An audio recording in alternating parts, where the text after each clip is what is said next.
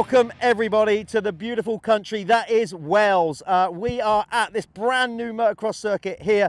There it is, Monster Mountain MX, just outside of Merthyr Tydfil in South Wales. It's going to be an epic day's racing. The amount of investment that has gone into this new venue is unbelievable. So Darren Lewis and his crew and everybody, thanks for that. Another new venue for the Michelin MX Nationals. So sit back and enjoy the action. It's a long old lap. There's going to be some great racing today. Let's buckle in, folks.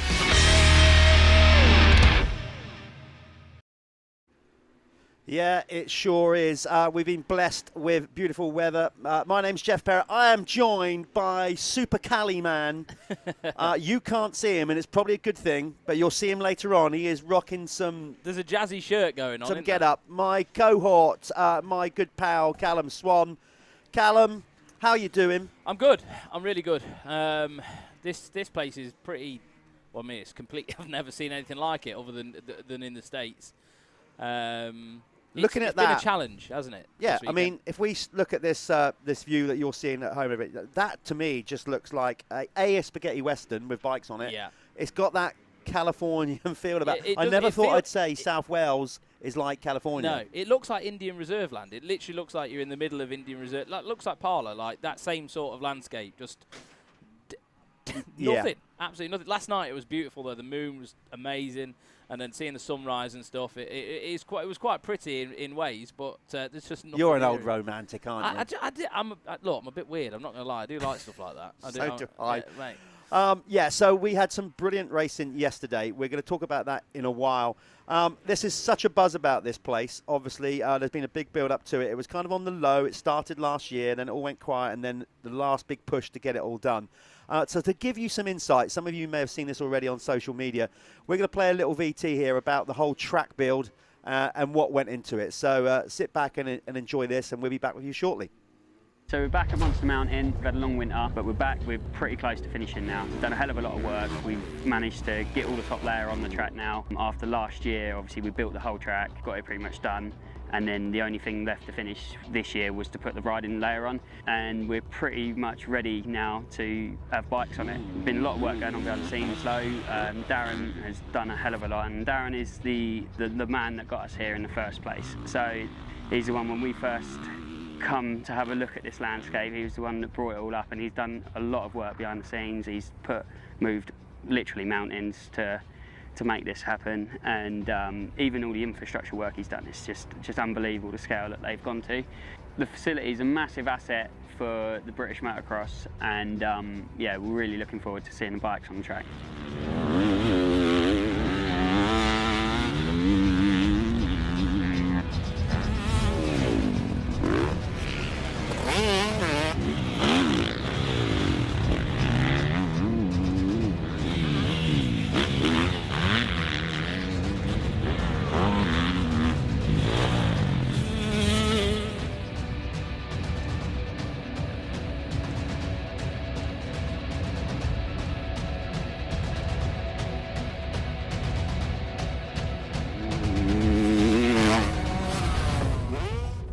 Hi, I'm Shane Carlos. I ride an Escavana 254 stroke for FUS, Marsh Power Sports. Yeah, so first impression of Monster Mountain is amazing, to be honest with you. Obviously, I'm a local boy. I probably live the closest house to this track, so yeah, very big weekend for me. Been up here a couple of times, to be honest with you, when Alfie and the boys have been building it, and just can't get over the amount of work and the machinery and the amount of soil they've put into this track is amazing. Just went out and done like a 20-minute session just to get used to the track, and it's amazing, to be honest with you. The wood chip, the corners, the rollers, the jumps are massive. Yeah, it's amazing. Hi, it's John Adamson here riding for AC United Gas. We're here in sunny Wales for a change, riding the new Monster Mountain MX. Just had the initial ride out, done 3 or 4 laps, and it looks like some big jumps I can scare myself on, so it's all good. Initial thoughts when I came in, I thought, such a vast place, it's very similar to home, apart from they all speak funny here, and the track's absolutely ginormous. The track's perfect, and just on a scale times 10. Hey, it's Harry Kulas here, riding for Cap Current Yamaha. We are at Monster Mountain MX facility, new track. It's quite nice. Feels like kind of like America. Quite big jumps, waves, dragon backs. It's quite nice to have something new. I think for the weekend, first race, it should be good. Like after one day riding, and yeah, I think it's good. It's a good thing to have a like big new nice track.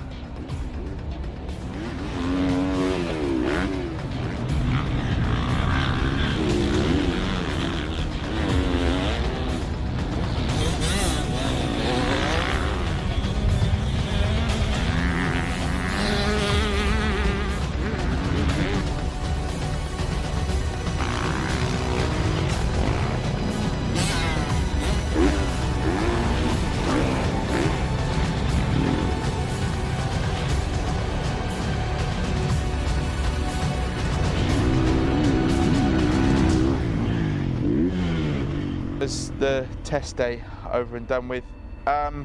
What a day. Alf and I have been up here, what did we do, 4 weeks in September last year, just before Cardiff Supercross, and then we've been up here another 4 weeks now, and what a venue. For someone to put something like this into British motocross with the current state of affairs, with losing tracks, what an amazing gain to gain a facility like this. From the moment you drive in and see the first bit of fencing, to then look at the track, to the new start gates, to the signs, to the marshal huts, unbelievable. Like, Darren has really taken on board every single note and sort of advice we've given, and here it is, a fantastic venue. You're not going to get many venues and opportunities to ride a venue like this. So anyone that does get to, just respect it, because, you know, wow, it's a one in a lifetime. Like I said before, I've been around the world. I've done a lot of venues and a lot of mileage. I dread to think how many tons of dirt that I've moved, but this project 100% is the most amount of volume of material we've moved to build a racetrack. And you'd only ever do that with someone like Darren. With the commitment he put in to build this facility is unreal, and the continued development that he still wants to put in, you're going to struggle to achieve that anywhere else, I think, in the world at the moment. Like, you know, other than the States, the kind of funding you need to put a facility like this on, wow, what an investment. And you know, for British motocross, it's great to have a venue that, bang, not only can you hold, you know, a national, you know, you can hold a club event, and then with the tweaks, I'm sure you can hold a Grand Prix. You know, that was the venue. It's hard to build a venue that ticks all three of those boxes, but I think this one really does. You know, the wow factor from, like I said before, the wow factor is really there when you walk in the gate. All the jumps look sick today, even little John having a go at busting out a jump that's really not meant to be there, but fair play for having a go at it. Even down to the little kids riding the 65s, having a go at the tabletops, the step-ups, even having a little go at the triples and 85 and stuff like that. So it's available, you know, the track's there for all capabilities, and I'm pretty sure we'll give some bloody good racing. Beyond tires, Michelin has applied its high expertise in a product range for everyday use. No matter the weather.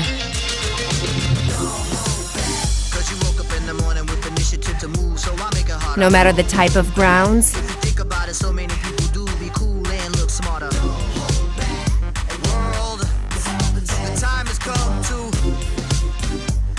No matter your ambition.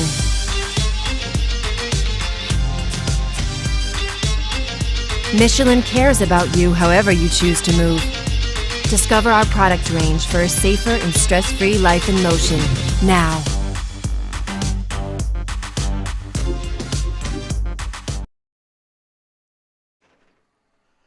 Welcome back, folks. Okay, you can see the Sintel Super Mini class lining up. They had 2 races yesterday. Callum, I'm going to quickly run through how that went. In the first moto, that was won by Josh Vell in the big wheel ahead of Charlie Richmond and Jamie Keith. Alfie Getters-Green came in 4th ahead of Lewis Spratt. In the small wheel category, Lucas Lee took the victory ahead of Joel Wynn, Stanley Dawson, then Arthur Moore, Archie Butterfield and Ollie Truman. Second moto went to Jamie Keefe. He rode the wheels off that thing to stick one over on Josh Vale. Josh came in second, Charlie Richmond third, Lewis Spratt for fourth, and then Harry Lee for fifth. In the small wheels, it was Ollie Waters taking the race win ahead of Joel Wynn, Stanley Dawson, Ollie Thurman, Arthur Moore and Archie Butterfield. So here we go. Yep. Love the small wheels, love the big wheels, super minis on a massive track. Yeah, I think the track's going to be better for these guys as well today. They haven't ripped it quite as deep. So hopefully, you know, these guys are going to have a lot more fun and find a better flow. Because I think a lot of the racing yesterday was a bit like follow the leader on it. So let's hope we get some with some really good racing in this. Sintol 85 Here Super we Mini class. Go then, gate drop, they are underway. The lap times, by the way, yesterday were around the 2:30, 2:35. They came down after that. It Still is quick. Charlie Richmond with the whole shot.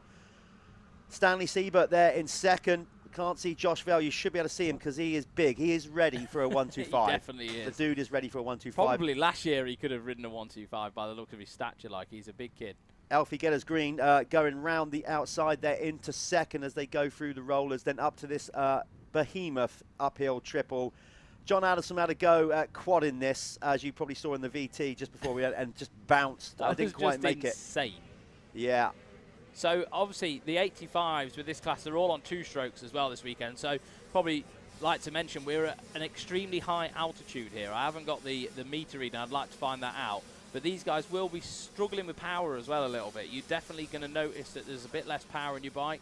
Jetting and things like that is going to be seriously important for these guys. So I imagine the dads have had a very busy evening changing jets around. And that's basically, for people that don't know, how the fuel and air mixes in the carburetor to get it. And with the heat as well, you know, that's going to be obviously an issue as well because it is warm, it's windy up here like you said. But it is still warm. So we're yeah, just it's going to be a challenge for the 2 trying strokes. to find them on the track, but they've disappeared. They're going to spin these guys around. I don't know where our fixed camera's gone. We can't seem to pick up any riders at the minute. Bear with us, bear with us.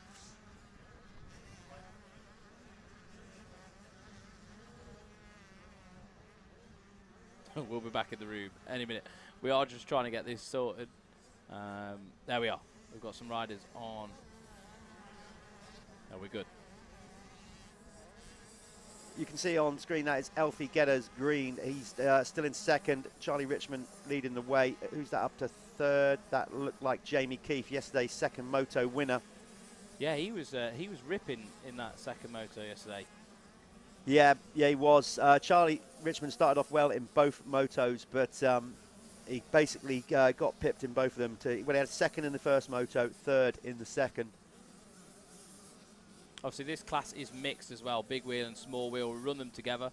So you will find the odd small wheel guy out there. How it works, obviously, the leader of the small wheels may be in 10th, 12th, 6th in the in the race, but it is scored differently. If you do want to check that out, we haven't got the timing up on the screen yet, but you can go on My Laps and you can select the category. So if you are following a small wheel rider and you want to know where they are, just get My Laps up on your phone and you can track that yourself. Okay, the Planet Moto first lap leader in this one was indeed Charlie Richmond, rider number 30, who's on screen now. There he is. He was the Planet Moto first lap leader, so he picks up 5 points. What the Planet Moto first lap leader is, it's a championship within a championship. Basically what we do is we take the top 5 over the line. First rider over the line gets 5 points, down to 5th place gets 1. Yep. Those points accumulate. Whoever's got the most points at the end of the year is going to win a holiday with Planet Moto down to Spain. Nice. Where the guys take your bike down there. Yep. They basically put you up for a whole week's riding. I think it may even be 2 weeks, I don't know. But Max Flint and the guys. And they've got a lovely villa, haven't they? It's all very nice. So that's what the Planet Moto first lap leader is all about. So throughout the day, with the exception of the pros, they don't need a holiday down there. No. Well, I think a lot of them end up there in the winter anyway, don't they? Grinding it out. Yeah, so we'll be doing that across all classes other than the pros today. So we just got to try and sort out, obviously, the back side of the circuit, try and get some more coverage for you guys down over there. Hopefully we'll do that soon. It's such a vast place, though, isn't it? Yeah. It's such a huge place. And, yeah, it's been a challenge, obviously, getting enough cameras on this place to to get everything in shot. Who's that? Is that Josh? No, that's some of the riders towards the back. I think that's Christopher Brinley, actually. Yeah, so you can see the size of the venue. Sorry, that's not making you nauseous. That's that brilliant off-camber turn that they've put in there. Yeah. Yeah, so, well, they've tried building in a little bit of everything, haven't they? You know, it's this track, we've got elevation, there's triples, there's rollers, off-cambers. The crew have worked so hard to build something of a spectacle up here, really where there's nothing. Well, yeah, it's we said it's high up. Callum asked me what the altitude was earlier on. Of course, I didn't know that. We're high up. I looked at you as a man of wisdom, and you look like you know stuff. I'm not a weatherman, mate. You know. No, I know, but you look like you know torque settings for weird, obscure things. That's the maturity, because I'm bald and with a beard. So yeah. Meanwhile, while we got this going on, we're trying to get the live timing up for you guys on screen. But let me I've got it somewhere here on said phone. So I'm going to run it by you guys of where we're at regards of the running order after 2 laps in this race, or 1 complete lap. I'm going to go with Big Wheel only for now. I'm not going to do them as they're running. Let's just do it by class. It's Charlie Richmond leading the way ahead of Jamie Keith, and then number 479, Josh Vale. In 4th is Elfie Getters Green ahead of Lewis Spratt. In 6th position is Blake Ward-Clark. Lance Finley Pickering for 7th. 8th is Danny Flood. 9th, Harry Lee, and then Riley Small is in 10th. 11 to 20, Reed Stanley Siebert. Then it's Owen Kenningley.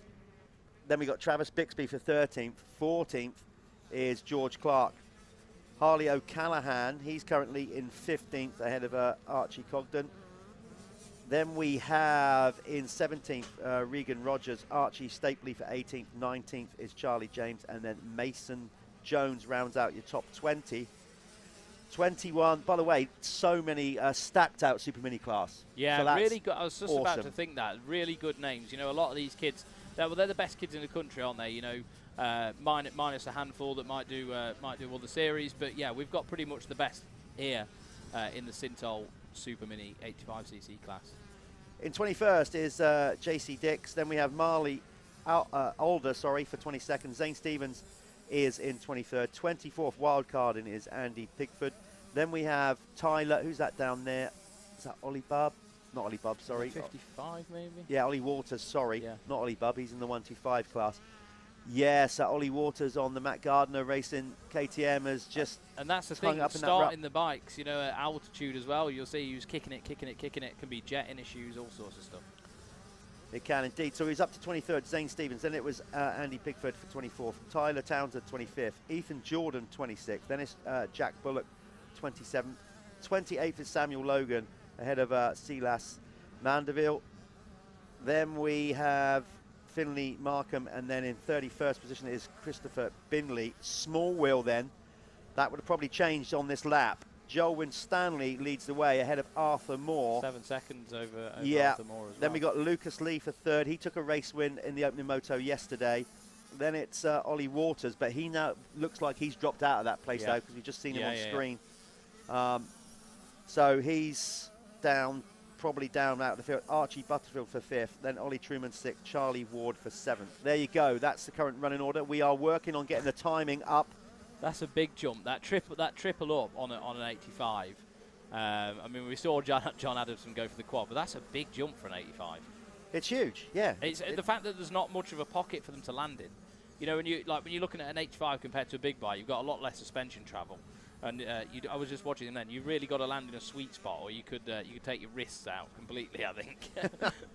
You would indeed. Right, there we go. We've got at least a top 10 running order in the race. I'll keep you up to speed, or me and Callum will keep you up to speed with the small wheels, because obviously traditionally the small wheels very rarely break the top 10. Yeah, we've seen it. We've seen it. Yeah, so did Hayden Stat do that one? Yeah, he did. So that's a good shot there. You can see just the air time that the lads get. That's a big old jump. It is. Some of them, I mean, I definitely wouldn't want to. It would take me a long time to warm up for these at my mature age. You know, I was watching some of the expert riders and stuff, and I'm just like, wow. I'm old. I don't want to do that anymore. I appreciate it. I love watching it. But I'm very past wanting to do it. I like a traditional track with no jumps.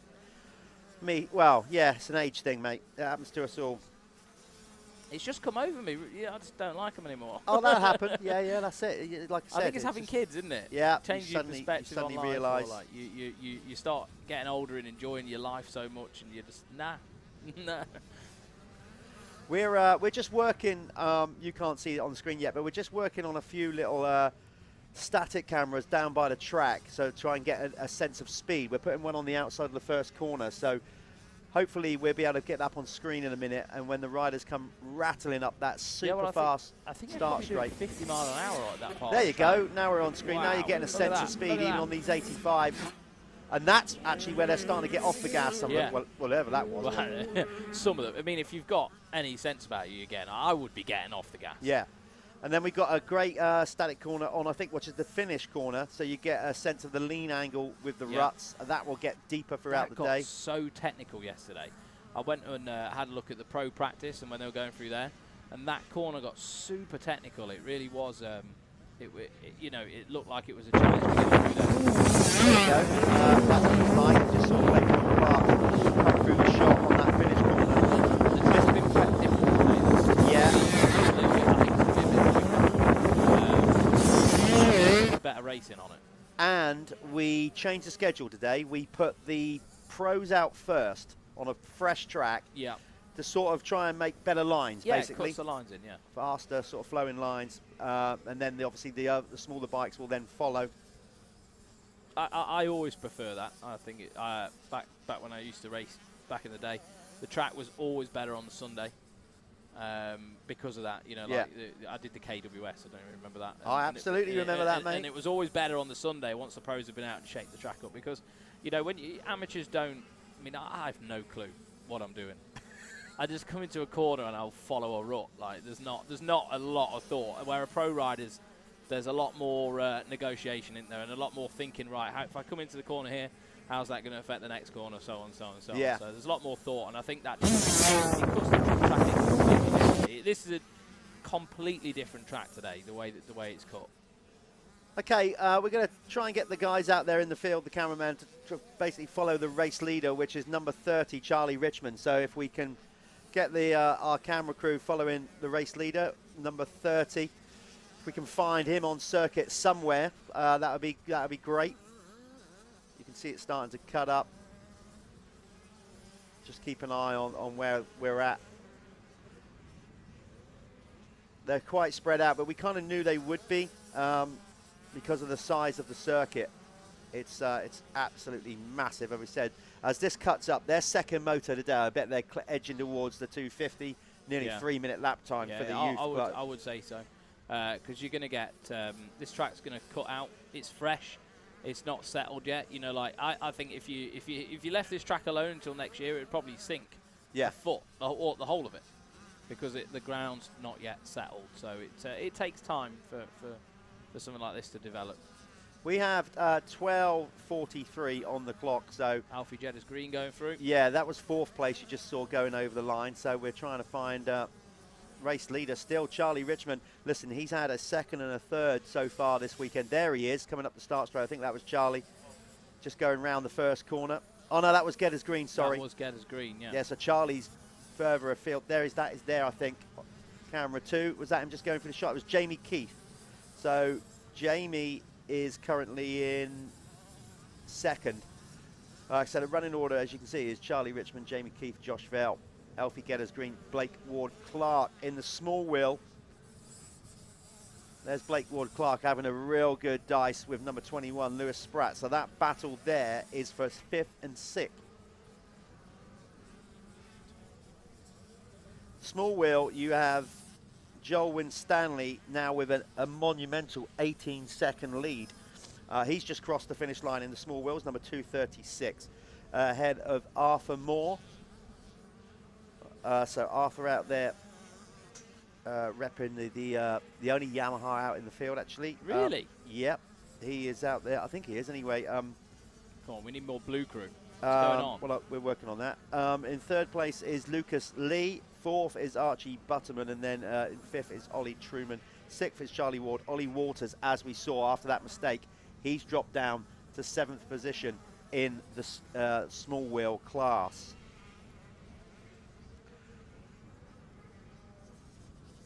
So if we can still try and pick up and follow the race leader, that would be awesome.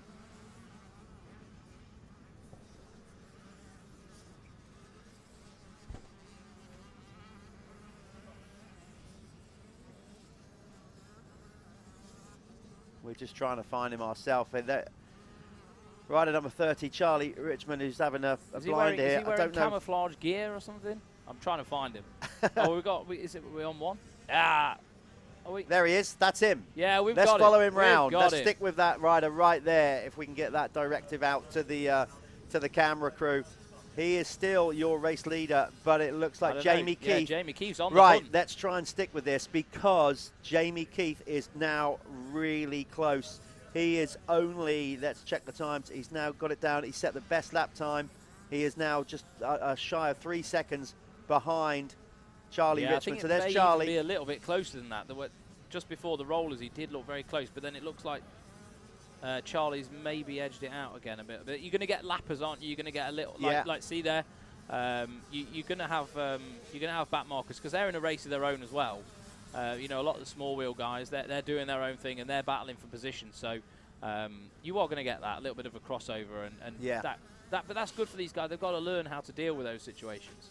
Well, that didn't look like 3 seconds to me. Jamie Keith, I think, is definitely pulling in, and Josh Bell is also only 3 seconds off the back. Now, Josh has obviously stayed down to try and win this championship. You know, he can do that. Of course, he's in the age bracket to do that.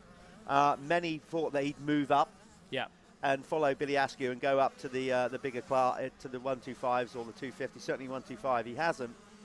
Now, Josh can muscle a bike, but when we're talking fast, flat out, he's probably a couple of kgs more or heavier than his competition. Yeah, but he's probably going to be stronger. You know, you do get, there's pros and cons to that, isn't there? There always is, but on these 85s, especially at elevation, you're going to want as much power as you can get, and yeah, weight's going to probably be a factor. Yeah. So again, this lean angle on the finish line. There is, there is little Arthur Moore. Actually, he's a tiny little rider, just nearly washing the front end through that corner.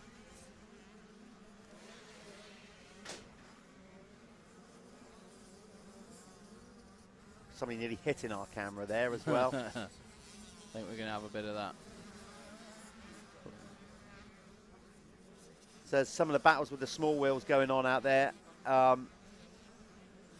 Is that Jamie coming up the start straight again? Yeah, there he is, around for another lap. So there's our race leader going round again. So where is Jamie Keith? There he is there. Whoa! Oh! Wow. Putting a move. He's not messing about with the lap traffic. No, get out of the way, son. We've got a that job was to do. Close. That was really close. You know, but the thing is, right, these kids, they're trying to prove themselves, aren't they, to team managers and stuff that are watching them come through. You know, this is the next generation. They can't muck about, can they? You know, if they need to get these results and get them in quick.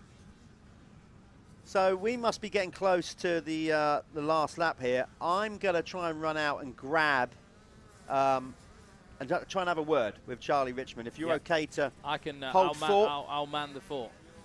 Let's see if we grab him. We're going to try and do the winner's circle out in the infield this time. So let's go and see if I can grab the race winner for a few words. Right, so you're back with me for the moment. We're going to be wrapping this one up pretty shortly. Charlie Richmond still leading the way. Jamie Keith is on a charge, though, trying to get to the front. He's not taking any prisoners. You've seen him nearly destroy a back marker coming up the start straight there. A real high-speed part of the track, but he was just turning in, and that's just that's what they've got to do. I am operating the cameras here. We're trying to find the battle at the front. So just bear with me just for a second, and we're going to try and get there. We need to get eyes on the 30 again. What we got?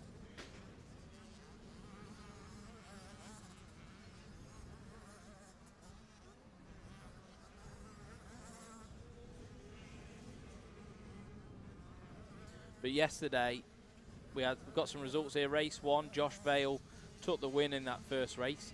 And then Jamie Keith took the second race win. So obviously, Charlie Richmond, we could have another winner, another rider, another win. So that'd be 3 guys taking an overall, well, not taking a race win for the weekend. That makes it really interesting when it comes to the overall.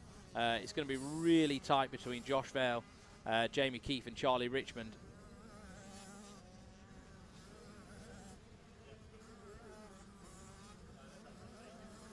That was the number 80.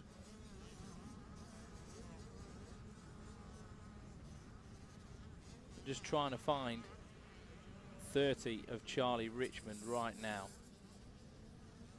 I say this circuit is huge, but we'll probably be going to Jeff, because there we are. There is Charlie on the screen, heading over to the Michelin Man to do his interview. So that's where we're going to be doing the interview. So if you are watching from the paddock, make sure if you're going to have a win that you can get over there to the Michelin Man in the middle to get your pre-race interview. Congratulations though to Charlie Richmond taking a win.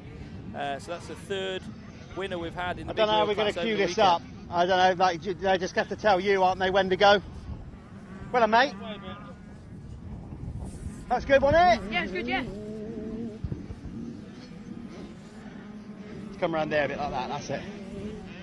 Has he got to come round a bit to get the Michelin Man in or not?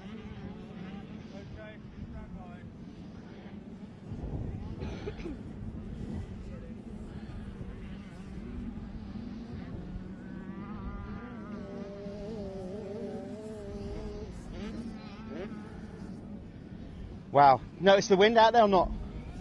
A little bit, yeah. Yeah. Over that one there.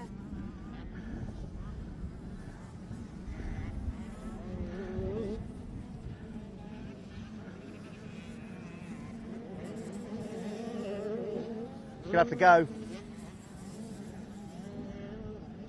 Right, we're going to head over to Jeff and Charlie in the winner's circle, where Charlie's going to tell us a little bit about his race. Right, we are down here with the Sintel Super Mini Moto 3, Moto 1 today winner. 3rd, 2nd, and now a 1st. Charlie Richmond, how does that feel? A big fist pump over the line. Yeah, it feels mega. It's my first MX National win this year, so I'm happy with that. Got the whole shot and just led from the start. I mean, you know, you are coming on really well now as we kind of get into, I say it's round 2, but it feels like the season's already been quite long. Looks like you're really getting the grip with the bike. Anybody you want to thank? I want to thank K&A Construction, Super MX, KTM, Rhino Power, Track Industries, Mobius Knee Braces, and everyone else that supports me. Great stuff, Charlie. This is going to be an exciting final moto in the Super Mini. The overall is up for grabs. All the best with it, mate. Go and get yourself ready. Okay, that's Charlie Richmond, Sintel Super Mini Moto winner. Now we are going to the Fly Futures class.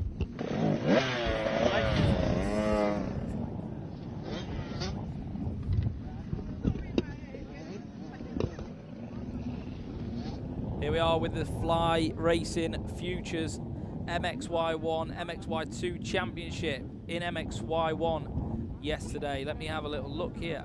I've got the sheets. So, race 1, Freddie Gardner took the race win in MXY1. MXY2, Billy Askew took the race win.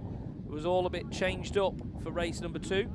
Reese Jones taking the race win. Billy Askew again taking the MXY2 win. Billy Askew's been really dominant this year in the on that 250 Revo bike, so we'll see what we're going to get out of him. I imagine he wants to keep his winning streak alive, but this is, yeah, the Fly Racing Futures. Let's go racing. Heads are down. See them all locked in. The gate's dropped.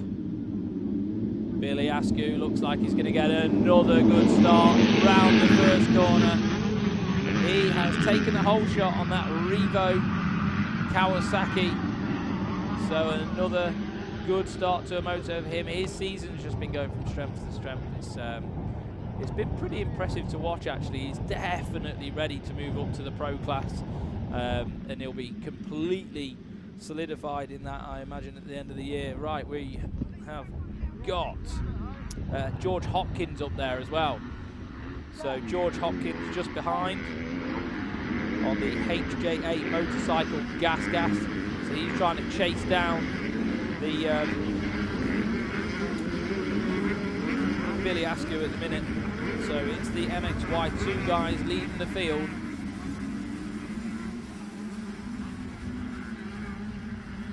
Who's gone down there? That was 14. That was Freddie Gardner. Oh, so Freddie taking a win yesterday as well. That's a bit of a nightmare, but he did have a 10th in race 2, so something came a bit unwound in that. So how do you win 1 and then back down to 10th, and then now he's got to work all the way from the back. So Freddie Gardner not making it easy for himself on the Mac Gardner MX team. That's going to be a bit of a pain in his backside, I imagine, and a lot of work to do. So the riders are at the back of the track right now. We've said this track is so vast, we really have not got the coverage to get those guys all the way back there, but they'll be coming back into shot very shortly. Billy Askew still leading the way, I think, on that Revo Kawasaki. He makes it look so easy, and he has done all year, and I imagine it's making, I think the other guys are going to definitely be getting frustrated by this. Billy Askew working with Tommy Searle, he's in that clique with Billy Bolt and those guys, and I know he does his YouTube thing and that, but they are they're working seriously. They're working to get the jobs done, and they're trying to build a brand, around Billy Askew, and I really I applaud that. It's great what they're doing for him, but he is there still leading the way. He's just clicked off another lap up the start straight. This is like 50, 60 mile an hour, this part of the track. I think that's what the 85s were getting up to anyway. Just trying to look for the highest speed. Yeah, it's around 50 mile an hour, 50, 60 mile an hour. So pretty crazy. So he's going through the rollers now. Let's have a little look, see where everybody else is. We're just going to try and get the MyLapse system working and get some information on the screen. Tripling up there. That is the jump that John Adamson did try to quad. I don't think that is going to be possible on a race day, because I'm pretty sure he did not do the corner properly. Billy Askew just taking a little look back to see the gap that he's already built up. I was just saying how impressive has this kid been this year? I mean, I don't want to sit here and just Billy Askew. It's really hard. What are you saying? You're starting to get boring? Well, it's really hard not to be so impressed with him. He's ready to get in that pro class. Well, he has to. Well, and I think also like next year, I'd like to see. I don't know what their plan is, but I'd like to see Billy going and doing some EMX rounds. Oh, he's got to. He can't. Such a waste if he didn't do that. I think as an investment for the team, especially if you can lock someone in for maybe a longer contract and build them, you're going to have another. You're going to build your investment into somebody who can win British Championship titles. Yeah, for sure. I definitely think he's got that base ready to go.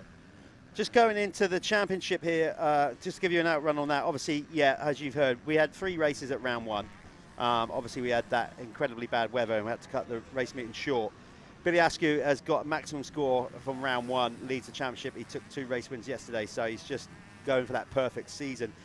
Bayliss Utting found himself 2nd in the championship after round 1, ahead of Jack Taylor, number 22, and then Liam Bennett for 4th. 5th was Mackenzie Marshall. In the 125 category, the MXY1 in this combined class, Rhys Jones is leading the championship, or was after round 1. 2nd is Jake Walker. Jake obviously riding injured, as in he had to have a skin graft on his leg. It was so nasty. Yeah, he had a real nasty collision with Mackenzie Marshall at Fox Hill, and got stuck under the bike and burnt his leg. So he's riding in some discomfort. I imagine, yeah. Jake Walker. Wesley McGavin is in 3rd. Chester Hyde for 4th, and then Ollie Bubb is 5th in the championship in the Fly Futures class 125. Yesterday, in race 1, Freddie Gardner took the 125 win over Tyler Hooley, then Rhys Jones. Race was leading it and fell off. Then it was Jake Walker and Shane Jones. Billy Askew, as we said. Well, I was just going to say Freddie Gardner, and then he got 10th in Moto 2, and he just binned it at the start of this. Yeah. So he's like, how do you win a race and then it all just come apart like that? That's motocross. You've got to find a level of. He's got some work to do now. He really has got some work to do. got to find a level of consistency in MXY. Sorry, so that was the opening moto yesterday. Askew took the 250 win ahead of Marshall, Newbury, George Hopkins and Finn Wilson. Second moto yesterday, Rhys Jones turned it around and took the race win over Tyler Hooley, Jake Walker, Wesley McGavin and then Harrison Greenoff. In the 250 category, again, it was Billy Askew on the GTCI Revo Kawasaki ahead of Bayless Utton, Jack Taylor, Liam Bennett and Finn Wilson. Right, that's where we're at with that. We're going to try and get the timing up for you guys shortly.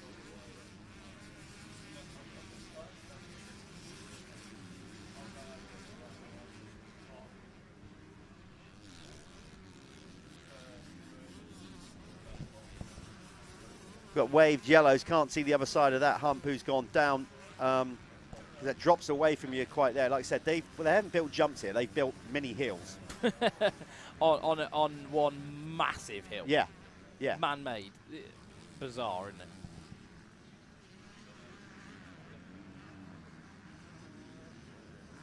So there's Askew in that little switchback section. Look, last lap, 2:25.6. George Hopkins, 2:29. Like, he's ready to be in the pro class now. Yeah. He really is. Nicely over the... But then I do understand how he's got to get these youth titles clicked off. You know what I mean? Like, we've got to get this. It's a program, isn't it? It's a system that needs to be completed. Nicely over the Dragon's back there. As he goes over the finish line, clicks off another lap, the immaculate Billy Askew. We'll stick with him, follow him around so you can get, like, what it's like to be on board. Technique, amazing. I just saw that. Up on Did you see the toes in? Yeah.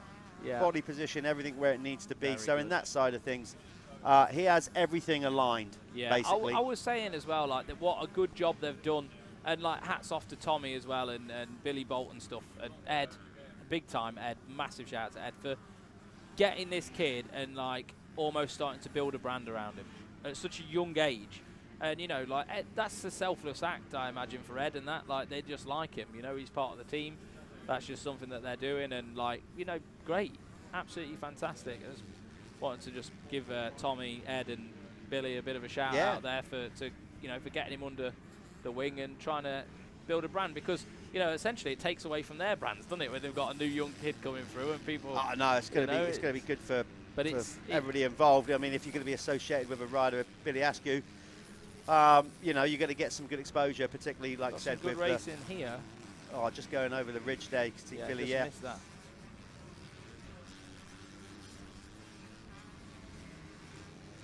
So your current running order. From the top, you can see basically trying to find the first lead 125 rider. You've got, let's just go through it here for you guys. Fly Racing Futures class. In the MXY1, you've got Jack Meara. He is actually the leading 125 rider, wildcarding there in 9th in the race.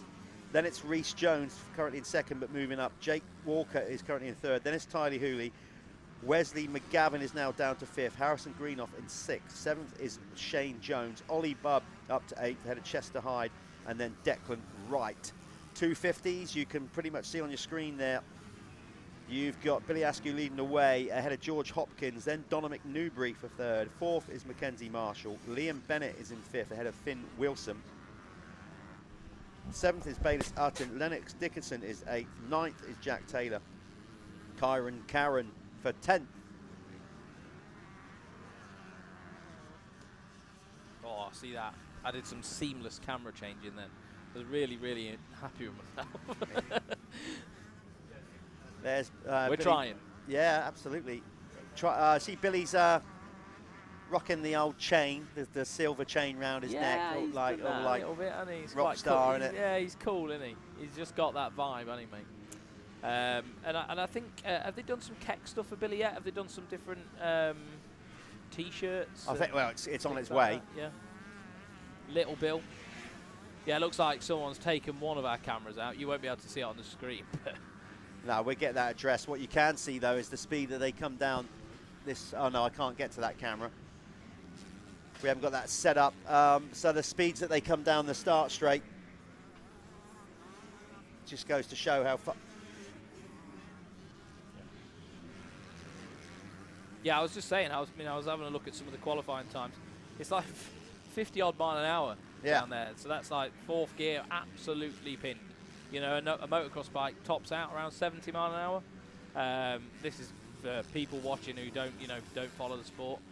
They're all just, if you've got a 125 and a 450, they're pretty much top speed is pretty much the same because it goes on the gearing, doesn't it? The sprockets. It's just how it gets there. You know, these bikes accelerate so violently.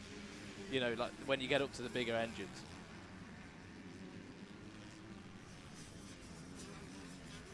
We're just trying to find, well, honestly, me and Jeff are like two lost children trying to work out buttons.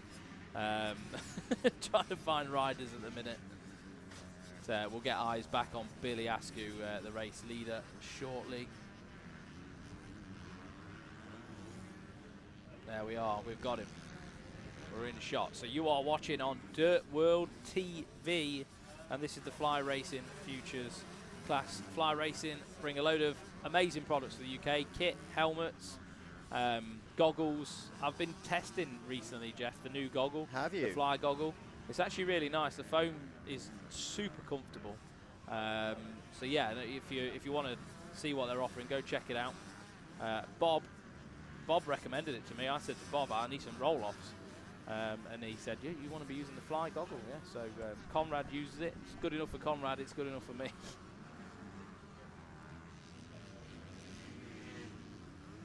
You'll use it more, though, well, as in the roll-off system. I mean, possibly, yeah. There's no possibly about it. Yeah, I'm definitely more filled in. You're going to be more likely to be filled in more than than Conrad.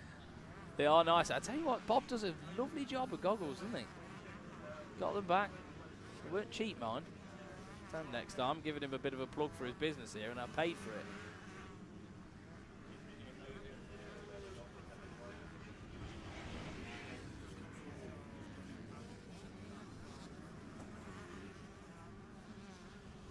Okay, Callum's just left the booth. I think he's going to get ready to go talk to Billy Askew, who we are still following on screen.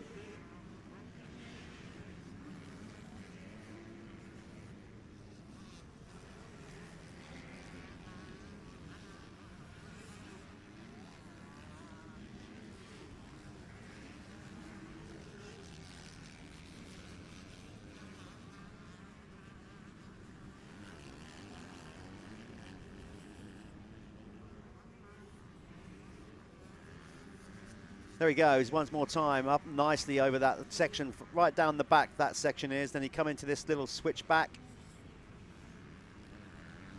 Another tabletop, up he goes, up over that, but he goes out of sight.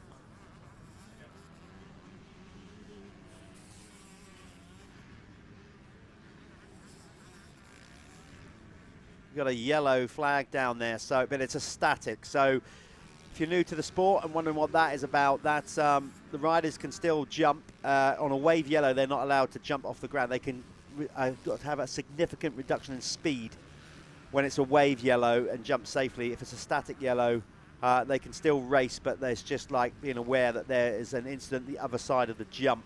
So no problem with all those guys through there. Healthy crowd come out here to Monster Mountain here, just outside Merthyr Tydfil, as Askew goes for it on another lap. He's led so many laps. He's won every moto so far on the GTCI Revo Kawasaki.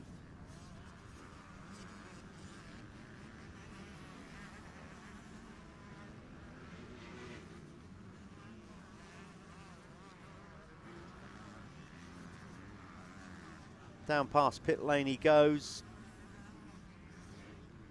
You can see the track is really starting to develop now. It was, by the end of racing yesterday, it was pretty beat up. We obviously have a lot of classes here at the Michelin MX Nationals, powered by Milwaukee, and yeah, it's with a lot of riders on a new track. This track inevitably, in time, will bed in, will get better. The whole infrastructure, you have to remember how late and how much effort's gone into it, getting it done in time. We had a lot of hold-ups regards of the whole build around April, not April time, it was March, wasn't it? February, March time. We was all aware of how much rain we had and how bad the weather was. So getting up here to sort of do the track was not easy. So we fell behind a little bit on getting it done. But we're back and got it all done, and it's an amazing facility up here. You know, the amount of effort that's gone into it, all the fencing, the amount of work, just pumping the water up the hill. You can see just where Billy Askew went past, you just missed it there, a huge pipeline. And even like, that's what they've done. They've put in a massive industrial pipeline to pump water up to the top of the mountain, dug a reservoir. They can fill that reservoir in an hour, basically, from it going dry. Just turn on this massive industrial pump, and then we can fill up the reservoir and just keep the water going on. So quite incredible effort. And as I said, this will keep getting better and better the more the track beds in.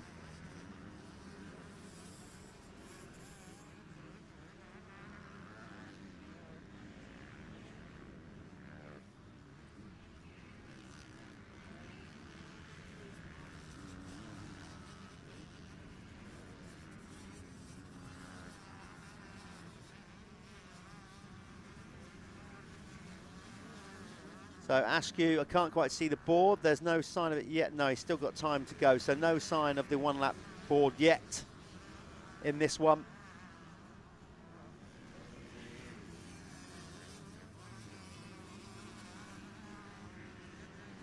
These guys get an 18-minute plus 1 lap moto.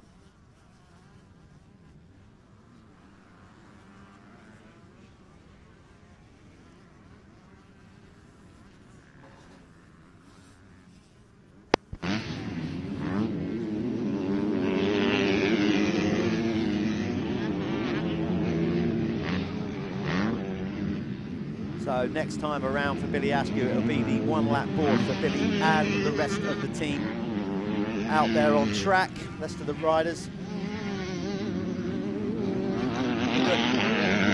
Just out of a chat with one of the cameramen, just trying to get a bit of a better view of the back of the track. Yeah.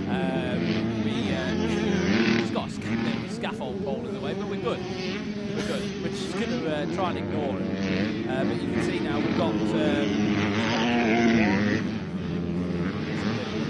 circuit there. We've got that monster mountain. Billy Askew's just dropping it. What are the times looking like? I'm going to get there on my laps and see what he's doing, but there he is, Billy Askew, coming out from the back of the circuit. It's a huge lap, isn't it? It's massive.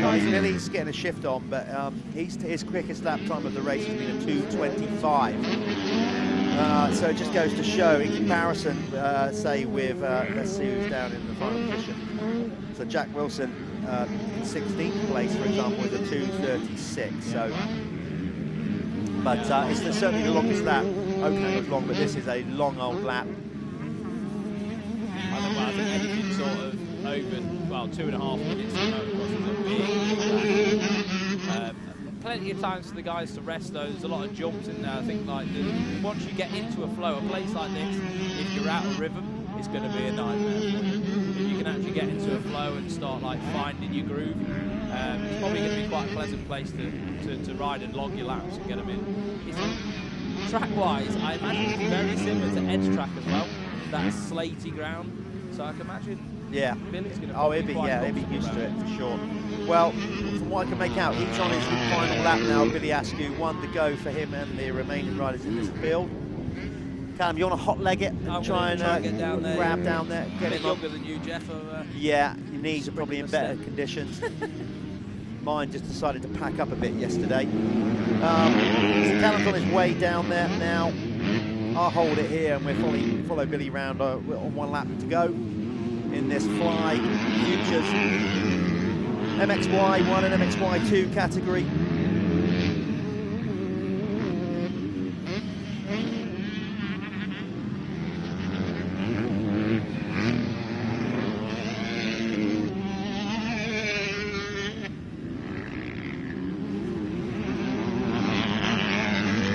Askew decided to not do the little jump into that rise, goes around the outside. Loads of line choice around here, obviously, as always. Motocross has multiple lines, but it's choosing the right one, and that will change throughout the day, of course. There's Billy just trying to get around the corner of that pole. Here he comes. He's going to be up over this step up now on the far end of the circuit. That's the furthest point away from the start and the pit area. Safely past lap traffic. Making it all look oh so easy when it's actually not.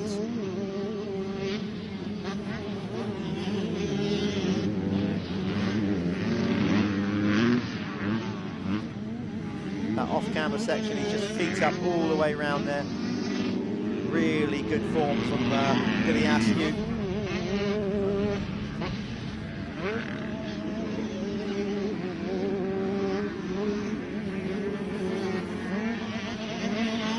Down the back straight now, there he goes, coming up to the Dragon's back, just nicely timing it, all throttle control, body position over that. We saw some couple of big crashes there yesterday. Unfortunately, Hudson Roper, who would have been out in this class, took a huge one in practice on lap 3. He ended up breaking his collarbone, but here he goes. It's a checkered flag. I think the checkered flag's out. I would imagine it is with a whip like that. Billy Askew, let's see if we can get him up to the winner's circle. I think he's been told to get on up there. Here he comes up to Callum. So it was a race win for the 441. Billy Askew, see, riding in to have a chat with Callum.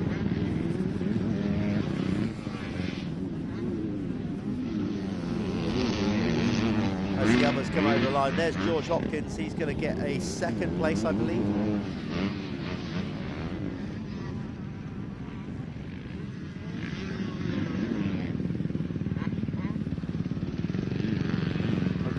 Rundown just as soon as most riders come over the line.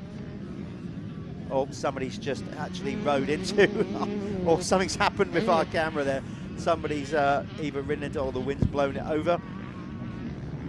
Looks like it's tied to one of those markers, so I think we got a little bit too close to the action there.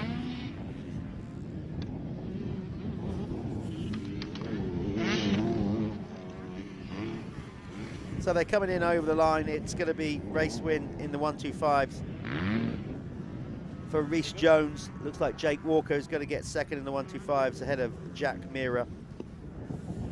Then Wesley McGavin, Harrison Greenoff. That's the provisional result in the MXY2 Fly Futures class. Billy Askew took the race win ahead of Mackenzie Marshall, Dominic Newbury. Across the line for third, Bayless up in fourth. Gun, George Hopkins got back to fourth. Right, we're gonna. Like, I'm not sure if Callum knows he's live. Let us know when we're live. I don't even know, like. Okay, Callum, when you're ready, dude.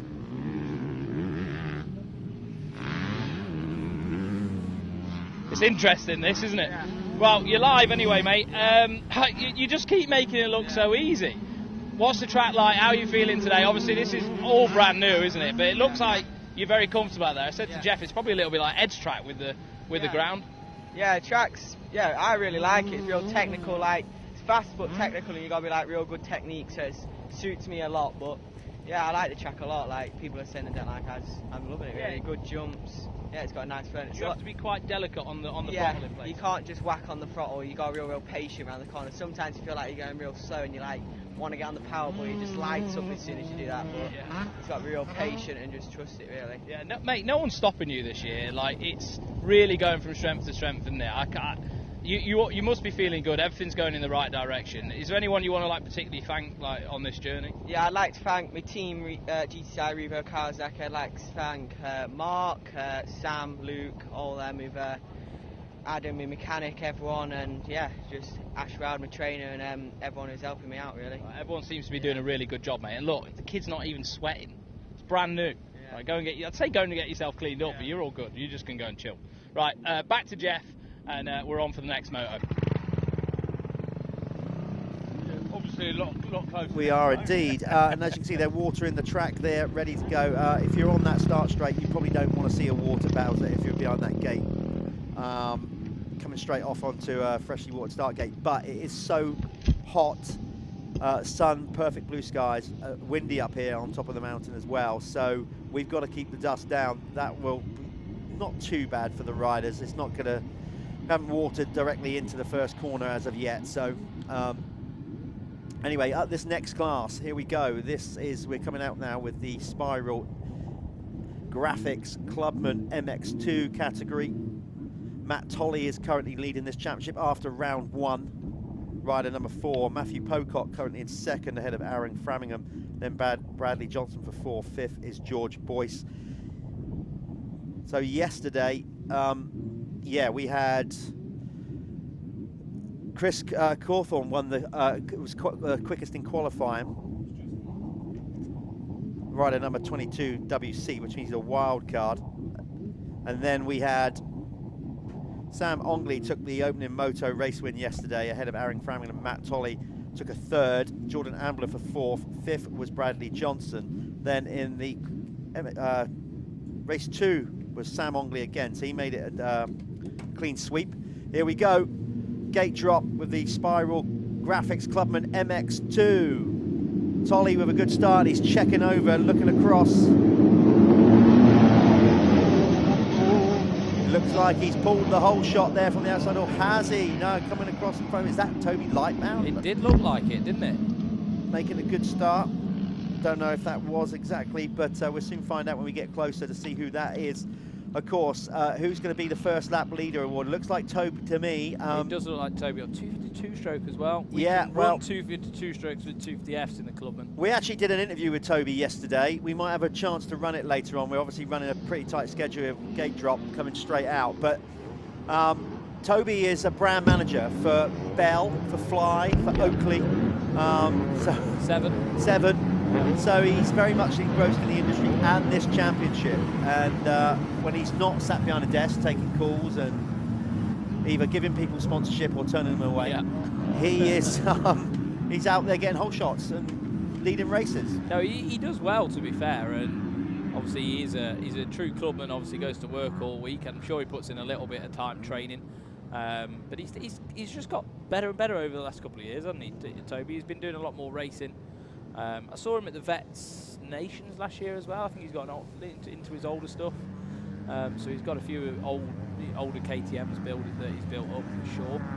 But yeah, there he is, leading the race.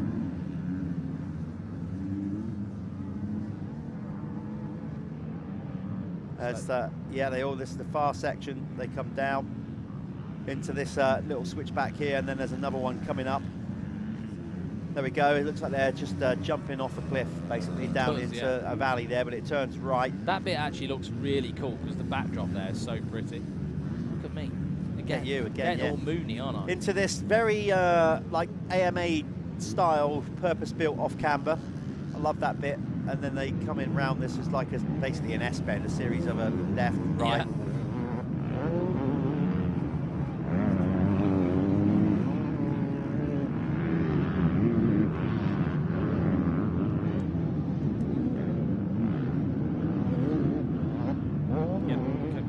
Getting the results up here. I want to just see. So Matt Pocock's up there. I think he's actually biting at the heels of Toby Lightbound in a minute. Just there, just in shot. And then we've got Matt Toyley as well. So Matt Pocock, Matt Toyley, and Toby all going at it at the minute. All pretty close as well.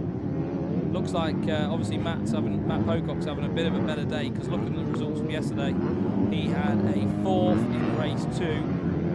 And just trying to find it for race 1, and we had a DNF in race 1. So Matthew Pocock, younger brother of Mel Pocock, who's on the Revo Kawasaki team in the pro class. Yeah, that will affect his championship, because Matt was 2nd in the championship coming into this weekend. So the DNF is never good. No, but it's probably might light the fire. Obviously, he needs knows he needs now to tick off some really good results, and a race win would be good.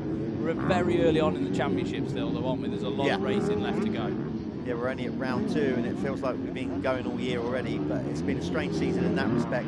So anyway, your Planet Moto first lap leader was Toby Lightbound. Obviously, he stayed in front since he's crossed the line. So 5 points goes to him. 4 to Matt Pocock, 3 to Tolly, you work it out, and then we top up the points at the end of the year. Whoever has the most points is going to win that Planet Moto Spanish ride holiday. Saw George Boyce as well is closing in. So George Boyce on the number 10. He's closing into those guys. So we're going to have a 4-way battle up front of this one, which is quite interesting. I'm just trying to look, see where George got yesterday. We had 8th in Moto 2. Just trying to find him. Can you see him there, Moto? No, I cannot. I don't know why that was the case. Why? Maybe he didn't even go out. Maybe he's not even out. Is he in this one? Yes, he definitely is, yeah. No, I can't see him in that one, mate. So I don't know. Oh, yes, he was in 8th. There you go. 8th in race 2, yeah. So race 1, not too sure, but yeah. So he's in 4th right now, and we have got a 4-way battle for the lead. Looks like Matt Pocock's winding up the pressure on Toby Lightbound right now. Okay, spinning around. Let's get back to. And we'll get to that. Cameron 4, Jeff. And there, Boise there, just coming into sight as well. On that Husqvarna. Well, it's already really starting to rut out big time.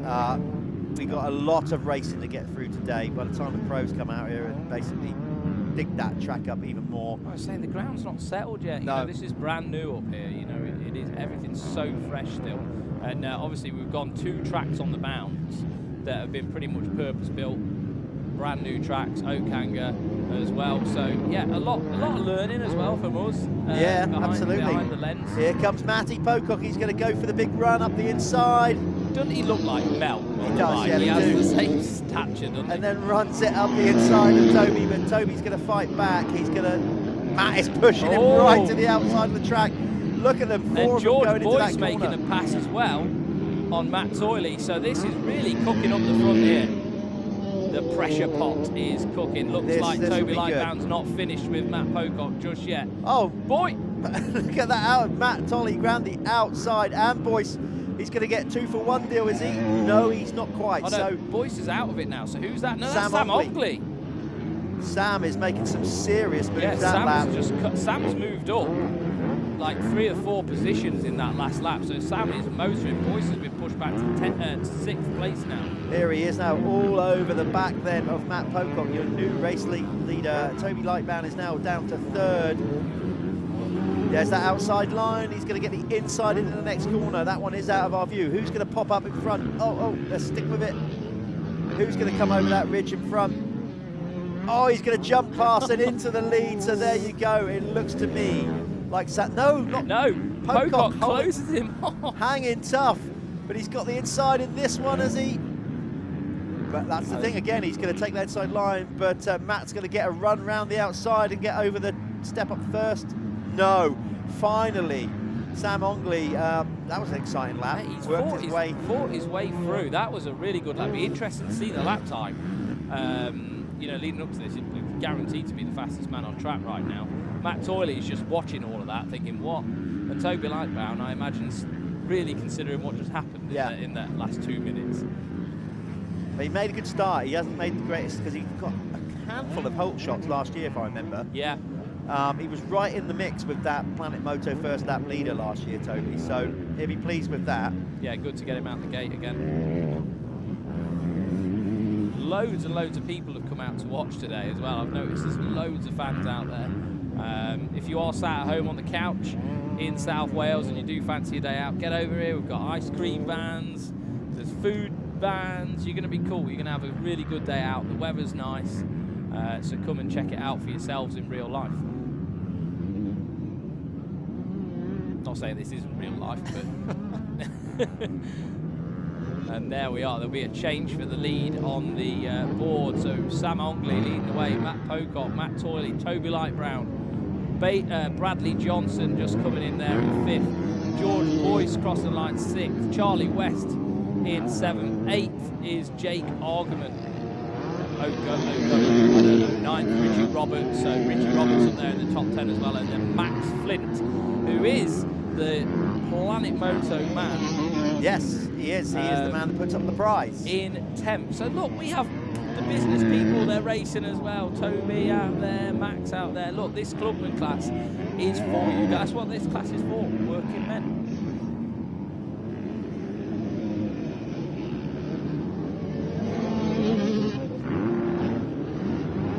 So Ongley's starting to check out a bit now. He looked good yesterday. Said he took both motos yesterday, so he's going for that clean sweep. Yeah, it looks like Toiler's actually working on the back of Matt Pocock now. Maybe that last lap really took it out of him because he was pushing. They're all starting to tighten up big time there, Callum. Yeah, behind him. Yeah. So Tolly he went 2-3 yesterday. Put himself in good position for a good overall podium place, but it would seem that Sam Ongley, who's wild card in this event, so I don't think he did round one. Or maybe he did, but you know, regards to championship position. But he's looking good for the overall thus far. Both race wins yesterday, in control in this one. No doubt the track crew will be out very shortly with more. Well, there's the tank of water barrels, as we said. Water is not an issue up here. We're getting it pumped up industrial style. We are. Is that how they're doing it? Are they actually pumping it up the side of the mountain? A huge industrial, yeah, it's an incredible bit of kit. Really? They've dug a reservoir up here. I don't know how many gallons or litres it holds, but it only takes them an hour to refill it. Wow. Yeah, so we're not going to run dry. But they have got proper mining grade equipment to be doing it. Because I imagine mines need to be moistened in ways, I don't know. I don't know how a mine works. That's not, yeah. Not our remit. If that is your remit, let us know. You know, like and subscribe, leave a comment below. Talking of which, make sure you do that, of course, with DirtWorld-TV, and follow us all on our social media. Follow us, not only DirtWorld-TV, but of course Michelin MX Nationals. It's easy to find, just punch in MX Nationals on Instagram, Facebook. You'll find the page. Follow and like, same on all our channels, YouTube as well. Yeah, and if you just come across this, that's how you're going to know if there's any more of this coming up, if you want to follow it on YouTube. So there we are, past the line again. Sam Ongley still leading the way. He looks to be settling in now. Matt Toyley just behind.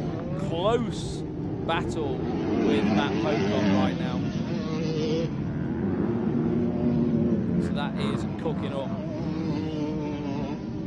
Trying to get eyes on the front runners there, and let's try and find them again. But yeah, Sam Ongley, Matt Toyley, Matt Pocock, Bradley Johnson, George Boyce has moved up to 5th.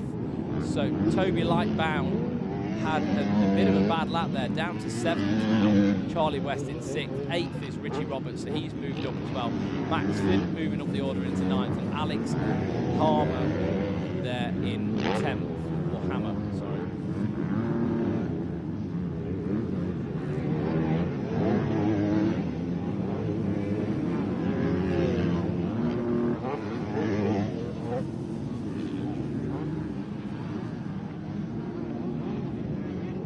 Sam Ongley looking pretty comfortable. He's just going to probably try and maintain that gap. We've got another moto for these guys to go today, so can't imagine he's going to want to push it too much. He's riding a Fantic 252 stroke as well.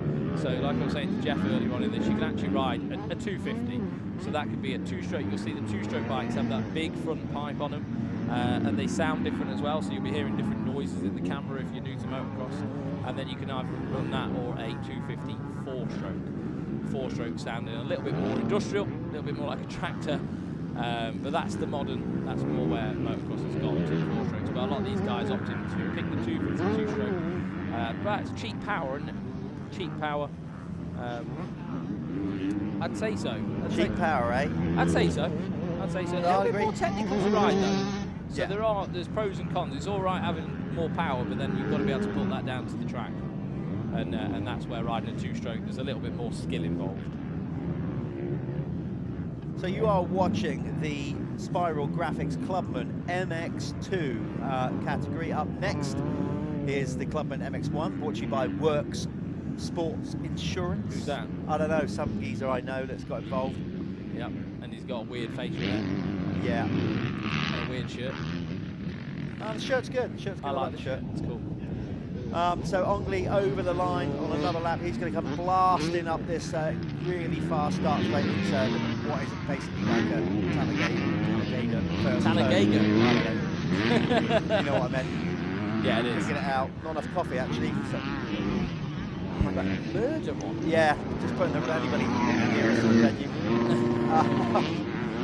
So Ongley is not running away with it, but again, doing what he needs to do. No, I was just saying that. Matt Toyley actually looks like he's, I think he might be creeping in a little bit, but Sam's probably just trying to manage the race. They've still got another moto to go today. So you've got to be careful, haven't you, not to burn yourself out. And, well, that last moto for all classes is going to be... Savage. Yeah. Savage is a good word. Brutal, savage, hard work. Yeah. The racing looks good today. I'm actually intrigued. I watched a little bit yesterday. The way the track's been prepped, hats off to those guys. I think it's encouraged a little bit more passing today, so it's been fun to watch so far. Well, what we're doing now, it's the first time any event has been up here yesterday. Yeah. You know, other than the press day, but having a few bikes up here and having 40 on the line, yeah, it's different. You learn more about how the track cuts up. Yeah. Obviously yesterday, like with the markers and stuff like that, where they were drifting wide and potentially pushing the line off the side of the track. A lot of lessons learned yesterday by the track crew, and so the track is prepped differently today, no doubt about it. I don't think they went as deep by the looks of it when they gripped it. That was one thing, definitely. And with the water in, you know, I don't think they've laid it on so heavy. Yeah. So I sprinkled it more, and then going to try and stay on top of that throughout the day, so it doesn't, so those ruts don't get as deep, because we had quite a few like sort of heavier patches yesterday, and the ruts got so brutal. I was speaking to one of the Icelanders. Obviously, they don't have to deal with ruts in Iceland, fortunately. It's not a thing that their ground doesn't make ruts. It's very volcanic sand, you know. And he was saying it's just really difficult because you come out of a corner and then like you could end up in a rut that would like track up the face of a jump and things like that. It's just very, very, very technical, especially for like people who you know, the pro riders might make it look easy. Clubman riders, you know, they've got to be careful. So going to the lap times, let's see how long we got left in this one. Well, we must be on close to the last lap. So. You're going to go down there? I'm going to go down there and get ready. Is that Sam just going over the line, though? So by my reckoning, he's on his... Got one lap to go. So he's lost his front plate somewhere along the line. He hasn't crashed, but that's the race leader on screen as he goes round that wide open first corner. Looks like he's buffered that gap out as well. I thought Matt Toyley was getting a bit closer, but Tommy, sorry. But it looks like he's got a bit of a safety now. Good to go, and hopefully if nothing goes wrong, I don't want to give him a commentator. Do you know what, I'm over that. I really am, because like it's a difficult gig, right? And all the time, like, you've got to commentate on what you're seeing. So when we get told off, and we do, they go, why do you go and mention how good he was riding on the last lap? I've been told off quite a few times. Really? Like, would you not say that? I'm like, well, what do you want us to say? Nothing. You know, commentator's curse is just a thing that's out there. You can't stop it. No, you can't. All right? You can't. So you just saw Sam on. You just have a little bit of a look over then. Just check back to see where Matt was, because he'll want to start slowing down a little bit now, because getting that heart rate a little bit lower, there's no point in pushing all the way to the flag if you don't have to. We've got another 20 minutes for these guys today. So this has been the Spiral Graphics Clubman MX2 Championship race. This is race 3 of the weekend. These guys have got one more to go, and leading the way is the 723 Sam. Next to the wild card. Let's go and go out there in the field. Go and catch out it. there. Out in the field. On what is like the surface of the moon. Do you know that like song? No, and I don't want to hear it right now. And neither do people listening. Right, I'm going to go out there. Right, there we are. Jeff's going to be on his merry way now. No, I can't see anything changing drastically unless it's any mistakes coming up to the end. Matthew Pocock been pushed back out the top 3 though. Bradley Johnson just moving his way up into 3rd place by the looks of the time in there on the last lap round. Charlie West is in 5th, 6th George Boyce, so he's held on to that position. Richie Roberts has been moving his way up the field though with Max Flynn. Looks like there's been a bit of a battle there as well. Toby Lightbound down in 9th. He's probably not going to be too happy with that. Alex Hammer at the moment rounding out the top 10. But that is that race done. Next up, we are going to have Clubman MX1, which is my class, incidentally. So Work Sports Insurance have sponsored the Clubman MX1. That's me. There we are. There's Sam Amley just crossing the line. So Work Sports Insurance, you can give us a call. We'll give you a quote on any insurance needs, life insurance, critical illness, income protection, whatever you need. We can help you out with it. So make sure you give us a shout and find us on social media, and head over to the website www.worksportsinsurance.co.uk, and we can make sure that you get the right cover for what you're doing, racing, practicing, skiing, mountain biking, whatever you need, we can sort you out. Right, we're going to go over to Jeff in a moment.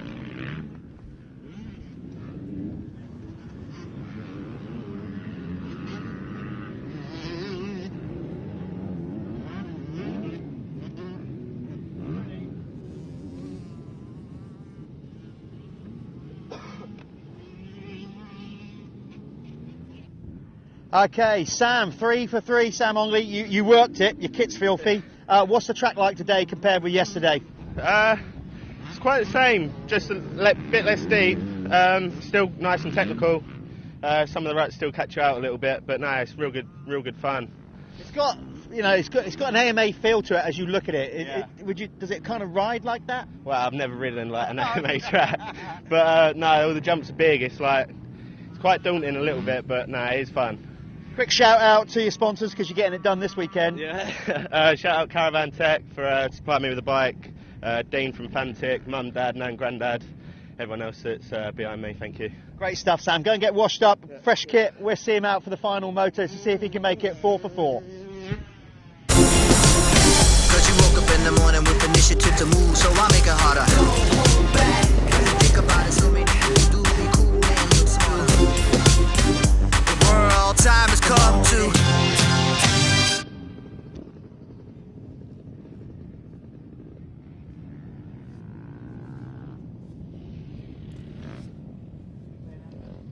We've done it. Well, there we are. This is the Work Sports Insurance MX1 Clubman class, and the 153 there on the Suzuki, he's an Icelander that's flown over this weekend to compete in this class. So that's what I mean. People want to come and race this series. So he's come all the way over. He's rented a bike from Garland. We managed to find what he managed. Honestly, this is no joke, right? Garland sold the bike that he was supposed to be renting because he completely forgot about it. I ring him on Friday, dude, have you got that bike? So Otter can come pick it up, and he's like, nope, I've sold it.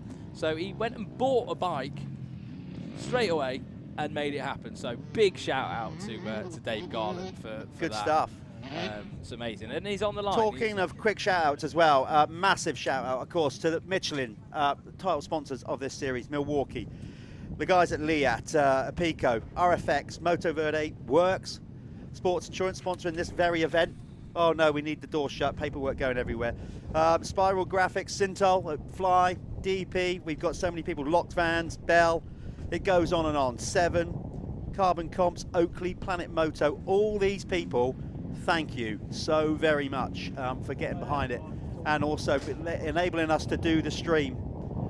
Big thank you for that. It wouldn't happen without it, would it? So you just get, this is the Work Sports Insurance from yesterday. Right, we've got paperwork. Neat. So somebody, inadvertently the door blew open. Right, here we are. Right, here we go. 15-second board now. Turns to 5. The Spiral 5 racing. 5-second board is up, and let's go racing. Who's going to get that all-important? Oh, shit! Looks like Talon Aston to me. He had a good day yesterday in the results. If we can dig out where his paperwork is. Have you got it? Have you managed to regroup it, put it all back together?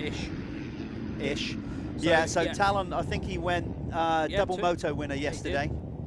And he got a flyer there. Is he going to be the Planet Moto first lap leader, though? He's got to stay there until they cross the finish line to get that award. Be some nice chunky points, that, wouldn't it, for the weekend, if you can get another one? But he's lost the lead here. Oh, case in that. That triple.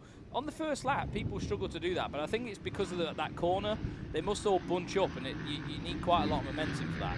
It still keeps blowing my mind how John Adamson managed to quad it. I don't know. Well, I think for the press day, he took a run at it. He had a clean run. It didn't come from that corner. Okay. And that's why he took it on. Still a bit crazy. I think that was that Josh Young? I can't quite see that. Led momentarily. Again, we'll get the leaderboard up there when they cross the finish line, and then we will see. Right now, Talon Aston, number 7, is on for being the Planet Moto first lap leader, but we've still got half a lap to go. There's the boys. There's number 4, Billy Saunders, giving it large down the inside, trying to make some early moves. I don't know. I've had a word with Opta, because I don't know how you qualify 3rd, or is it 4th, and then the results have really been off. Well, that's the difference, isn't it? Opta Hardison, you need to pull your finger out, mate. Yeah. We got a 6th in race 2. Not too bad. Well, the art of doing a flying lap is very different to putting 8 or 9 of them together. Yeah. You know, often see the case. Some people are good at going quick for one lap. Try doing 10 in a row or whatever it is, and that's when the wheels start to fall off it a bit. You can see how deep those ruts are on the inside of that switchback as they come round. To cut out already. Lovely little section though. I love the whole S section. You kind of come round, a little sort of jump in the middle just to unsettle the wheels going into that berm. I think you need that on a track like this, which is such high speed. You need those little parts of the track there, a little bit of a break. And you know, shout out to Barkley and his crew and Alfie Smith for you know, they're the brains behind all that, aren't they? Yeah. Working out how a track flows and how it can work. So they're all safely coming in. So indeed, Talon Aston is the Planet Moto first lap leader. Let's get some eyes on him. There he is. So Aston with the 5 points, and then I said it counts down top 5. So it would have been Manning Co with 4, Billy Saunders for 3, Andrew Chapman for 2, and Drew Lane with 1 point. As we said, when we get to the final round, the final race of the season, we top up all the points, and we can see where he's at. Actually, my I've got that somewhere here. I have got the current Planet Moto first lap leader points. Okay. So Talon still leading the way. Here we are on camera with him there. He's looking good. Let me just see what's the gap to Darren Manning Co. It looks like actually he's got quite a healthy lead at the minute. Obviously, the start of these races can always be pretty hectic. Motocross is one of them sports. First lap or two, you rarely even remember what's happened. So Talon doing exactly what he needs to do right now, and obviously having the perfect weekend, really. So let's wait for him to come over this mountain. We'll see this gap. I think it may be a bit closer than I thought.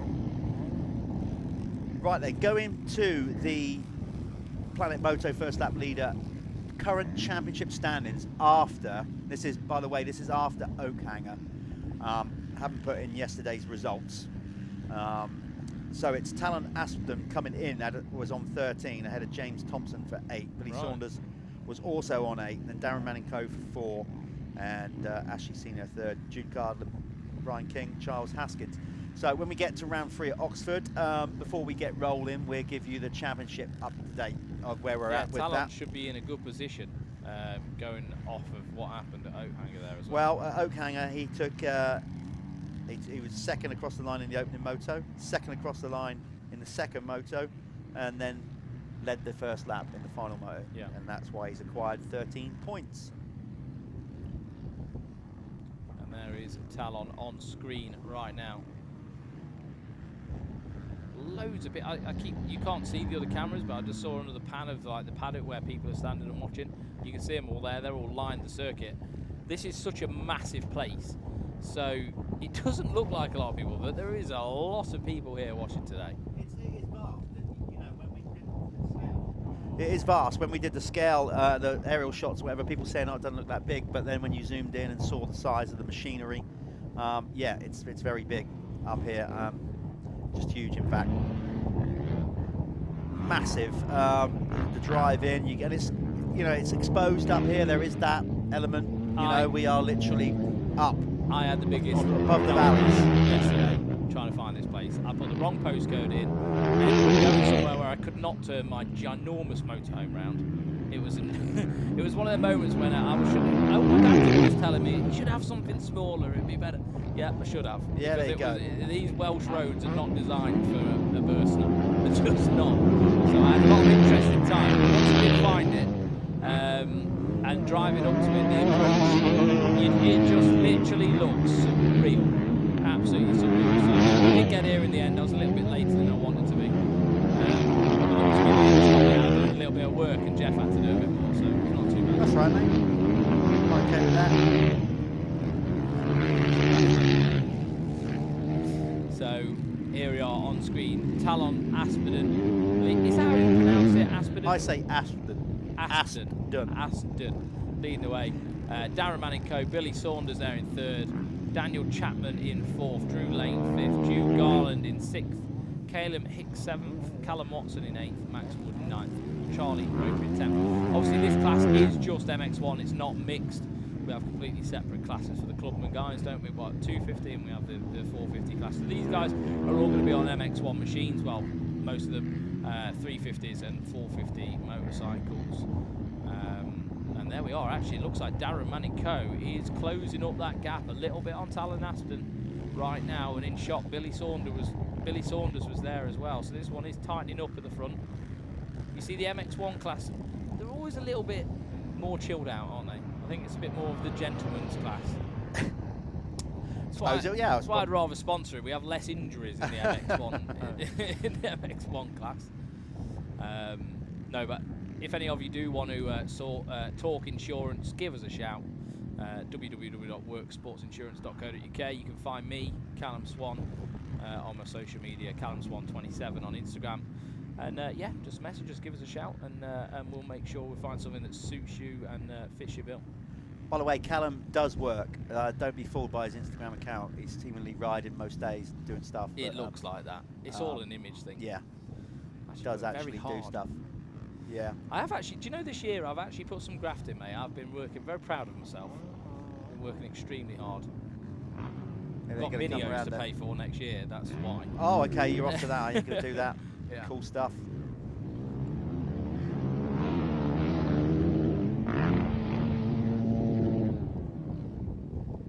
There's so many camera options.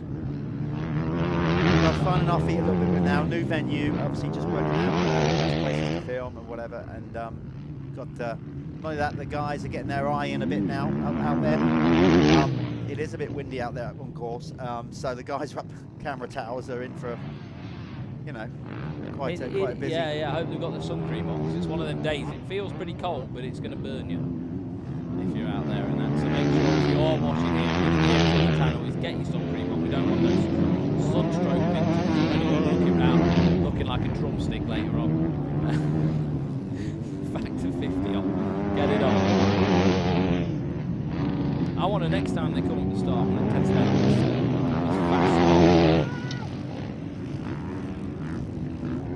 Well, I'll tell you what, that battle, Aspden is under pressure here from Darren Manning Co. He is definitely closed in on him. There he is, look at that. So, yeah. So have we got a bit of energy in Darren Manning Co. Can he make this happen? Just trying to get a real view sort of gap. It's got to be under 2 seconds now. What do you think? I would say when they crossed the line it was just 2.5 seconds, but that is come down at least by half a second. Those two are starting to break away actually. They got about a 6-7 gap. Maybe even longer gap now. I'd say even longer over number 4, Billy Saunders. Then you've got Daniel Chapman in there as well. Yeah, Billy Saunders looks like he's come a little bit unravelled on the last few laps. He's definitely under pressure by Daniel Chapman and Drew Lane. They go, as I said, off then to that off-camber section. I think we might have moved one of our cameras actually. Oh no, there we go. We've got the guys on it now. So we go to camera 3. There they are coming in. Some of them round there. They're going to go. The leaders. There he is in the background, going into the Dragon's Back. That's such a cool part of the track. I did see someone try and quad that this morning. Billy Askew tried it yesterday. Did he? Came up short. Yeah. I saw someone in Hudson the pro Roper. qualifying.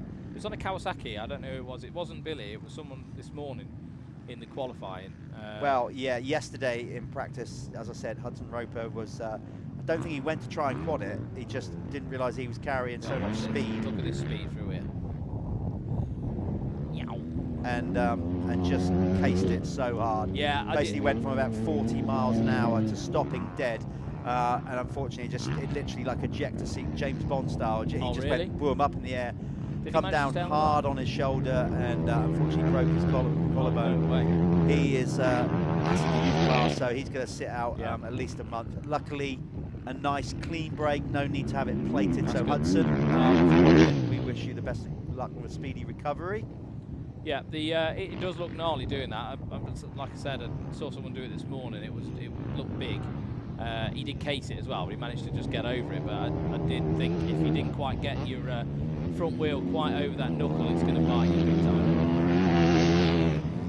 But we may see some of the big 450 guys do it. It's one of them jumps that you're not going to do it unless you really have to, unless you're under pressure. Yeah, I don't. I think they've got it dialed now, pretty much. I don't think there's any There's not going to be any heroics over that section now. Well, the pros might roll the dice. They might give it a good old... Yeah, but if they need to, it's one of them. Yeah, I don't... Most of these riders now, this is their third moto of the weekend, so they've pretty much got the track dialed in now. The track is different today. We sent the pros out first. They would have generated different lines from the get-go. Yeah. So the track will probably ride better a bit today. Yeah, you know, so, but it's going to dry out. No matter how much water we get on it, it's sunny and wind. There's a breeze up here, and well, you know, you don't have to be a scientist to work out that dries things out. Where's the clock down to? Are we nearly at the end of this one? Let's see. We've got 2:22 to go, Callum. 2:22. So there's a couple of laps. Well, it's 2 laps really, because they'll get the 1 lap board after they complete this lap. And these guys are lapping at about 2:40, so 2 laps to go of this moto. It looks like Darren Manico's just lost the toe now. I think Talon put in a few good laps and he's managed to edge that gap out a little bit more.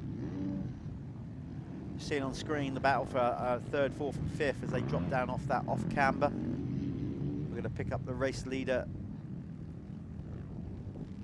soon once we get those cameras back in the infield working there. There we are, there's Talon. So has he taken the 1 lap card? Maybe not. No, it's going to be 2 to go from here.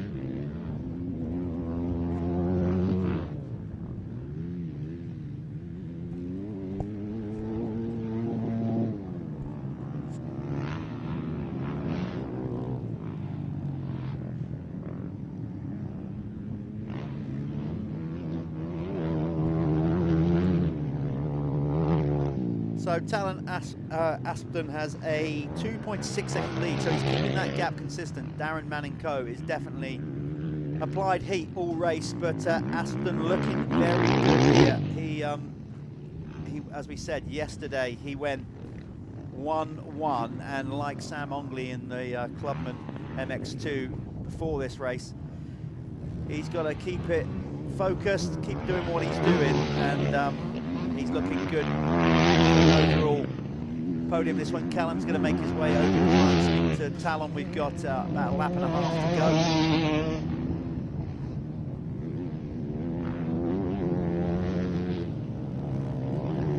As we watch some of the other riders come through, there's Drew Lane.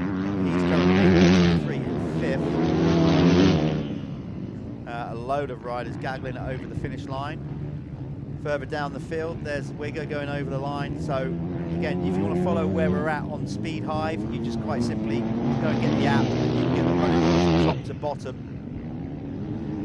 We are currently, so it's Aston, Manico, Saunders, Chapman, Drew Lane for 5th, then it's Callum Hicks for 6th, 7th is Jude Gaillard, Callum Watson for 8th, 9th is Ryan Davis, then Max Wood is currently in 10th.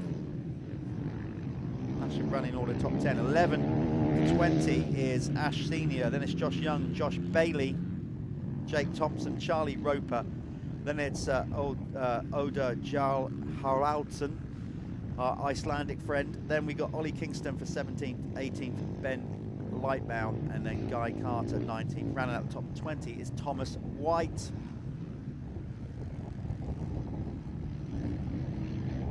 So we get back on Aston in a while. There he trying to get him over the line. That's where we're kind of missing that camera. We're down there in those S-bends, so I don't know, maybe that camera's gone down. But we'll try and get Aston over the line.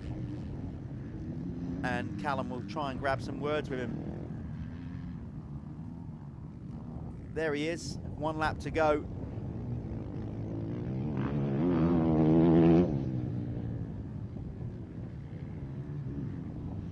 As he rockets it back up the start straight for it on his final lap.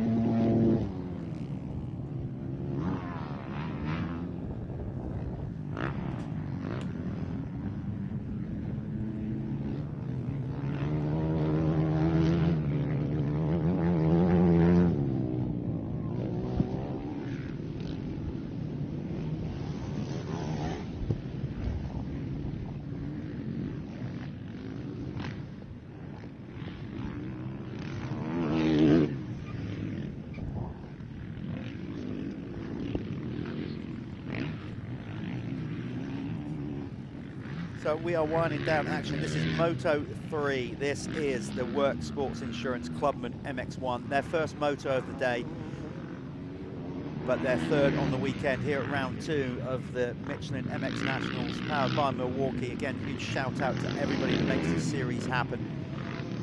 Simply couldn't do it without the guys at Michelin, Milwaukee, Liat, Pico, RFX, Moto Verde, of course, Work sponsoring this class, Spiral Graphics, Cinto, Fly, DP, Locks for Vans, Bell Helmets, A-Plan Insurance 7, and all those guys, Oakley, Planet Moto, of course, with the Planet Moto First Lap Leader Award. Thank you, everyone, for making it happen. Round 3 is going to be at Oxford. Remember to check all our social media. That's, I think, in 3 weeks' time, maybe 4. It's on the it's on July the 8th and 9th at Oxford Motor Park, another new track that we introduced last year. You want him there, yeah? Yeah.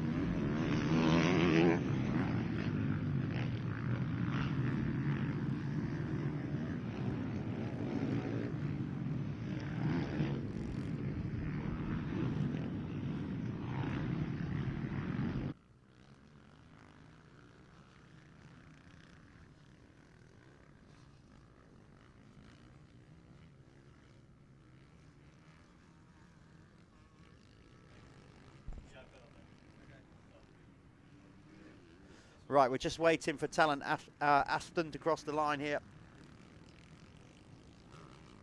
And Callum is ready and waiting. And we're probably, here he comes, Callum. Talon over the line, takes a race win. There he goes, 3 for 3 for him then. He's going to go now and chat to Callum. We'll quickly go to a quick advert, a little quick advert for all the good people that help us make this happen. So we'll be back with Callum shortly.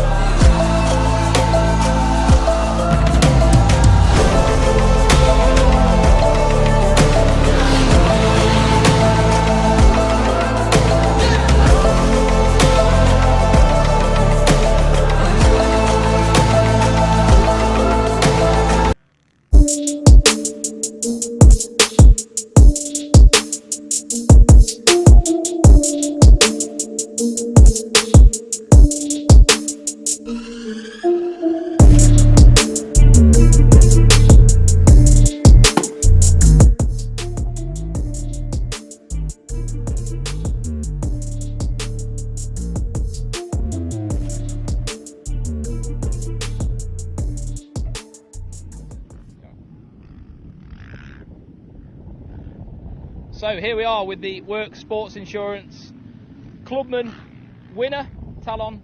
How was it? Like, obviously you said the track was a bit tricky, a bit drier than yesterday. Are you having to ride differently? Like, are you enjoying it for a start? Yeah, no, really enjoying it. The track's cool. Yesterday was like real deep rutted, a lot more technical yesterday. Track's a lot more fast today. A little bit, I don't know, kind of a bit more skatey, I suppose. But no, it's still good.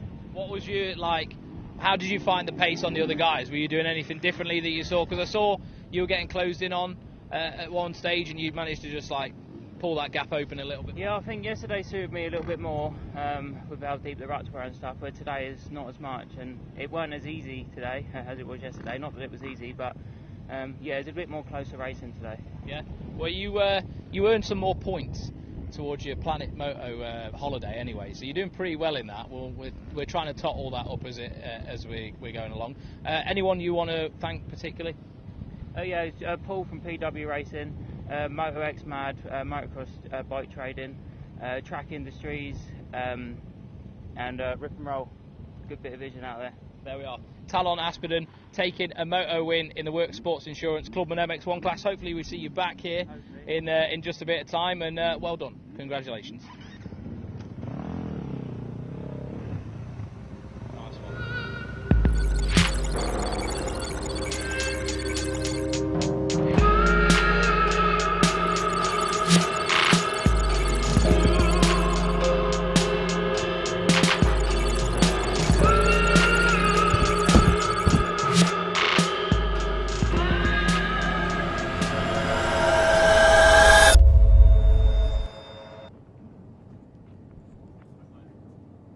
Okay, here we are now then, back for the Moto Verde amateur class, MX1, MX2 combined.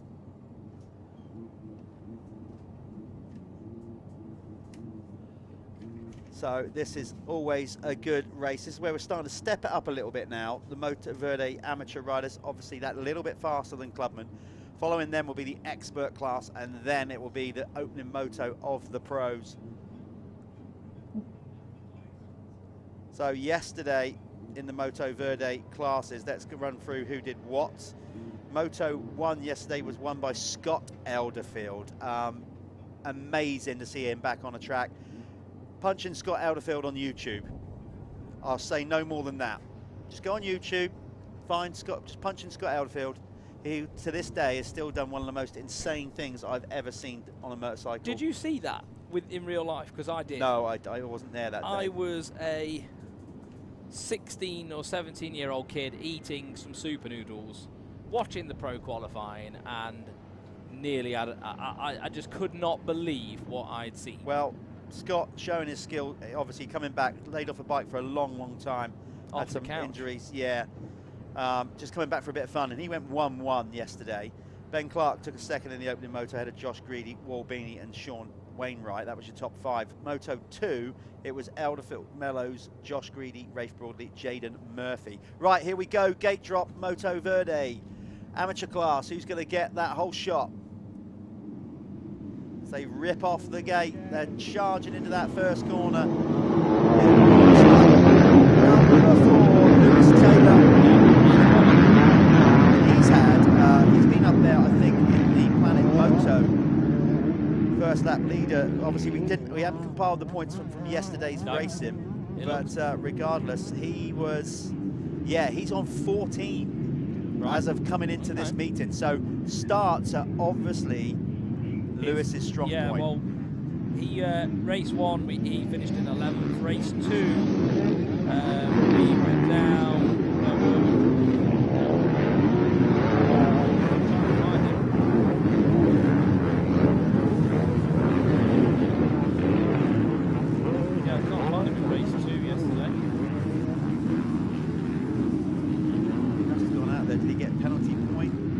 Way down there, yeah, 34th in Moto 2, so that's why obviously going to affect us overall. They are hustling and bustling and bar banging already in the amateur class.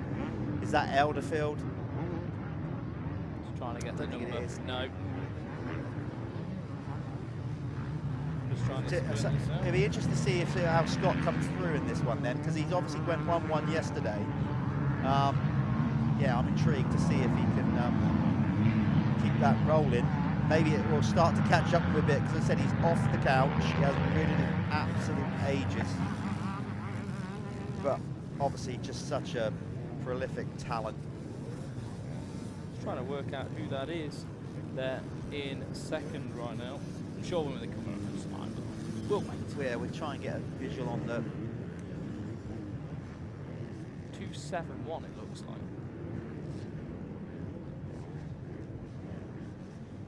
There's Scott Elderfield. I just saw him. I think Ben Clark has just made a move into the lead. We'll wait and see when we get them all over. Obviously, timing doesn't start until they cross the line.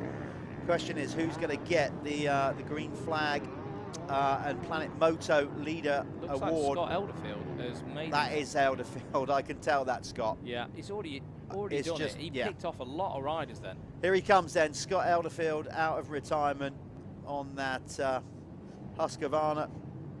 SD Sports Home Husqvarna. He's going to get the Planet Moto First Lap Leader Award.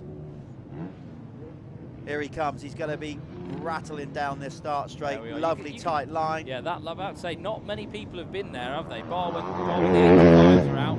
Seems like he's carrying a lot of corner speed through the Talladega left-hander there. Yeah, being quite creative with those lines. Well, definitely. That's Scott's experience, isn't it? You know, he's raced in America. He raced mini O's with his beat Malcolm Stewart. Honestly, this kid at one point in time beat Malcolm Stewart. So, yeah, that is Scott Elderfield, and he's still got it. I mean, I don't think he ever loses speed, do you? But it's fitness. I mean, I don't think he rides an awful lot anymore, does he? Well, he's just started riding his boy now races. He was running around like parents do at the Master Kids down in Cusses last weekend. How did he go on, do you know? He did okay. I think he qualified in the A group. Scott was happy with it as well. But Scott's been there. He's been that rider that knows the pressures of being a top tier youth rider coming through. So I think that's going to help, you know, regards of how he mentors his own kid and stuff like that. But it's just great to see him back out on track. You can't beat experience, can you? Especially in those situations. That's why you see a lot of second-generation talents coming through. I mean, even look at Hayden Deegan. Same situation. You know, Brian knows the mistakes that he made in his career and all that sort of thing, and you can mould the next generation. And I suppose that's what your job is as a parent in it as well. Just try and make a better version of yourself the second time round. So obviously, doing a good job with his kid. Well, you know what it's like. You've got young youngsters out there. At least it's not going to take him running an awful lot to be better than his dad as a second generation rider. It's not going to take a lot. I started way too late in the game. Would you say that you've made a fair few mistakes? Oh, many. many painful ones. Put it that I way. would argue that you're still making. Still making. Hey, you don't learn without making mistakes, do you? It's true. So, sorry, we'll just get Elderfield back on track. There he is. I'll try and man this for you down here, Jeffro. We're on it. Let's talk championship in the in this Moto Verde championship. Just got to find them here. As we said, we had a little moment earlier on where we had paperwork went everywhere. Because it's windy up here, and then the door blew open. Sorry to bang on about that, but suddenly like a mini tornado came sweeping. Okay, in the championship, in MX1, MX2, sorry. So, yeah, just bear with me. Carry on, Callum. I'm going to carry on some paperwork. I'll carry on. Just trying to get eyes back on Scott Elderfield still leading the way. Luke Mellow's actually moving his way forward though, pushing Ben Clark a little bit further. Taylor there dropping down the position.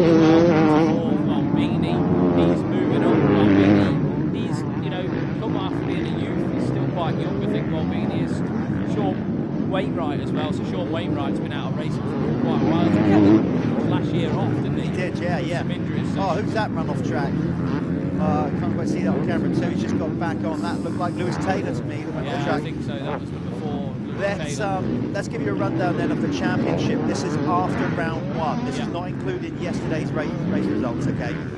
Lewis Taylor was leading the championship coming into round 2 in the MX1 class by 9 points over Luke Mellows. John Kirk in 3rd, then Brad Thornhill for 4th, Joshua Corkle for 5th, Wainwright was 6th, Kieran York was 7th ahead of Josh Greedy, then Jamie Dixon for 9th, Callum Gordon for 10th. In the MX2 category, because again, remember, we have combined classes. Combined class, yeah. We have Luca Pegg leading the championship by 1 point coming into round 2, ahead of Alex Buchanan. Rafe Broadley was 3rd. Then it was Ben Clark in 4th, Dan Bruff in 5th. Charlie Palmer was in 6th, ahead of Tommy Davis. Ben White, 8th, Jude for 9th, and Grant Martin for 10th. That will obviously all change coming out of here, I'm sure, because Elderfield didn't even race round 1, so he's going to put a load of points on the board. Yeah, definitely is. Does look like Luke Mellows is closing in on him though, Jeff. Yeah, well, this might be a thing again with Scott just taking his time with pacing it. Yeah, fitness is going to be a big thing for Scott. I mean, you saw that blisteringly fast lap in the first lap. That is the speed that I'm sure he'd love to be able to continue with for 20 minutes, but probably quite unachievable at the minute. I don't think he rides an awful lot. He's full-time dadding. But it does look like Luke Mellows is there, and if Elderfield makes any sort of mistake, he could find himself back, because Ben Clark is also pretty close. Lewis Taylor's up there as well, and that pack is just a couple of seconds off the back of Scott at the moment. Like I said, carrying momentum and using that bank and then turning off. Great line choice. Yeah, Scotty. Well, you can see like his bike's very stable. It's not being kicked around. Everyone else is sort of taking the race line, you know, that everyone's taken throughout the day. Well, he's doing the opposite. Yeah, he is. They're all coming in tight and then drifting wide. Scott's doing coming in wide. He's and chasing then he's chasing the dark bits on the track. Just keeping an eye, looking over his shoulder there. He's just keeping an eye on where he's at, who's behind him. All that experience showing. Scott Elderfield, like we said, out there. Maybe it's just his own bike. I thought he might be hooked up with the guys at SC Sports Zone. I think they're parked together. Yeah, I might be wrong with that. I have to check that out. And there's Mellows for 2nd. Now Ben Clark is in the mix as well as we continue to follow these guys. That section, so if you're splitting the course into like 4 quarters, I'd call this like the second quarter, and it's got all those kind of hills and switchbacks on that one section over there.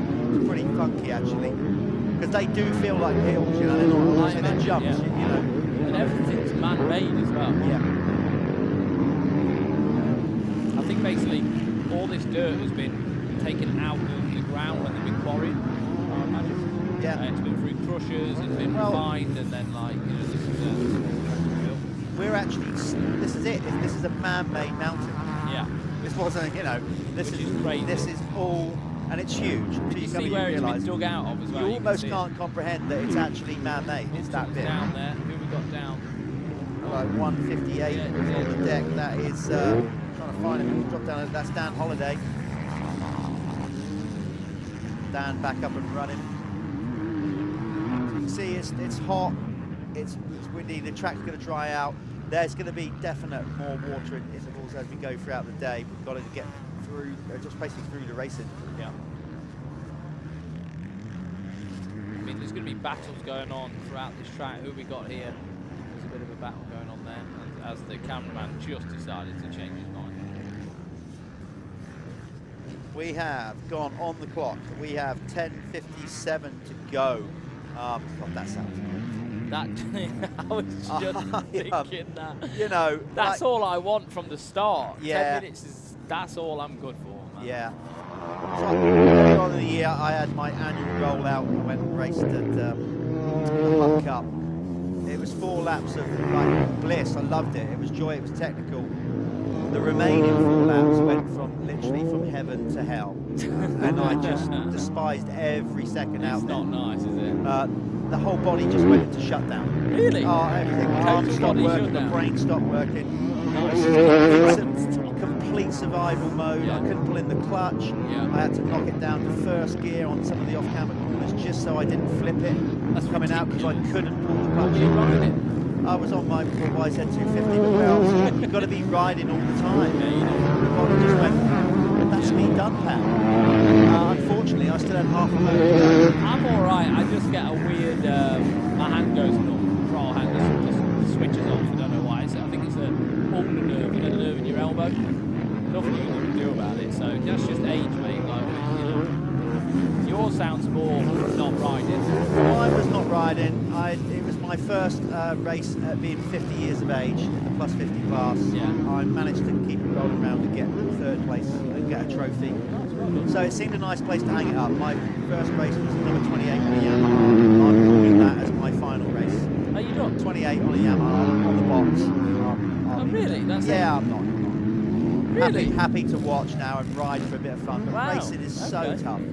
I've actually really enjoyed racing this year. I've been doing the Evo thing, and I've loved it. You've still got loads of time. You're on nearly 20 years younger. Yeah, but so I'm you're thinking all about hanging the boots up as well. When the kid starts taking your Yeah. life over, mate. Yeah, that's it. You know, you're going to be a schoolboy dad now, aren't you? Yep. Forever wearing high visors. So, Scott Elderfield. You know what? It's looking like he's managing this gap really well. And that's going to be something that he will learn, obviously, early on in his career, like back in the schoolboy days and even pro. You know, he did a bit of pro racing. Not too much, did he, when he got sort of ended when he got up there. But he'll know how to manage a race. And that's going to be really important for Scott. I mean, it looks like he's taking a lot of lines that are really energy efficient as well, which is nice. You see him just check back there and had a little look, seeing the gap that he's got, and he's just going to try and keep that buffer. I don't think anyone's got that raw speed that Scott can just pull out whenever he feels like he needs it. Look at the Whoa, speed. there you Oh, go. yeah. Straight at you. Nice. I don't know if he knows our camera's there. Maybe he just chose that line so he knows he's going to get like some decent. Look at that. Look at the line. Just so different to what everyone else is doing.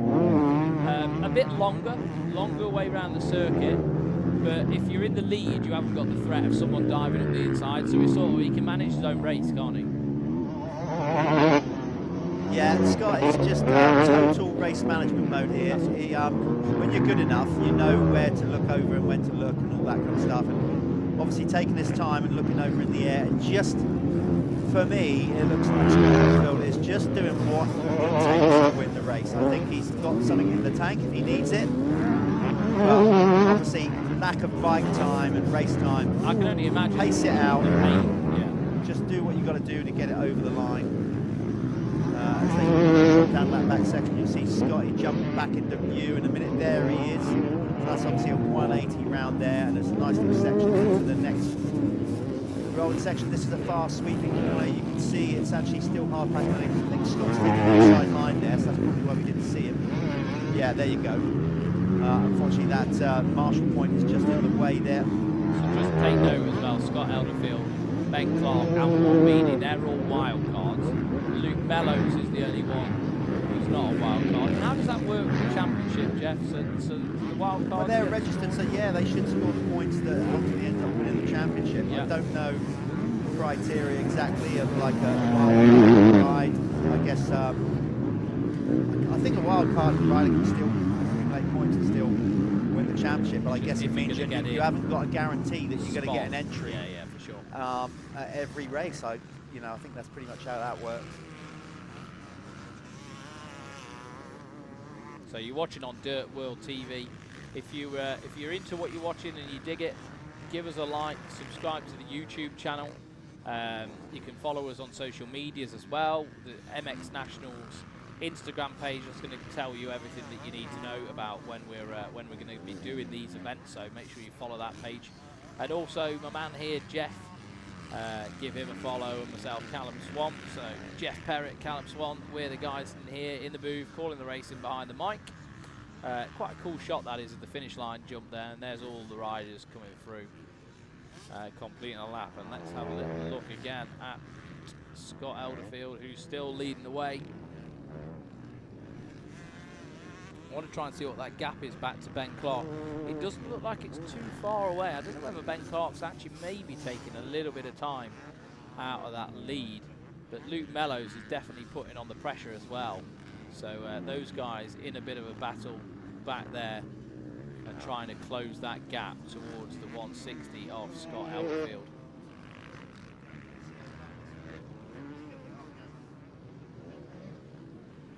Sorry, yeah, one mute, so many buttons to press. Yeah, I've just wondered, this finish line corner, low to the ground camera is really cool. It just goes to show how that finish corner is really starting to develop with the ruts. They get in deep. You see how high the riders are having to lift their leg up. Yeah, they look nice and clean though. Like yesterday, they were a little bit choppy, but like I think that's because the pro riders obviously went out this morning and cut those lines in. Exactly that, mate. You're right. We put the pros out first this time, and they will more likely to make nice arc ruts, nice and smooth, not that kind of 50 pence shape where. Well, it would have been the riders, 85s out first the day before, and they would have like made tighter lines and little hooks and things like that. So. Yeah, and then the amateurs sort of tend to come in, grab a handful of throttles, spin out, and all that sort of stuff. So nice getting the pros out there first. Track's definitely a lot better today in that regard. We have 4 minutes to go in this Moto Verde amateur class, MX1, MX2. Let's do the results by class. I'm going to tell you where we're at. Scott Elderfield leading the way ahead of Lewis Taylor in MX1. Luke Mellows is third. Sean Wainwright, number 741 in fourth. Fifth is Adam Reeves. Then it's Callum Gordon for sixth. Seventh is Josh Greedy. Eighth, Brad Thornhill. Ninth is Jamie Dixon. And then rounding out the top 10 is Joshua McCorkle. In MX2, Ben Clark is leading the way. And then we've got Jordan Roderick Evans there in second. Third, we've got Wal Beanie. Alex Buchanan in fourth right now. Archie Hicks is in fifth. Sixth, we've got Sean Springer. Good to see Sean Springer back as well, racing. Rafe Broadley is in seventh. Eighth, we've got Ben Wainwright. So we've got another Wainwright out there. There's quite a lot of those throughout the classes. In ninth, Lewis Glynn there. And then rounding out the top 10, Tommy Davies. So that's your current running order then in both classes. 1 lap to go now. I think, Jeff, you might need to yeah, I'll jump down there. Walk. I'll be looking forward to chat to Scott. That'll be good. Well, he's got to bring it home, of course. There you go, the classic potential commentator's curse. But he's got so much experience, and he's got a nice gap to work with here. Are you confident? You've got confidence. I'm confident in Scott bringing it home. Next up, we're going to have the experts as well. So lots of racing left to go. Don't leave us, because the RFX Expert MX1 and MX2 will be up next. Definitely not one to miss. That's the feeder class into the Pro Championship. So we'll be seeing some really fast guys out there in the Expert class. Another Icelander as well, incidentally. So we'll be seeing him. Hopefully, he's hoping for a better start this time round. So Scott Elderfield looks like we're going to get a little bit of a win again from the 160. Like I say, like me and Jeff, well, Jeff was saying at the start of this one, make sure you go and check this kid out. Just search his name in YouTube and prepare to have your mind blown. Because he really was a bit of a talent when he was a kid. Still is, obviously still got that ability, you don't lose it. You saw on that first lap, the blistering speed was quite impressive, and the different line choices as well throughout the race. Any of his competitors should be watching this tape back and just see exactly what he was doing, because he just makes the job a lot easier for you if you can find those new bits of track that aren't going to wear you out. There's Jeff looking lost.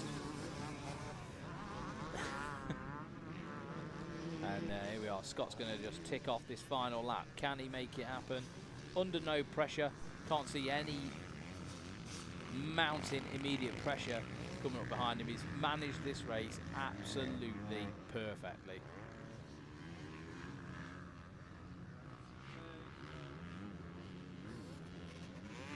And there we are. There he is.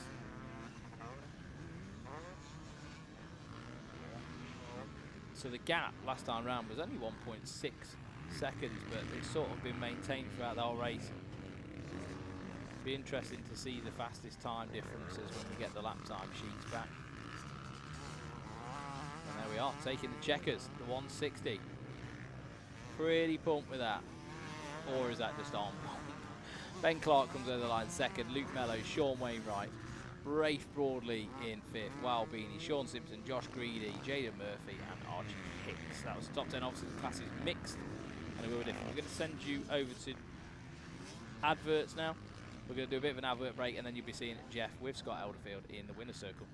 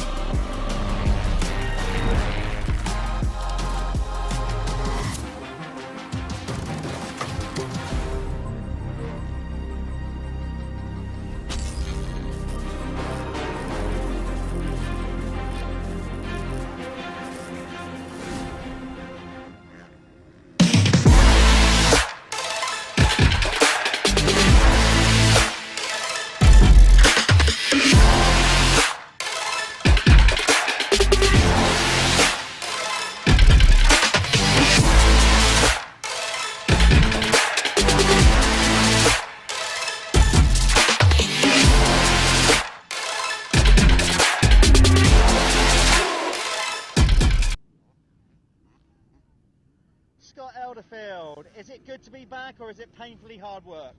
It's good and painful. Yeah, it sounded a good idea at the time to come and have a go, but yeah, no, it's good fun. Yeah, it's good to ride a different track. So how do you find it? I mean, you know, we all get on in life, we get a bit older. Is it a case of like, you know, the skill set's still there, but the kind of body goes, oh, I don't know about that? I've come into it having a bit of fun, not going out to win. I've come here, I've got to go to work tomorrow, I've got to drive home, so I know I can't push like I used to, but just go out and enjoy it really, and try and do what I can do. They're trying not to win, and yet he gets 3 for 3. You're doing your own thing. We got it wrong. I thought you might be set up with the guys at SC Sportson, but not. You're doing your own thing. And tell us a little bit about what it's like being a schoolboy parent, because you were running around last week chasing your own boy. I'm not sure what's hard work, running around or doing this. Yeah, no, it's just good fun watching the kids do it, and I just get such an excitement watching them as I do riding. So that's partly the reason that I don't really ride. I just let them do it, really.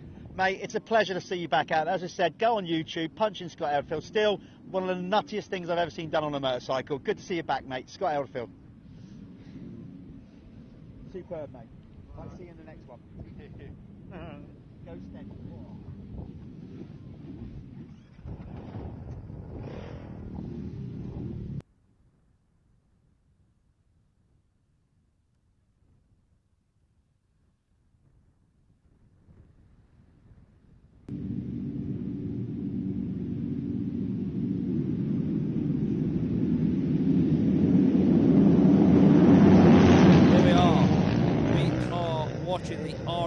Expert MX1 Championship. So this is the feeder to the Pro class at the MX Nationals. So we've got a lot of young guys in here, a lot of people who've worked their way through the amateurs into this class and then coming up through the ranks, leading the way right now. Let's have a little look who that is. Maybe Scott Aldridge.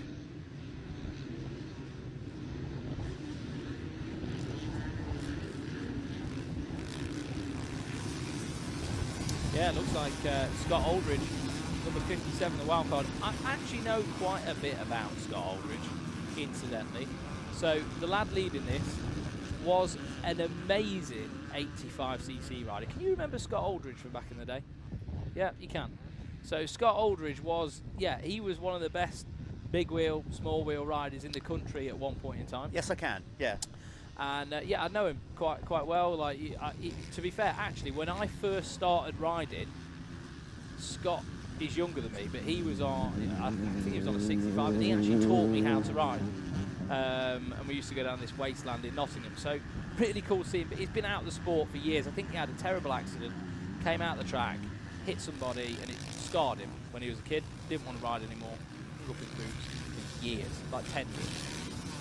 So it's amazing to see him back, and look at him, he's leading the expert class. Well, he's looking good for potentially picking up 5 points for the Planet Moto First Lap Leader Award. Again, where we're at after round 1, not including yesterday's racing, James Dodd has been leading the Planet Moto Expert First Lap Leader. He's on a 13 points ahead of Declan Whittle on 12. Yeah. Stay on top of the socials, by the way, when we come to do that, because we're going to tell you after this weekend who's leading what or whatever. There's the Planet Moto First Lap Leader logo. Who is going to be across the line first to claim those 5 points? Remember, top 5 only.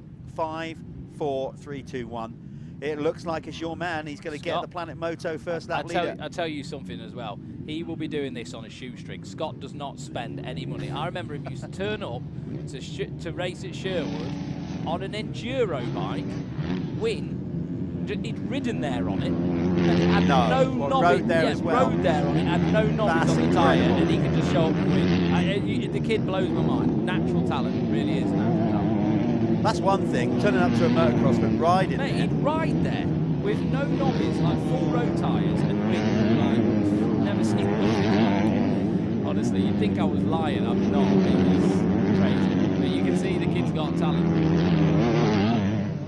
Yeah, nicely up over that, hitting the downside perfect through there. Look how it's starting to rut out through there, those little nasty kickers. It definitely has this kind of Southern California feel to it up here, overlooking basically a good old part of Wales. From up here you can see for miles and miles. Yeah, the sunset was pretty romantic last night. It was, wasn't it? It was all very nice, yeah. There was people running over there to take pictures and stuff, I saw. It was great. It was very, very nice. It was picturesque. Well, we've got all the elements to make it feel like Southern California at the minute. We've got the sun, we've got the wind. If you've ever been to Parlour or Glen Helen, both of those venues. Literally Parlour. The wind always seems to be windy at Glen Helen and Parlour. Great venues, though. If you ever get a chance to go out to Southern California in your lifetime, to either go and on a ride holiday or just go and watch a Pro AMA National or a Supercross, I highly recommend it. Yeah, definitely. I mean, I'd like to actually go to, where were they this weekend? Hangtown. Hangtown, yeah. That to me looks like a more exciting track to watch. Yeah, it's like a sort of prairie land just outside of San Francisco. Yeah. I've never been to North California. It looks quite a nice place. Yeah, it's a good place to be, mate. Well, we're not there. We are in South Wales, making it look like Southern California. Yeah, it's like a copy. And again, I want to give a huge shout out to Darren Lewis and all the team that have just built this facility, you know, from nowhere, basically. The level of investment that Darren's put into this, just the attention to detail from the Marshall huts, for example. I've seen them. He hasn't used like shabby wood. It's like all top quality wood timber, that's going to last. Just things like that. So, and this place will obviously only keep getting better and better, and it will.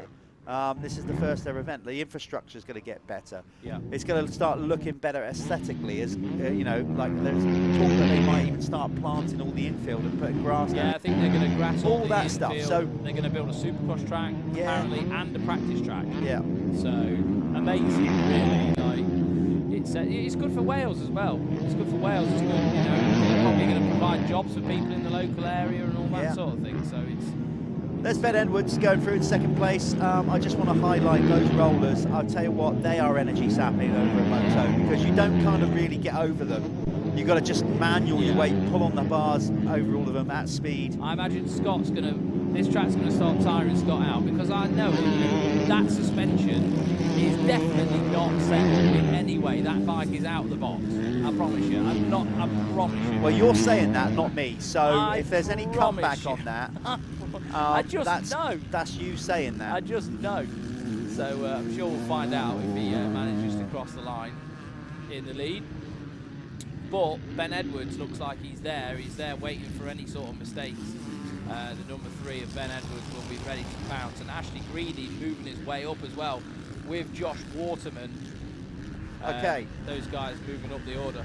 Let's. We're going to split the classes here. The current top 10 then, after 1 or 2 full laps. I think it's the second. Yeah, anyway, Scott Aldridge leads away. Ben Edwards for second. Josh Waterman is third. Jaden Ashwell's in fourth. Number 44, Corey Southwood for fifth. Then it's Ryan Thompson in sixth. Richard Bird is currently in seventh. Eighth is Glenn Phillips, local boy, ex-teammate of mine, actually, from way back in 2000 when we was on the Animal TMs. It's good to see Glenn out there. Harry Bradley for ninth. Josh Peters in 10th in the MX2 category. It's another Welshman, Ashley Greedy. There he is on screen. Whizzing through there. Henry Siddiqui is currently in second in the MX2. Then another Welshman, Shane Carlos, back racing up here, so that's cool. He's in third. Josh Coleman for fourth. Then it's number 719, Jimmy Marsden. Kieran Banks is currently in sixth, ahead of Aldous Freebergs in seventh. Niall Cregan is in eighth, ahead of Charlie Griffiths. And in 10th in the MX2 is Callum Murfitt. There you go, that's the running order for those guys. We're just trying to pick up the leader here. In the meantime, there's you can see the dust sweeping across. That's not necessarily coming from the track. That's just more. I think it's the tractors. Yeah, riding up and down there, basically out there watering the track. So we've got a bit of a humdinger for second and third at the minute. Look at this. You've got. Oh, it's warming up. Yeah. Josh Waterman actually has pulled through from about fifth, so he is really on the move. Josh should be on to the left there of. Well, that's Ash Greedy. Oh, no, hang on. Well, no, that's the leading MX2 rider, Ash Greedy, sorry, on an MX2 bike, 250, blitzing past Ben Edwards. So a clear lead in the MX2 category for Ash. Ash Greedy is Ash is full of it, isn't he? A big star of arena cross down the years. He's played the bad boy, and he's played it very well. Well, he even got banned for it. Yeah, but you know, he's not a bad bloke. That's the point. He's not. Kind of. He just hammed it up really, and just kind of made it. So okay, he was a bit of a showman. He overstepped the mark. Go and have a little look on YouTube and type in Ashley Greedy. Yeah. But he's a top lad, Ash. I've got a lot of Ash. time for him, and of course this is a local track for him. But none of them have had the advantage of being up here practicing or anything. No. So, but he'll have a load of fans here. I've already seen a load of people, like from South Wales that I know out here, just saying, "Oh, it's just cool to have this venue right on our doorstep." Oh, mate, yeah, because a lot of these guys, you've got to imagine they have to drive into England, to ride some tracks. I mean, obviously they've got their own, like Buell's just down the road. There are some good facilities around here, but you know what it's like. You get bored of riding the same stuff all the time. Yeah. This is great for the guys in Wales. Well, there he is. It stretched away very quickly from Ben Edwards. Hang on. Ben Edwards was leading, so we've lost the leader. Yeah, Ben Edwards is currently now leading. So the actual race leader is Ash Greedy on an MX2 bike. Yeah. That's currently where we're at. So Greedy leading the whole race. Not sure what happened to Scott Aldridge. I did see a massive pile of dust kick up at the side of the track, so I think he may have gone off the side, like down one of the bankings at the side. I'm not sure. Well, fair play. I mean, Scott won't thank you for it, but you did call it. You did kind of say that he was going to sort of struggle to keep that pace going. I just know that he will be on a completely stock bike.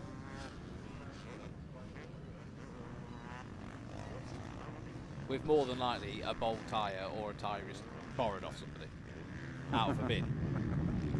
That's Scott. There's first and second in the shot. Edwards still running that ride. Look how fast he came up to the camera. That gives you a real indication of what the sport of motocross is actually like when you're down on ground level. Let's see if these two rattle around the outside as well. Let's stick with this camera angle. Look at that. Absolutely on its limit. Love it. Oh, what's happened there, Ash? Oh, has he stalled in the bike gone? What's happened? What's going on? Puncher. It's got to be a puncher. No, it's not a puncher.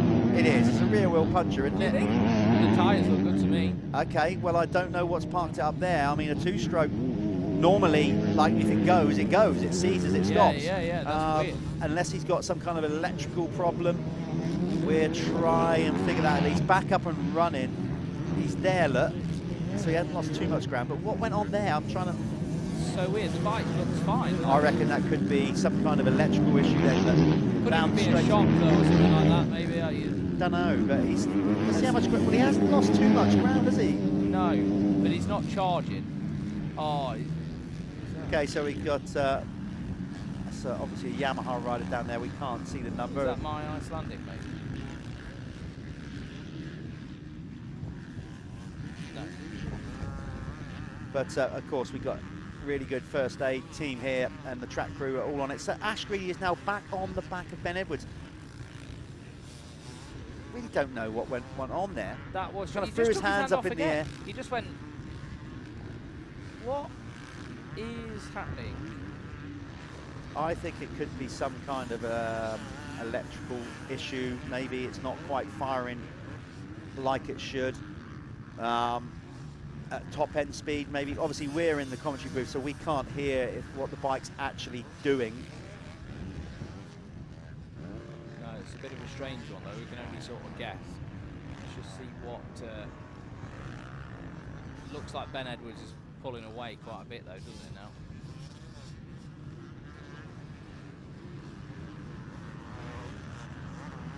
I don't know. Yeah, it's really maybe bizarre. he's sort of regrouped. Sometimes when something like that happens, though, it can make you really nervous, can't it? Especially on a track like this, when you've got jumps and stuff.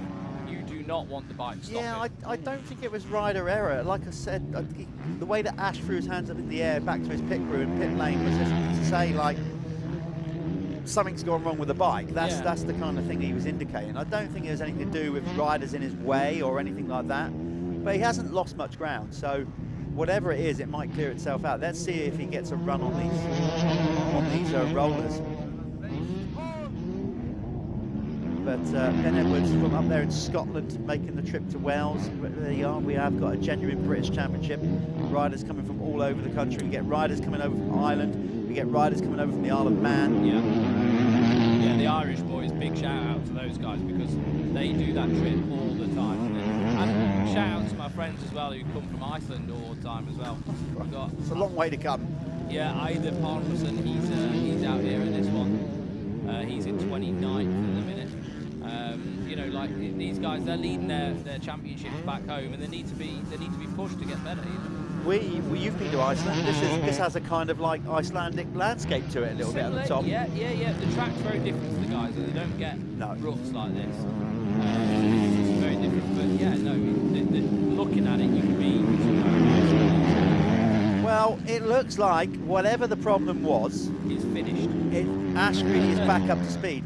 I'm wondering if he had like a stone stuck in the brake or something, Possibly, or gear lever. Yeah, possibly. Maybe he couldn't shift, I don't know. But either way, he's just like that. He's gone, right, whatever the problem is, I'll pick it back up, and he's gone back into the race lead. And it looks like he's on a gas as well, which would be the carb model of the KTM range. Yeah. So I was, because when you're saying electrical, like, it could be. I thought that, but then, yeah, it's not got that on it, no, has it? it's So not got all the EFI kit. Well, I mean, you can still have, like, ignition issues, can't you? But, like, less chance.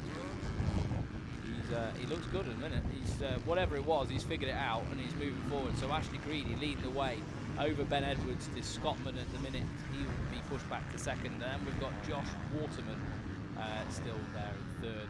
Jaden Ashwell, all the way South Africa. Jaden Ashwell, you know, they're from all over the place. He's in fourth position right now. Josh Coleman's fifth. Henry Siddiqui is sixth. Corey Southwoods in 7th, Ryan Thompson in 8th, Jimmy Margerson 9th, and Josh Peters in 10th. That's obviously not in the race order, strictly because MX1 and MX2 are split. So there could be some MX1 and MX2 guys mixed in with that. Just like the guy you're watching on the screen, Ashley Greedy, who is actually leading the race, but also leading MX2. yes, this is a great class. This is the expert class, and again, this championship, the Michelin MX Nationals, powered by Milwaukee, forward thinking in the process of developing riders, because there's always been a big kind of void from being a club rider to going into pros, and that was the only step you could really make. But because we put the MX1 and MX2 together in the fastest 40, realistically that's only 20 places for the MX2 and MX1. So we kind of created this amateur and expert classes, so you can come through and get up to speed, and if you're then really good, you can go into the fastest 40 for the next year. Yeah, which I think, like you said, it's necessary, because it's such a shock going from, before you never ever got like club riders then stepping up to pro, or like, you know, there wasn't, because it wasn't there. You couldn't actually warm yourself up to it. this is the perfect class for But it them. goes beyond that as well, Callum. It's not. It's where we're at with the sport and how much it costs and whatever. And you know, there's only a handful of riders in the UK that do this as a full-time job, and yet we've got riders super talented like Ash Greedy. Okay, and he's just one example of many that are supremely talented, but does a regular job. Yeah. So he can't get out and train and ride all the time, and yet he's clearly fast enough. You know, like if he had more like backing or whatever to go Of pro. course, he could still ride pro, but it's probably not. But then, so he's going to then, if he goes into pros and tries and race pros every weekend without being able to train properly in the week and whatever, that's when you get disheartened, hurt yourself, push beyond your limits. So this class is perfect, the expert class. I've noticed, and you'll see it when they come round next time, just watch Ash's line down the start straight, through the rollers, and then up over that triple step up. It will remind you of Scott Elderfield. Yeah. Very similar. So that's that experience, that's track the experience, you know, craft. the same guys, people who used to be pros, who still understand, you know, learning the track like that, because you'll see he takes very similar line choices to what Elderfield was taking. So you'll see, he's going to definitely not do it now because I've said it. And to be fair, you know it. Ben Edwards is a little bit closer, so I don't know whether he'll want to risk going all the way out there. And Look at Edwards though; he's going to go right up the left, see, right hand side. he didn't do it. He didn't do it that time round. Oh, he's on him now. What a race this is, and here comes Josh Waterman making it a three-way battle. What a humdinger of a opening expert moto, RFX expert moto. Ben's got the run through the whoops. He goes off track. He's going to have to yield, is he? Right, I'm not sure what's going to happen there. No, look, he's doing it right. Well done, Ben. Good. No advantage gained. He went off track, and that's the kind of ruling I want to see in the UK a bit more. You know, big time. like the AMAs. Well, that was he did that professionally. He gave the position back, and that's it. He goes That's at it, it again. simple as that. One of them, isn't it? Because obviously sometimes when you mark a track closely with fencing or rope, and you need that runoff space because, you know, riders make mistakes, go off track. Yeah, you do. This is a brilliant race in this RFX expert class. Do you know what's even more brilliant? They're not even actually racing each other. It makes no difference to Ashley Greedy if Ben Edwards got round I know. him. That's He a valid just point. wants to race him anyway, just because it's Ash. Yeah, valid point that, mate. So Greedy still leading the MX2 category. Josh Coleman is actually in second, 16 seconds behind. Henry Siddiqui is third in the MX2, ahead of Jimmy Marsden for fourth. Kieran Banks is in fifth. Then it's Aldous Freebergs for sixth. Niall Cregan is in seventh, 9.45. Then it's Matt Bayliss out there on a two-stroke. Good to see Matt coming out, another arena cross specialist. Yeah, definitely. Then we've got Charlie Griffiths and Harvey Cashmore in the MX1 category. It is Ben Edwards, as you can see, battling almost unnecessarily with Ash Greedy. But the reason he's having to do that is because he's got Josh Waterman right up his tailpipe, breathing all his exhaust fumes. Then it's Jaden Ashwell for third, Corey Southwood fourth, 7.12 is Josh Peters for fifth. Waterman's through. So you got a new race leader then in the MX1 expert category, and that is Josh Waterman, your new race leader, number 19 as a wild card. He said a healthy turnout of people from South Wales coming out to watch. We are, as the crow flies, probably only about 3 miles from Merthyr Tydfil. Yeah. So obviously a major South Wales town. As the car drives about 9 hours from Merthyr Tydfil. You know. Look at Waterman having the duck from that roost thrown at him. Yeah, because because there is quite a nice little bit of dirt on this track because they've built it up. But I think when it gets down to the base, you've still got that like chalky, flinty Welsh ground. You know, so that's going to be firing like bullets at the guys behind. Oh God, I see. You know when you said, "Am I done with racing?" It's that's horrible, another. Isn't it? It's so horrible. It's just not pleasant. You got to want to race. You got to want to be out there if you're going to get roosted with because dirt it and muck. actually hurts. Yes, it actually really hurts. Tiny. I mean, this ground's been crushed, so most of the big rocks aren't there, but you still got these tiny little sharp bleeders that just oh man, it is like bullets hitting you. I think I couldn't quite see whether they got the 1 lap to go board there. It must have been close. I think they might be on their last lap, Callum. So it might be worth you going out there just to grab whoever's going to win this race. It looks like Josh Waterman potentially. Greedy's leading the race though, so we'll probably end up chatting. But look at that, Ben Edwards is back past Josh Waterman. So what a battle in this RFX expert class. The rider in front of the whole moto, number 33, Ash Greedy, comfortably going to win his class. Remember, he's on a 250, so he's an MX2 rider, leading the way. And if he does win this moto, it would be interesting because Callum will get a chance to find out what was all that about when mid-moto there, when Ash sort of pulled it up, waved his arms in the air like there was clearly something going on with him.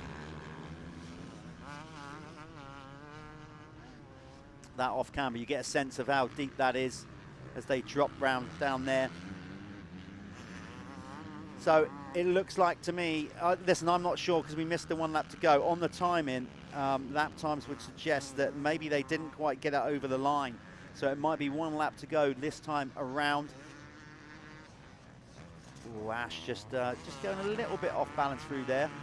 Let's see, maybe it's they didn't quite get over the line. It looks like he's still charging.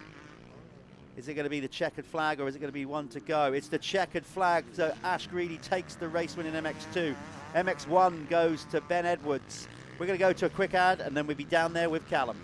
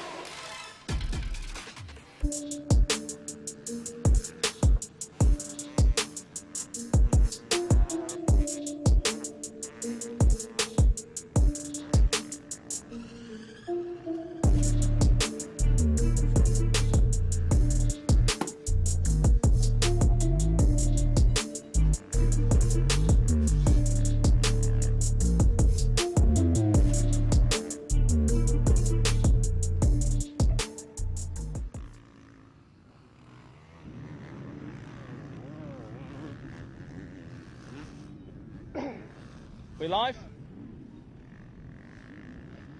We may be live, I don't know. So.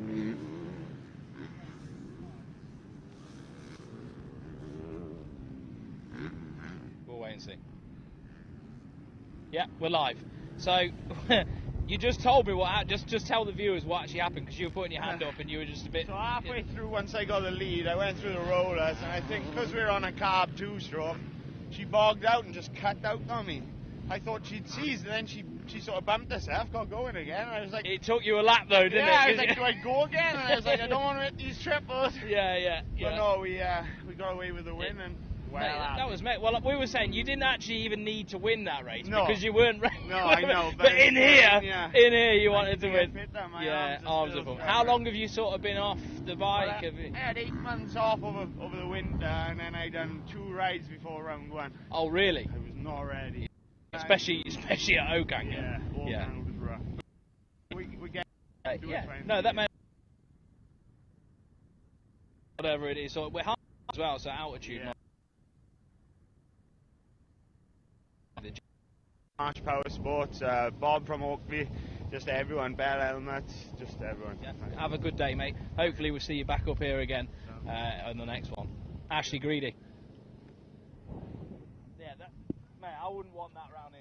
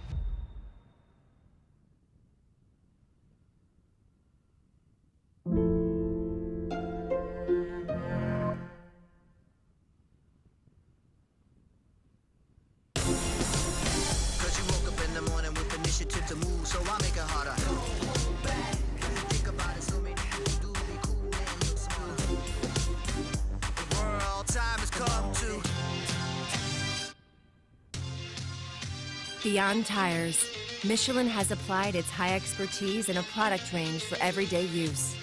No matter the weather.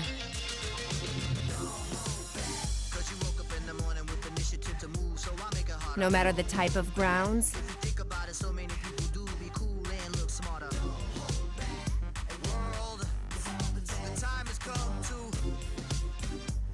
No matter your ambition.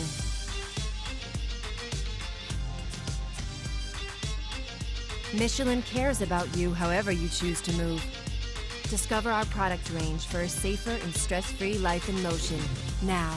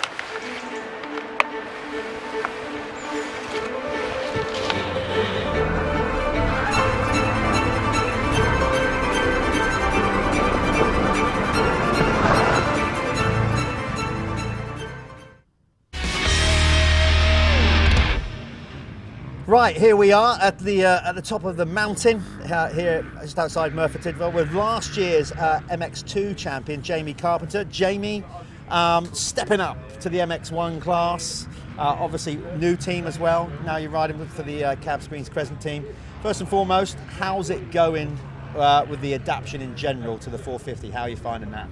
Pretty good overall. It's been a bit rocky. We've had plenty of stuff to improve. We were a bit late on the new bike, only a couple of weeks before the season started, and then we didn't have many parts. But luckily, in the past few weeks, we've finally got a few bits, and we've made some big steps. I had my best result last week, the British Championship, with 6th place in the race. And yeah, just constantly building and learning on the bigger bike.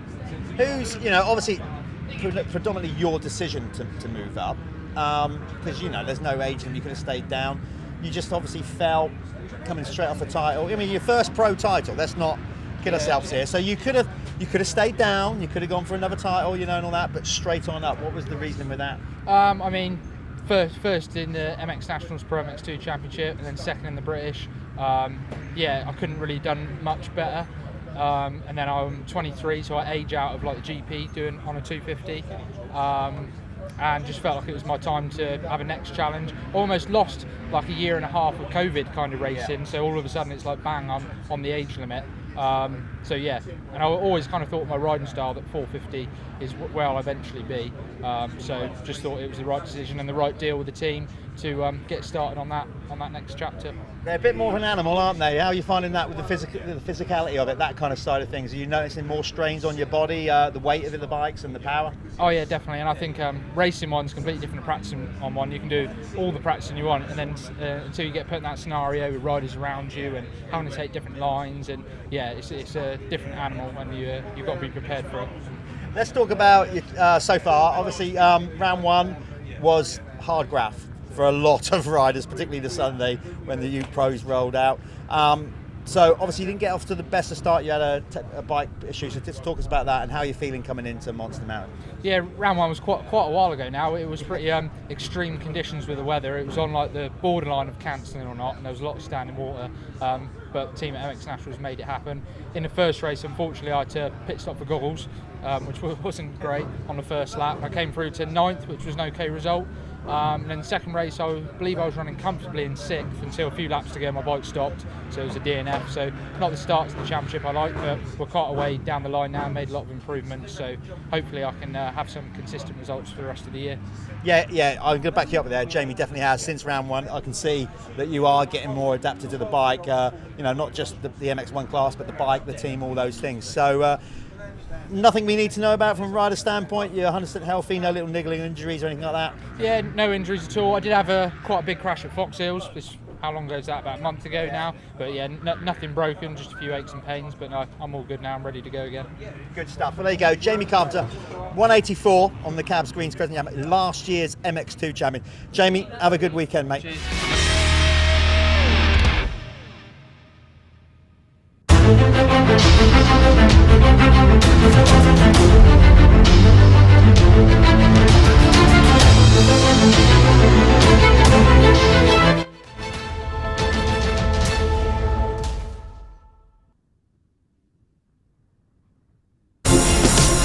Cause you woke up in the morning with initiative to move, so I make it harder. Hold back, think about it, so many people do be cool and look smooth. The world time has come to.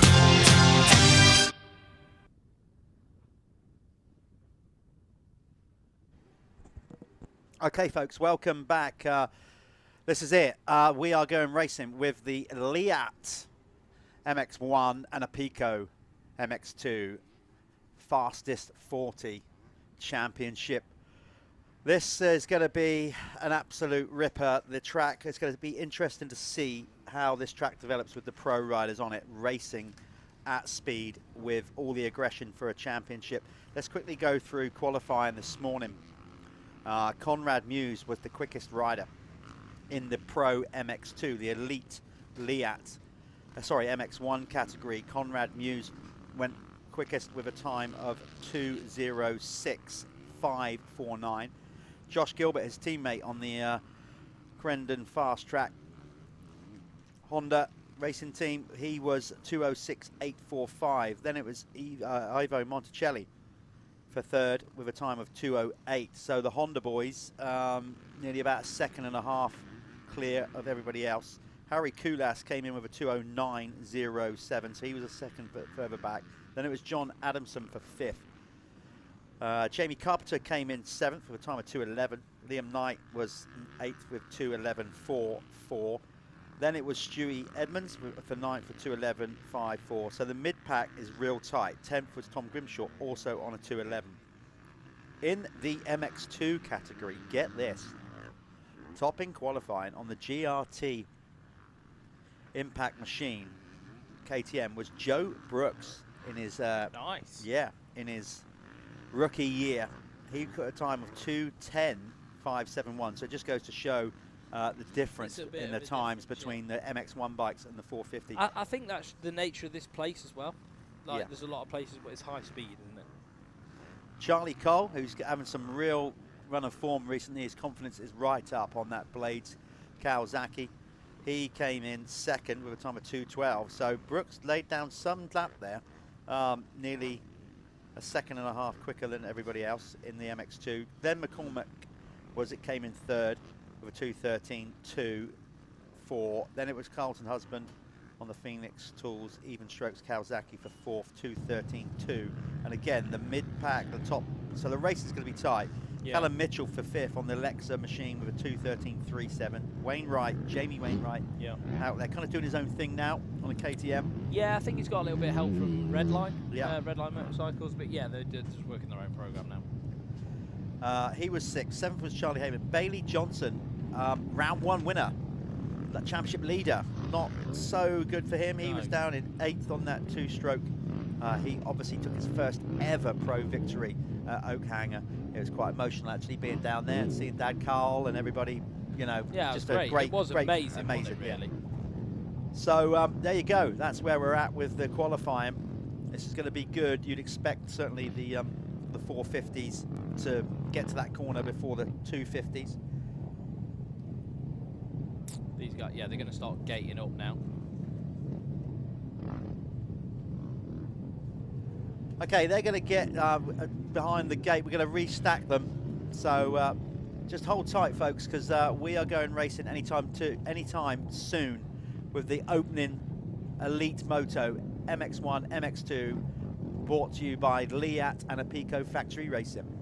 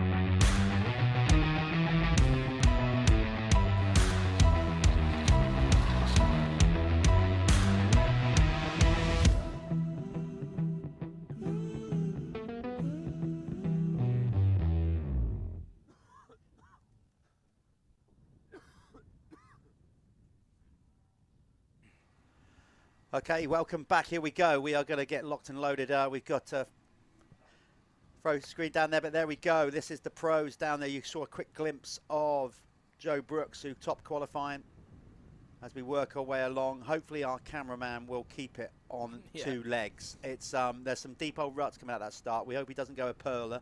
Well, as they drop off the grates, it just digs a huge hole, doesn't it? Tony Craig back at it again. Coming down from Scotland. It's just great to see him with us. Right, they're locked and they're loaded. This is the Liat MX1 Pros and the Apico MX2 Elite Pro riders all mixed together. Championship, Conrad Muse.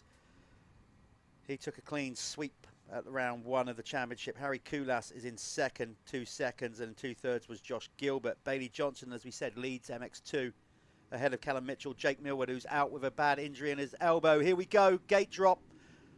The elite riders are off the line. Who's going to get the whole shot?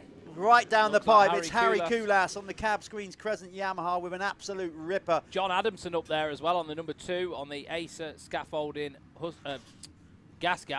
Sorry, nearly. So Koulas hugging those tight lines. This is going to be some moto because the Honda boys were quick in qualifying. That looked like Conrad Muse. He's really starting to get comfortable on that Honda. Or was it Gilbert? No, I think it's Muse because he had the red plate. Yeah, it was Conrad making moves. So Harry has his 2 main rivals breathing down his neck already. This one is going to be a 25-minute plus 1 lap moto, and Muse is already muscling his way into the lead on that Crendon fast track. And obviously Honda, with Muse and Gilbert being teammates as well, like they're both in their own little battle mentally as well, aren't they? To be that number 1 guy on the team, it's got to be really difficult because they're fighting for a championship and they're also fighting for top dog as well under the awning. You hear it time and time again, Callum, like if your teammate, one of the first rules is beat your teammate. Yeah, 100%. Because they're the one who's going to get the nice stuff. You know what I mean? When stuff, when the shiny stuff starts floating in. Well, maybe. It depends how the team structure is, but ultimately, you know, if you got more chance of obviously having that and staying on the firm, as it were, if you're the top dog in the team. So 100%. But Josh has come on really good, and this is a bit of Josh Gilbert round here actually. It Hard is. pack, rutty. Having said that, Muse's track down in Shepton Mallet is brutal. It is stony, it's hard pack, so it's very similar to what Conrad practices on as well. Yeah, they're both probably specialists in this sort of field then, aren't they? But I saw Gilbert in qualifying. I mean, I know Conrad Muse just pipped him, but Gilbert looked really, really comfortable around here. So, you know, I don't know. I think they're going to be very close. Conrad just, I think, has got the little bit of edge when it comes down to raw speed.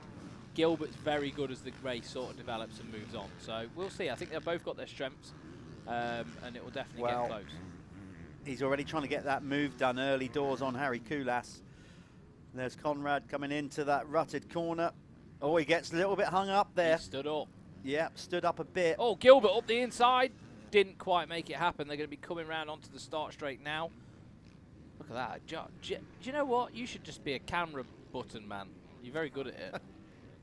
Well, it's kind of new technology that we're working with this new live stream. We've got me and Callum are dangerously, they've given us the capability of choosing the cameras, which actually I'm not that comfortable with. I don't want that responsibility, but anyway, we don't always choose it. It's just if we see something nice, we can press a button and say, look, there you go. So we're not directing it entirely. I don't want you to give a start, you know, giving us grief, by the way, because we are not the directors. We just, but we get the opportunity to occasionally just dive in there if we see something cool on camera. But Conrad's looking really good though on these opening laps. He's put the gas down, hasn't he? He's built that gap up. It looks like Gilbert has found his way through as well. So the 2 Crendon fast track Honda guys, 1 and 2 at the minute. By the looks of it, Harry Koulas is being pushed back to 3rd. Yep, there we are. I think Gilbert is through. So it's going to be a drag race now till the end of this one, I think. I don't think Gilbert's going to want to yield. He really wants to put the fight to his teammate Conrad Muse. Yeah, just because they're teammates, this is an individual sport, isn't it? You're fighting for yourself. Exactly that. And as we said, there's bragging rights. There's also the small matter of fact that Conrad Muse has won both races at the opening round. Obviously, way too early, first motor of round 2. 6-round series, perfect season. Yeah. He won't be thinking that yet, but you know, at the same time, don't for a second think that he hasn't pulled it. No, he's got GP experience, hasn't he? But I mean, like, you can say Gilbert's got some experience. He hasn't got the same Grand Prix experience, but Gilbert spent a bit of time last year in America doing all that stuff, done some AMA races. So, you know, he has got some credible experience as well to go toe-to-toe with Conrad Mewes. Well, you can see on screen there, the top 10, they are all 450 riders, so they are the Liat MX1 riders in the mix there. That's the top 10. I don't need to run that. You can see it on screen. So let's go down to the MX2 category and tell you who's leading that. It's currently the Chambers Racing Team's Glenn McCormick is leading the way ahead of Jamie Wainwright, number 40. Carlton Husband on the Phoenix Tools Kawasaki, Even Strokes Kawasaki for third. Then it's Sam Nunn on the Cab Screens Crescent Yamaha for fourth. Joe Brooks, who was quickest in qualifying, the young rookie rider, he's currently in fifth on the GRT Impact KTM. Lewis Hall, wildcarding on that Meredith Fantic. Yeah, two-stroke. I saw it on his Instagram and stuff. He looks pretty good on it, to be fair. He went Ashtown the other day, didn't he? Definitely looks like it suits him. Yeah, he loves the two-stroke, does Animal, his nickname, because he just basically, Animal just goes hard at it all the time. In seventh, Bailey Johnson, championship leader, down in eighth. Not so good for him on the Verdi Shillo machine, KTM. And then it's Callum Mitchell, who's also second in the championship, number 32 on the Lexa machine. He is down in ninth. Josh Taylor currently in 10th. So there you go. That's the top 10 in MX2. It actually looks like Conrad's pulling away quite drastically right now. It's like, see what that gap is. I mean, Yeah, well, next time around we'll be able to check it out. But he's dropped the hammer, that's for sure. He has indeed, as he goes down that far back section. Furthest point, nice little still. Oh, just clipping the top. I guess that must be getting pretty rutty on the face of that down behind there. We can't see it from our angle, of when course. you see these guys make little mistakes like that, See how the bike, there's some reason. Yeah, how that bike was twitching around in those ruts coming up to it. And of course, we're at that stage now as well, where the track is starting to bake a little bit. So when they stick water on it, unless we get out there and start ripping it, which, you know, with a busy schedule, you know, and the amount of riders we've got, it's going to be difficult to do that. So when they put water down on it, those shiny spots become literally like greasy like ice. That's why it's important. You'll see, like, well, I don't know whether you see it on the broadcast, but in between all the races, I've actually got one of these fancy bowsers that blast water from the side, don't they? So here we've got sort of runoff lanes for the machinery to drive around the track, and they can blow water onto the track from the sides. Like traditionally, old school bowsers, they blow out the back, don't they? So you'd have to actually put the digger onto the racetrack. So they've got the right machinery to be able to do it. It's just a case of managing the track. Looks actually like the gap wasn't as big. Gilbert seems to have pulled a little bit back now, which is interesting. Maybe it was just a visual perspective, though. Well, the rear end of that Crendon fast track Honda, also a True 7 as well, Honda racing machine, was dancing around a little bit out of that first corner. But those shocks are going to be But look, by the this end is of the thing, right, with motocross. Like, to get the perfect setup is very rare. You know, you sometimes you're gonna have to compensate a little bit on some of the bumps, and it won't always handle as great as you'd like it. Yeah. And that's what motocross is. Bikes dance around and. Well, it looks like he's got quite a reactive bike. You know, like, so it depends on the rider as well, like what you want. Like his bike, you can see when it hits a bump, it doesn't hang around to get the shot back up to its top, to the top of its stroke. So some people prefer a bike that sits lower on the rear and into the bumps. I mean, he looks really comfortable because he is. I was just going to make reference to like Jet Lawrence, of course. You know, that's like. That's as good as a Honda as you're going to get. That's a factory HRC machine. Yeah. And as good as Jet is, and you still see him going around on a lap and that thing still dances and kicks around. That's you know, just what they do. That's part of motocross, going fast over rough ground. It's just physics. That bike is going to bounce around somewhere. You're never going to have it. They're on the edge of what's capable from the tyres, the suspension. Yeah, you're never going to have it go pointing in the right direction that you want it all the time, and that's what makes the sport so beautiful. Yeah, it is. Thing is, sometimes like when you're going as quick as these guys, you have to sacrifice comfort as well. Like, you know, like a bike that we'd enjoy to ride, they would find probably dangerous. You know what I mean? Because it's not reacting quick enough for what they need. And we'd ride their bike and think, what the hell is this? I mean, you've ridden factory bikes, and I bet you think they feel like garbage when you get on them. Yeah, for sure. I rode Jeffrey Hurlin's bike a couple of times. I bet it was horrific. Down the years, different years, and for me it was just like, oh my god, like how does he go? How does he go fast on this? Yeah. That's the difference. Yeah. He's going way faster than me, so that bike works different. Yeah, basically that's it. So bike setup is obviously key. Loving that off-camber turn, the way the ruts are formed around there. But back with the race leader, Conrad Muse, he's just popped over the finish line. The gap is opening up. There he goes. Again, see that thing dancing around. 5 or 6 seconds now. Yeah, he's really opened the gap up. Let's see what the gap is. We're still waiting for the timing to catch up. You can see he's really pushing. You know, like, what's it saying on there? What's the gap? Still waiting for that to refresh the gap between them. I know the gap's 5 seconds to Harry Kulas, so just I'm not going to tamper with that too much, but timing just needs to catch up on our timing monitor here. But Muse looking good. Going back to the MX2 category, let's see what's going on there. Jamie Wainwright now finds himself in the lead. If we can pick up on rider number 40, that would be amazing. We're going to try and get our director to get out to the comms there, to the TV crew out there, the cameraman, if we can pick up Jamie Wainwright as the leading MX2 rider. Yeah, he's on an orange bike, KTM. So once we find Jamie, hopefully we'll give him some airtime. That's a proper ding-dong battle going on there between Sam Nunn, we just saw going down there, down past the mechanics area. We can't quite pick that back up, but let's go back to the start. Look at the speeds that they come down this straight. That's some of the back end riders. Look at this, coming straight at the camera. Who's that? Couldn't quite work out that, but you get a real sense of speed. The top speed in qualifying was just shy of 60 miles an hour. It's a fast circuit, we did say that. Yeah. So we're looking for Jamie Wainwright, rider number 40 out there. He is leading the MX2 category, ahead of Glenn McCormick. Joe Brooks now up to 3rd in that battle in the MX2. Carlton Husband is in 4th, rider number 6. Then we briefly saw that drag race between Sam Nunn on the cab screens, Crescent Yamaha, against Charlie Heyman on the True 7 Honda Academy machine. There's Liam Knight. Liam's quite a way down the field. I think he might have been, yeah, he is. He must have made a mistake. He is basically the last runner in the MX1 category. Look how he's having to work the bike and his body through those rollers. Every time he hits that bump, that's going straight through your body. So he's riding for the Gabriel Solutions KTM team. And it's just a sapping sport. And in this heat and this kind of track, there was Conrad sliding his way round.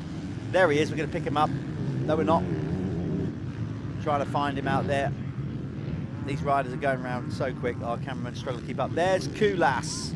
He is currently in 3rd on that cab screens Crescent Yamaha. Last year's champion. Yep. A year before's champion. Another dynamite start. Yeah, I mean, he's won this multiple times. I think it's a few times. I think it's 3 times, isn't it? So he's but he's going to have his work cut out this year, I think. The Honda boys are looking good at this stage. There's Conrad just going out of view, and off the top of that, hopefully we'll stick with it. There's Tom Murphy just realising that he is already being lapped, so he's already looking over his shoulder, waiting for the rest of them. Here's the battle further down the field then, as they cross the finish line. There was Sam Nunn. There we are, there's Jamie Wainwright. There's Wainwright, there we go. That is your MX2 race leader on that KTM. Of course, he was with the Revo team last year. Didn't kind of really work out for the guys there, both parties. But, you know, all amicable, nothing bad. It happens. You know, sometimes I think Jamie was so comfortable riding the KTM as well. If we're all honest with each other, and I don't think he gelled with everything quite as he had imagined. And you know, that's just life, isn't it? That's how it works sometimes. So he should have Glenn McCormick behind him. Yeah, Glenn is directly, in fact, I'd say that gap is probably pretty close at the minute. It looks like McCormick might be closing in a little bit as we're trying to keep him. There he is. We're going to keep with him, hopefully. Your race MX2 race winner, sorry, leader currently. There we go. We get to see round the back of that corner now. Change the camera angle slightly as they pop back in over that step up. Obviously, you can see the heavy machinery in the background there to work the circuit. There's some serious machinery around this place. Millions of pounds worth of diggers, tractors. Well, the soil and the dig in which they excavate all the soil out of the ground here. Who's that gone down? Is that Tony Craig? 3 million quid a pop. Hang on a minute. Yeah, you heard me right. Yeah. What? Explain. The diggers to get the dirt out of the ground here at the quarry, and that's helped build this track. Effectively helped build this mountain. Yeah. Yeah, they're just a cool 3 million quid each. Wow. Yeah, there's a fair few of them down there. So we've had some pretty heavy machinery available to us to build this circuit. But of course, this circuit built by the whole thing by Alfie, by the way. Alfie and Justin have been up here back and forth down the last year or so. They haven't done it in one hit. They kind of came here towards the tail end of last year, got the base built, kind of got all that done, kind of bashed it into shape, and then once the bad weather stopped recently, they come back out and then topped it. Yeah, because we should have been here a bit earlier. Yeah, we should have been, yeah. That's one of those things, you can't control the weather, but what a nice weekend for it. And there's seriously a lot of people here watching. You can see them littered around the banks everywhere. You can see in that shot there, look at all the people watching there. I think it's not facts. I think it's the most tickets that we've ever sold. I believe so, yeah. To come and watch an MX National. There's that was Ivor Monticelli going through there, I think it was. Anyway, there's Grimshaw all over the back of Mira. So Tom Grimshaw, they are currently racing for that 5th position. A good ride from Jason Mira. Doesn't come as a surprise to me because, again, we've got this kind of loose terrain, hard-packed terrain, very similar to surfaces in Ireland, other than Desert Martin. They've got a lot of tracks over there that have kind of got that granite base, you know? Ground granite. It's like riverbed granite, isn't it, almost? Wainwright just went off the track a bit there. There is McCormick trying to chase him in. We're back with the race lead. No, that's second place, Josh Gilbert. Unless we've lost the race leader, who's now got the gap is, according to my laps, and what I'm looking at here, is just 1.18 seconds. I think it's more than that. I don't know why. I don't think Speed Hive has caught up with it all. Yeah, it's he's setting a pretty impressive lap time, Conrad. Well, it's certainly not 1.8 seconds. Now it's suddenly refreshed it. We're up to 12-second lead for Conrad Muse. He is absolutely ripping. Over a second a lap. On the best lap, faster than Josh Gilbert's best lap. So he is, I mean, again, for a lot of us in British motocross, no surprise that Dave Thorpe DT made a move for Conrad Muse. Yeah. I think Conrad was a little bit sort of disillusioned with where he was at with Grand Prix motocross. I don't think he's over keen on travelling and all those kind of things. So when an opportunity came along to concentrate on British motocross in MX1 and earn a proper living as well, and earn a living with a team that is just, let's be honest, not far down the road from where he lives. Yeah, it all seems to work well, doesn't it? I think like it was sort of the right place, right time sort of deal, wasn't it? Yeah, and on top of that, we all kind of knew that Tommy was coming towards the end of his career anyway, which was a genuine case. Yeah, and Dave's got to plan for the the future, and it seemed clearly it's working out. It was the right time to go for Conrad. Conrad put pen to paper, and in this championship, clearly he's making it work. Did also he do a British 2-year deal, or was it? Don't know the ins and outs of it, I'm but sure, I don't know. But I think he seems pretty comfortable where he is. You always see when you go round there, everyone seems to be happy, smiling, don't they? There's not. Everything's going on, and they've also got their development team as well, haven't they? True 7 Academy team, Academy team with Charlie Heyman and Callum Green. Talk about those two. Whereabouts are they in the race? Let's have a little look. So Heyman is up to 16th. Yeah, Charlie Heyman and Callum Green. Wow, Conrad just. Callum Green's in 11th. So Callum Green having a good ride on the True 7. Conrad is looking good, feeling good. I mean, he just launched the Dragon's back. I mean, did he? Oh yeah, he quadded out. Yeah, that's big. That is big. And where they're landing on the top of it, you know, that little pocket where they can get on the gas, it's really quite small.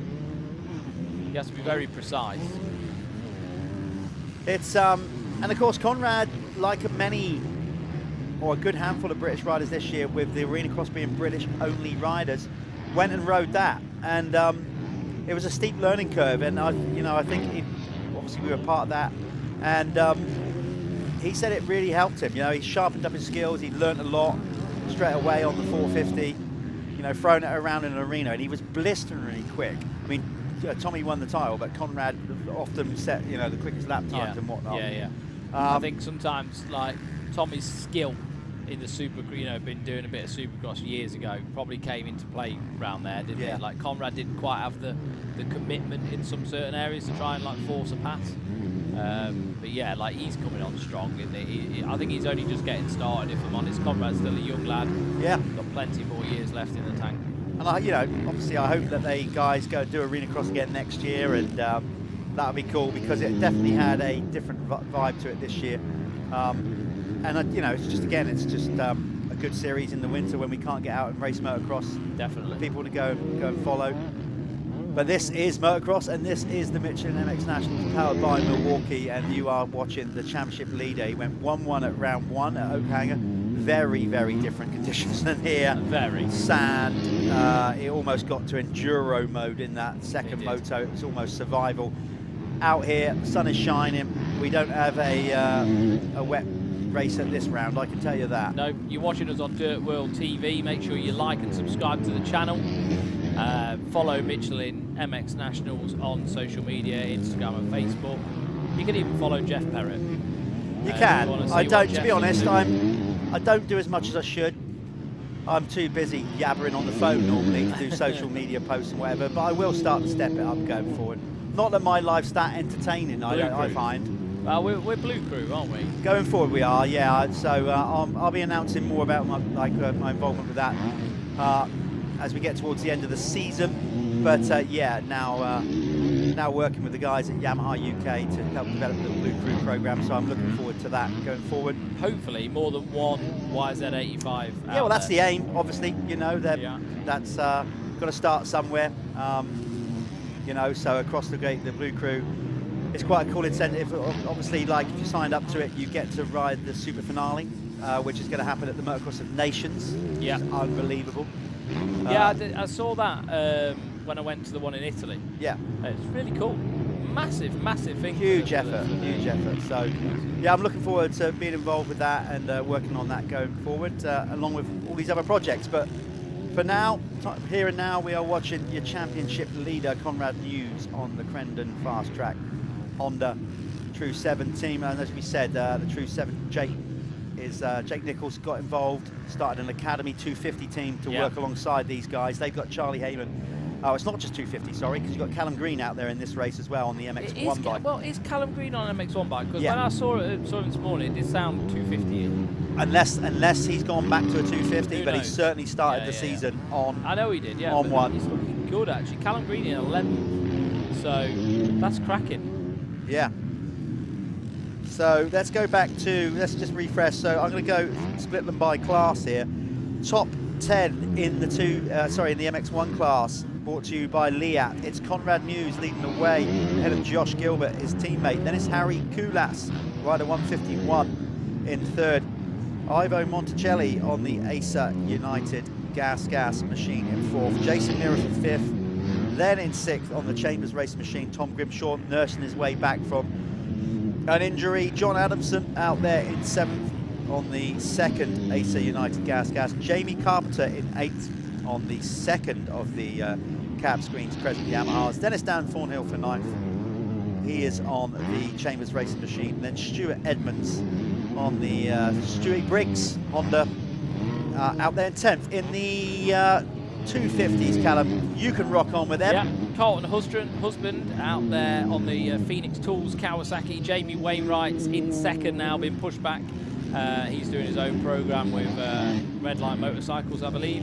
Glenn McCormick there. Is he a Chambers guy? Glenn yes. McCormick, yeah, he's in third.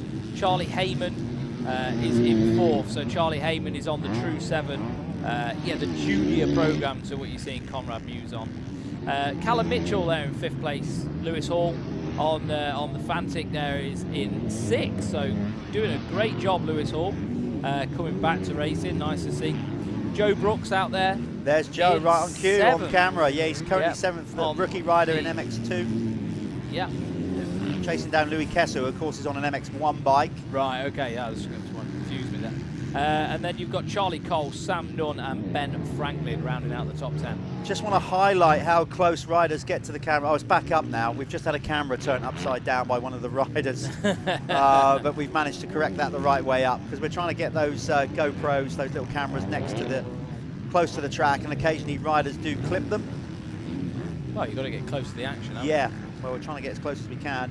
That was Gilbert going through the shot there, but there we go, Kulas coming through, and there is, that is that marker that went through. Yeah, top we're looking 3. at Ivo Monticelli. So Ivo injured himself at the first round in Oakhanger, I'm sure he did. So Ivo injured himself, so he's come back to racing. So he's not going to be where he wants to be right now, is he? He's in a warm-up mode. He's in a mission to sort of get himself back into shape.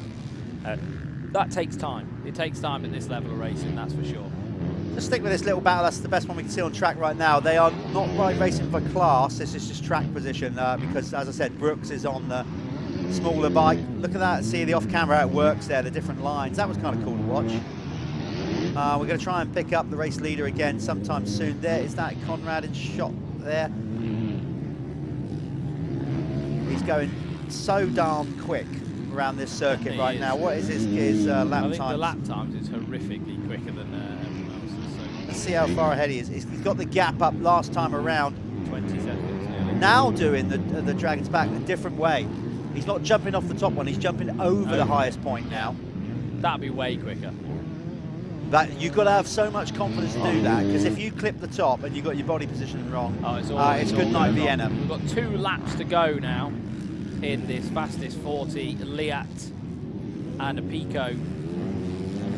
Blue flags are waving, that signifies slower traffic.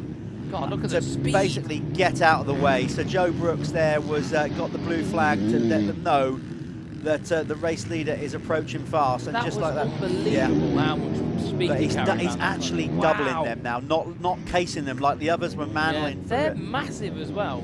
He is absolutely ripping. I just would love to see Conrad get a run on GP racing and get some confidence I wish in he it. could ride like this in the GP. He'd be in the top 5. He could be. It's just, yeah. But having said that, like we said, you know, it's hard to make a living in Grand Prix motors, top end, sharp end. And yeah, Conrad probably makes more money just doing domestic racing. I don't know if he does or he doesn't, but you know, he doesn't have does. to do all the travelling. He can be at home. He can get into a nice routine. Yeah. I think he's clearly happy with where he's at in his career. Doesn't he? Yeah, for sure. And let's be honest, this is still top tier motocross racing. You know what I mean? He could go anywhere in the world and be well up there. You know, so Conrad Muse, he's made a brilliant career out of this. It's very difficult to do.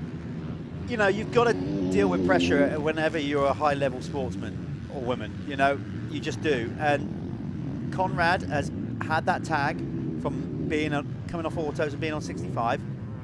It was being branded around then as our next world champion, our next big star. He's had to live with that. It's not always easy. Then he went and won an 85 junior world title, which probably even like amplified it further. You know, beating the likes of Jay Sexton. Yeah, he was racing in that one. You know, and a few others. But a lot of these Lawrence kids that get the high. Hunter Lawrence was in the same race.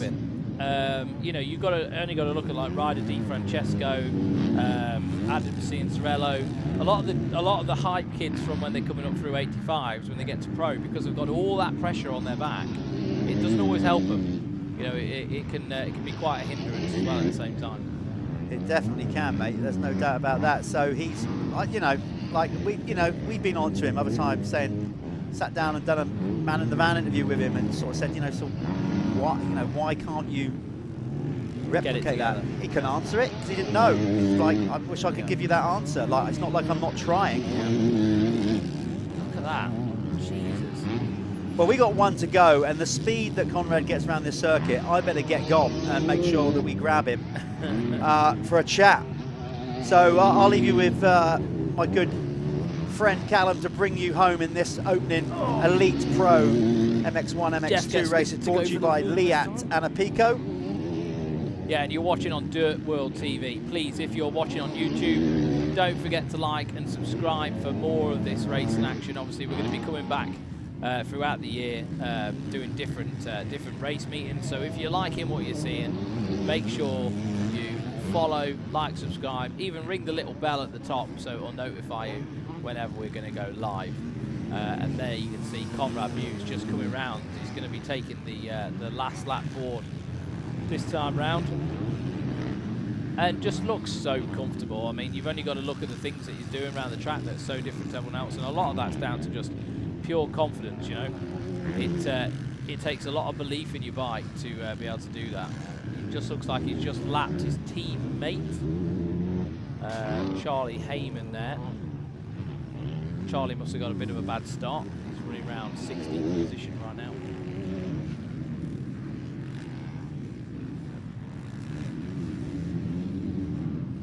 There we are, Conrad Muse, absolute masterclass. And he did the same in qualifying as well, so he's got the fastest qualifying. He's gone, and hopefully he's going to tick off the first race win. I mean, he's going on to having a perfect day.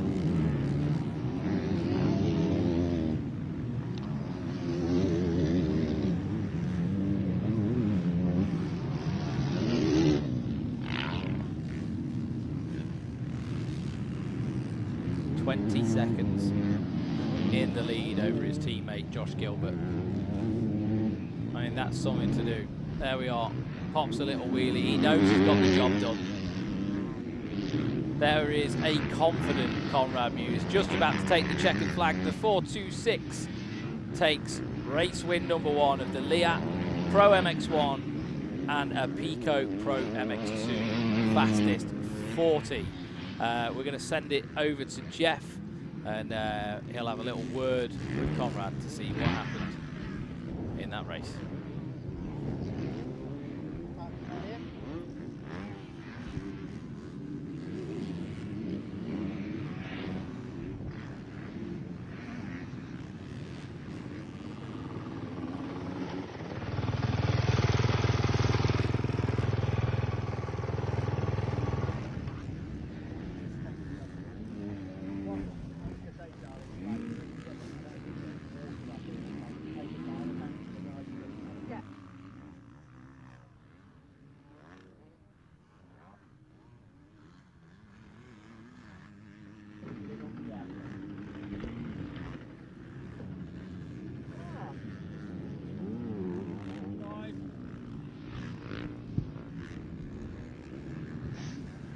Okay, we're here with Moto 1 winner, another victory for Conrad Muse on the Crendon Fast Track Honda Racing Machine.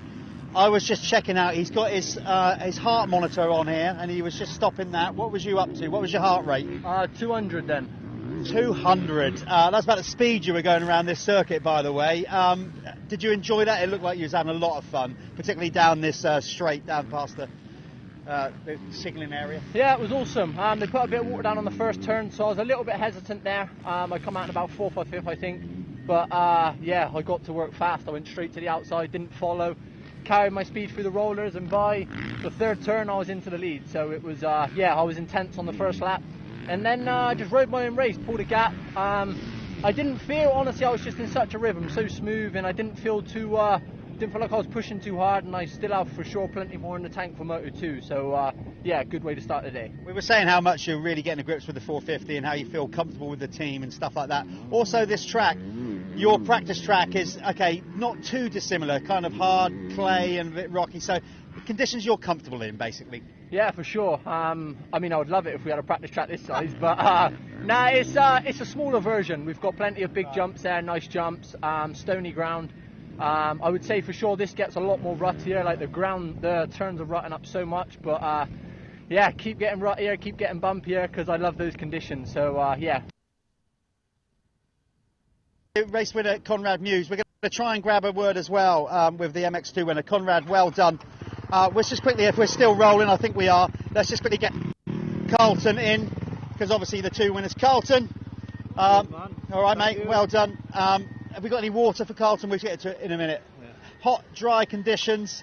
Do you get tracks like this up north where you're from? No, not really. The closest we have to our 2 local tracks, Schoolhouse and Ironworks, are pretty similar, but it's a bit more extreme. The ruts are deeper, bumps are bigger, and yeah, it's a lot harder. It's, you know, it's the same for everyone. It's a brand new track. Nobody's got an advantage here, so it's a new track in progress. It's brutal already. Yeah. So is it one that you enjoyed, and do you think going forward, you know, when it settles more and they develop the track, that it's just going to keep getting better and better? Yeah.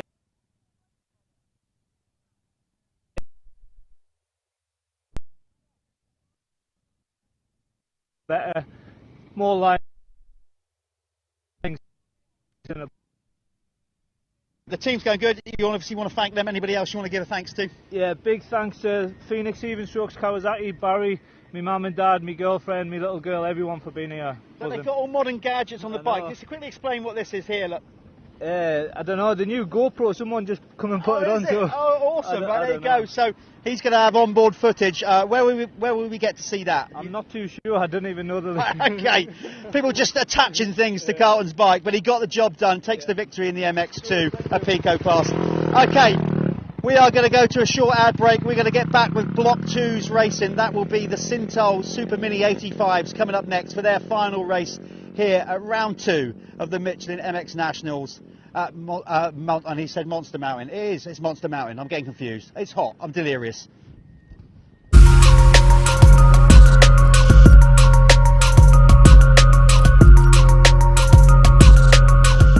Introducing the Fly Racing F16 riding gear in black, gray, and high vis.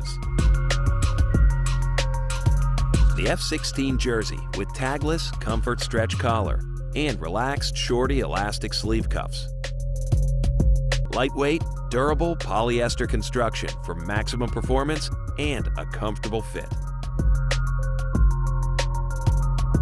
Our F16 pant features a mesh comfort liner to keep you cool and comfortable. Multi-directional stretch ribbing for flexibility and low-profile stretch leg cuffs. Soft Flex protective rubber details creates vents for airflow. The ergonomically pre-shaped knee accommodates most guards. Ratchet enclosure and waist belt allow for adjustability. The F16 riding gear from Fly Racing.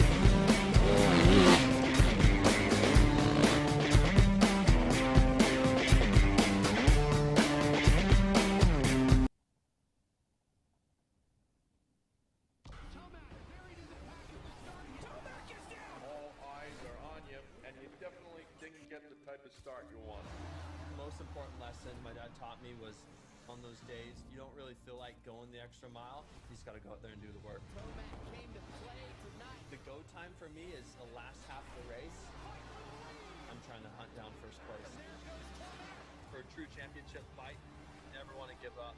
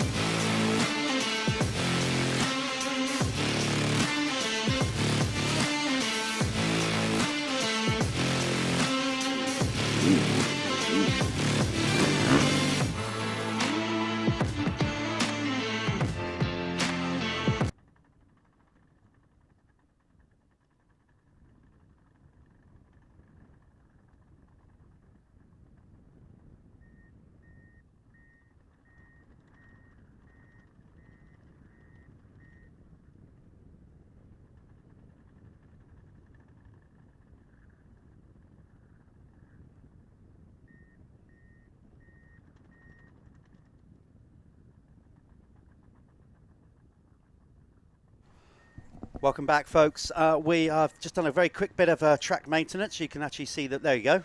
The guys, the Bowsers are out there doing their thing, getting as much water down as possible because it's actually getting hotter and hotter. There's a shining example as it sprays over the top of our camera. The amount of water that's going down. So, this is the Sintal Super Mini. Big wheel and small wheel 85 riders. Good to see Arthur Moore lining back up because on the last lap of that opening moto, he took a big old crash, whacked himself up a little bit, so it's good to see him lining back up, number 67 there with the white helmet. On the small wheel category, but he would have lost valuable points, unfortunately. Anyway, let's go back to the walking along the start line there. It's a little difficult to stay on 2 feet. Here we go then. Who is going to grab the whole shot? And also, we'll be back to the Planet Moto first lap leader. So let's see who's going to get that.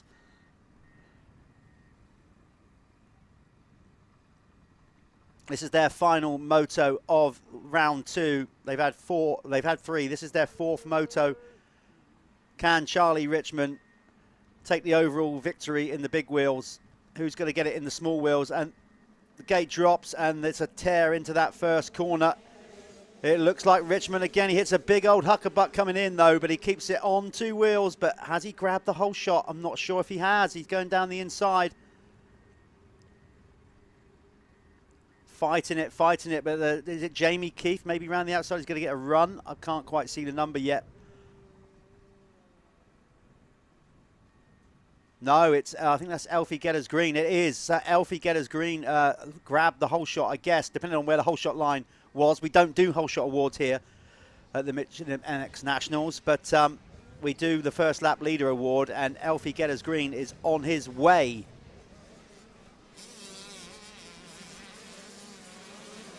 Look at this track now compared to how it was in the opening moto for these little 85cc riders. It is hard going when you've got little wheels and those ruts are deep, when you've had the big 450s chewing it out. They've put a lot of water down as well. Yeah, well, we saw it going directly over one of our trackside cameras. Yeah, a lot of water down. They've done a bit of track work on some areas. But, yeah, it's going to be... Josh Vale goes, powers round the outside. So Vale realises potentially this is going to be tight for the overall here because you had Charlie Richmond going basically 3-2-1. You've had Jamie Keith with a couple of good results and Josh Vale. So a lot is going to hinge on this last moto, I think, for the overall. Doesn't Josh Vale look like a man? Yes. Like I said, he's ready. He's got his legs are looking thick, aren't they? You know, he's definitely filled out a lot. He is ready for a 1-2-5, but he opted to stay down to try and win this championship. He's obviously making a good fist of it right now because he leads the way and the championship at this point, I think. So looking good. Is that Jamie Keith there? Normally he's in that MX gear. You see them sliding around a little bit. They've been putting a lot of water. This face has been reworked. God, I was just looking at the diggers out on track there. That's why I was in a bit late. Like, these guys are fixing the track to the point the kids, you know, like they were coming around on this roll. It was amazing. Like, and then all the machines sort of in tandem just come off the circuit. It was great. Yeah, we're going to try and reposition a couple of cameras. We've got some fixed ones. The guys are out there moving them around. So just bear with us while we do that to try and give you a different angle from some of the racing that you've seen already today. The little static cameras, we can just kind of peg them up wherever we want, anywhere on the track. So the guys are out there moving them around as they come back across the start line. Your Planet Moto first lap leader is Josh Vale. There he is on screen. 5 points go to him in his quest to be that guy that gets that Spanish motocross holiday at the end of the season.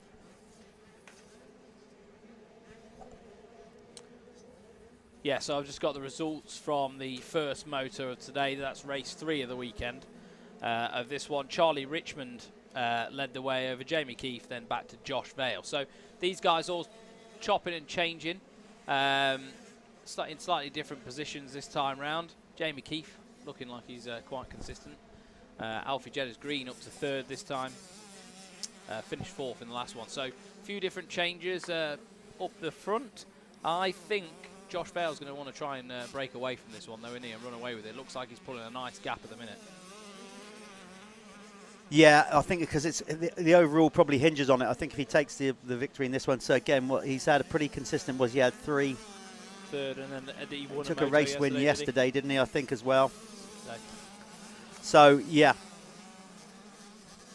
Jamie Keith currently second. Elfie Getters Green is in third in the moto. Then it's Lewis Spratt, as you can see on the screen there. Yeah, so he won the first moto yesterday, Josh Vale did, and then he was second to Jamie Keith in the second moto. So it's probably between those two guys, isn't it, Jamie Keith and Josh Vale? Well, Richmond's had like 3-2-1. He's been very consistent, so yeah. He hasn't made such a good start in this one, though. I'm trying to find him. He's outside the top 10. In fact, he is down in 17th on the opening lap. So that would arguably rule out the overall. He could even like throw away a third, because Alfie Geddard's Greens had quite a good weekend with a 4th, and we had another 4th. Yeah, so. But then he didn't. Yeah, he didn't have quite the race 2 yesterday. He was down. So yeah, it's going to be tight. It is going to be tight. I'm just trying to work out who the lead in. I'm trying to separate the classes here, but unfortunately, oh, here we go. They finally done it. Speed Hive. Joel Winstanley Dawson, rider 236, is currently leading the small wheel category further down the field. We will try to get some eyes on him later in the race. Ollie Waters is currently in second. Then you've got Ollie Truman for third, number 51. Lucas Lee for fourth. Charlie Ward in the small wheels is fifth, number 107. Then it's Archie Butterfield, 311. Arthur Moore, like I said, after ringing his bell pretty hard in that previous moto, in 7th. Then it's Chad Prince. Bit of a racing pedigree there. Yeah, just a little bit. He's still quite young, though, isn't he? Yeah, Chad? he's very young, but Chad is the son of Neil Prince, former British champion and GP rider, and of course team manager for Cass Honda back in the day, and now team manager for SC Sports Homes, Husqvarna. So Chad is out there, and Arguably Dad is has watching. One of the coolest bikes. Who in has? his garage as well. Oh, Neil. He's got a full R&D factory RM250. The thing Lovely. is, I think it's Yoshisuita's. It's Oh, yeah, very, very would be. special piece of kit. And just to give everybody a name check, Tyler Cooper is the final place rider in the small wheels. There you go. That's what's going on with that.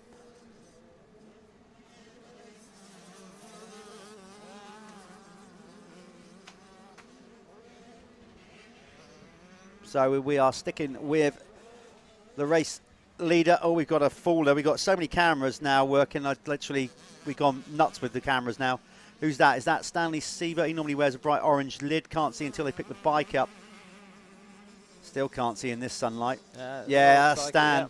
That's unfortunately Stan Sievert going down right in front of our He was camera. in 24th anyway, so he's going to be all Up and running way though. back now. Just a little topple over, basically. Easy done though when you have these sort of ruts and you're coming in with a lot of speed, especially if they've fixed other parts of the track. You know, you might be coming in carrying a bit more speed than what you were doing, and you know, you can just stand it up in a corner, tips over. It's one of those things. But Josh Vale is making this look very easy right now. Well, motocross isn't. When you said there, like, you know, it's easily done. Yeah, on any track. Yeah, yeah. On one as technical as this, it's a tough old race sport. Tracks are different as well. Like tracks like this is arguably what we'd say like a Grand Prix style track, as in how it's sized and stuff. We're probably not that used to racing on things like this in the UK. There's nothing really of this size. I mean, apart from Matley Basin, and there's a few. We're definitely, this is a unique new venue for us in the UK. You heard Carlton Husband say it, actually. It's just like, man, like, it's a big old unit. It's a big old track to get round. And do you know what? Just as a big shout out to the track crew and team, the difference from yesterday to today in track conditions is night and day. Like, I think they learn very quick. It was like that, and they've gone, right, okay, let's go to the drawing boards, let's do this slightly differently. And from just an observer looking in, it looks like the racing's been a lot better, you know. So yeah, hats off to them guys. You know, they're obviously learning it and learning the track, learning the dirt, and they're making it work. Josh Vale looks like he's enjoying this one. He's keeping a check as he goes down that start straight. You know, for riders of these caliber to go in a straight line, yes, there's rocks out there, you know, and you know, lumps of dirt and whatever, but they're so confident at national level to just look across in a straight line or even look behind them. Shouldn't really do it, but of course, coming back up the start straight, you can just look across to the finish line. And obviously a big track like this enables you to do that. There's a lot of switchbacks, so you don't necessarily always have to look behind you. No. You can look across Yeah, he's safer just managing option. his race, isn't he? I mean, what has he got now? What sort of lead? It looks 5 seconds, 5-6 seconds. So he's in a comfortable spot. He just needs to learn to manage that situation now, doesn't he? And just pace himself. You can go overboard, can't you? And make it difficult for yourself. What's your take, Callum, as if in a race, if you were like leading a race or not leading a race, and looking around and checking it yourself, what's going on? I don't know. I was always okay with that. I had a lot of people say, like, you should stop, let's focus forward and whatever. But my dad, I'll be honest with you, my dad used to go insane if I did that. I haven't done a lot of winning for a long time. Not since sort of AMCA seniors times. A long time ago. But yeah, there's argument, there's for and against. I think as you become more of an advanced rider, it's okay to do it. And I think when you maybe first starting to get your feet wet in winning, maybe you don't need to do that. Maybe it is probably better to just focus on just racing forward, because you probably haven't got the experience to manage that race. And looking behind you and seeing them coming just might add to the pressure, make you tighten up. And if you're comfortable, I don't think there's an issue in it. No, I'd agree. I think the better you get, you're so acutely aware of where you are on the track, what's going on. There is Joel Winstanley. We finally pinned him down. If we can stick with that rider on screen currently, he is the leading small wheel rider, rider 236. In a bright zebra. As he heads over towards the lagoon over there, where we've got all the track building equipment. Looks like he's wearing a kit that matches my shirt. Your shirt is lively. Nice little view. I don't think we've had much today of this nice tabletop, basically right behind our TV truck. As I can hear outside that bike. There he is, the race leader. Absolutely. I could hear that from inside our TV truck here. He had that thing absolutely lit. Going up the start straight, getting everything he can out of it. There is, I just missed him, Ollie Waters. We're just trying to catch him. He was second in the small wheel class, so he was last lap around at least.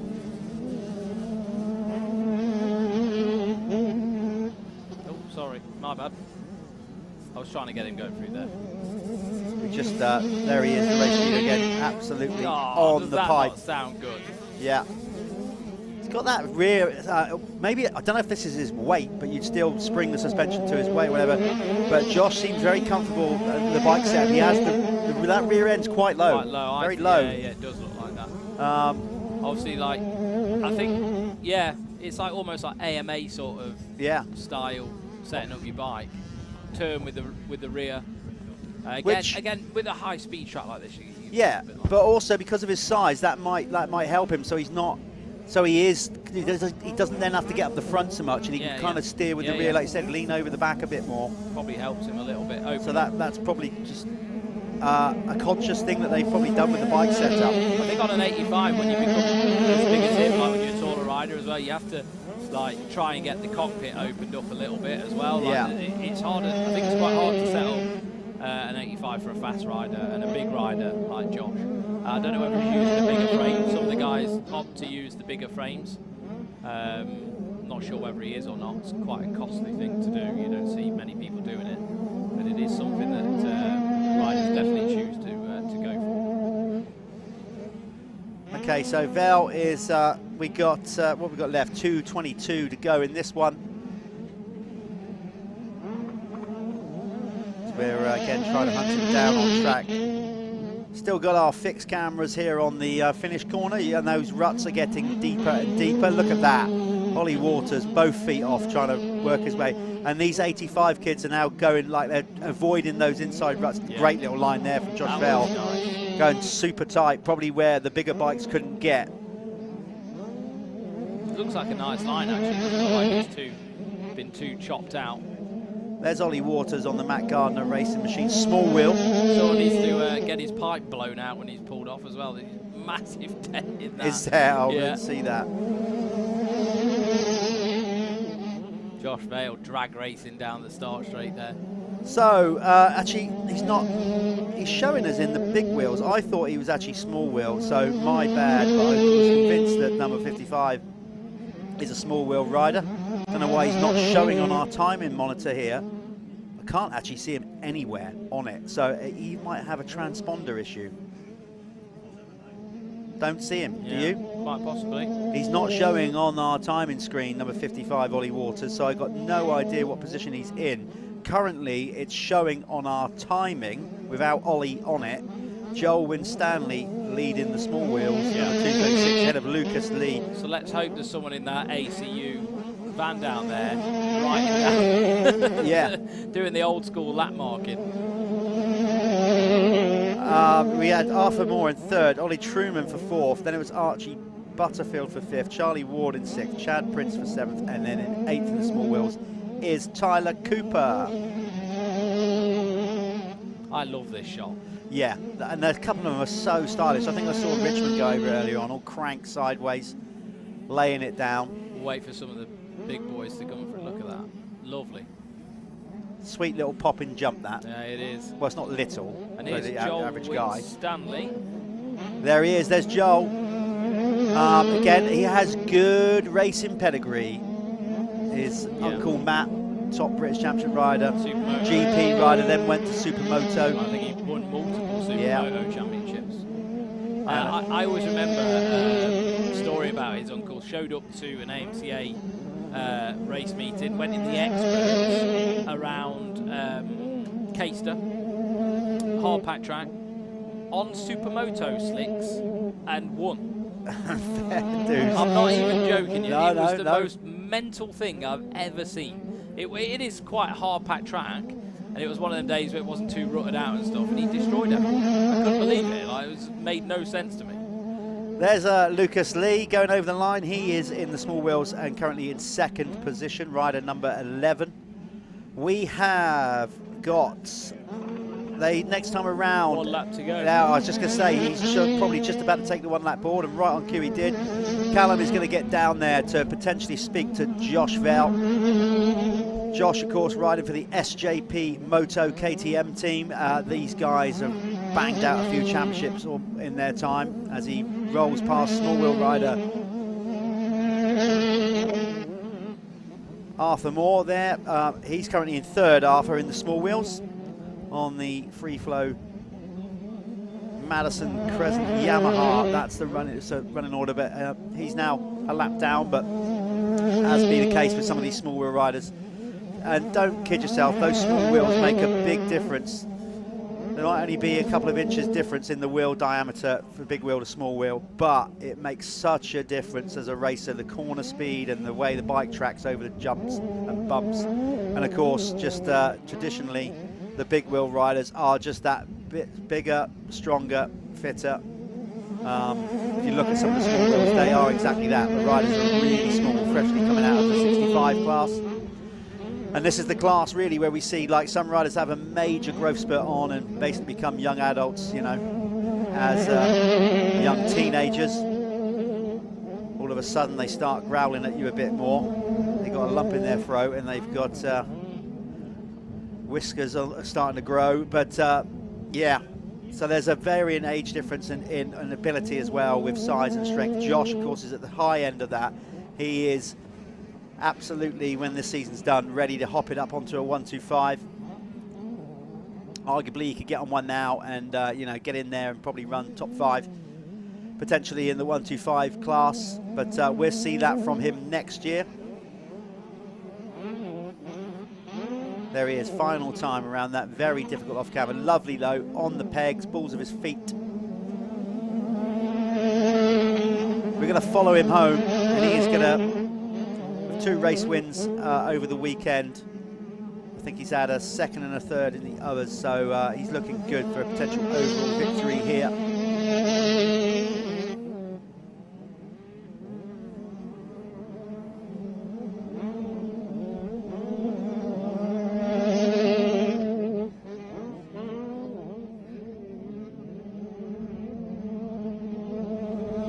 There it is then, Josh Vell. He takes the checkered flag. 2 wins out of the weekend. That should be good enough for the overall. We're going to find out as he goes go and speak to Callum anytime soon. We're going to go to a very quick commercial, and then we'll be back with Callum talking to Josh Vell.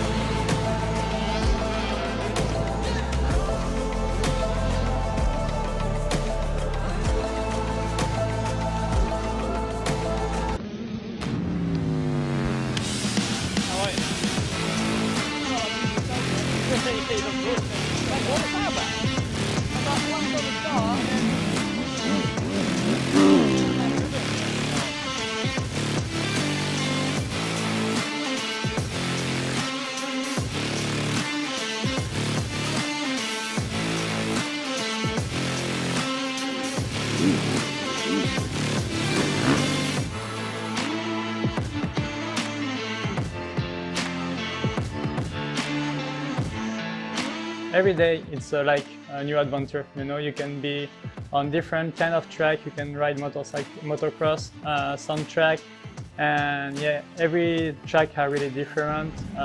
The way of riding your bike, the technical, everything, and it's really what I like when I ride.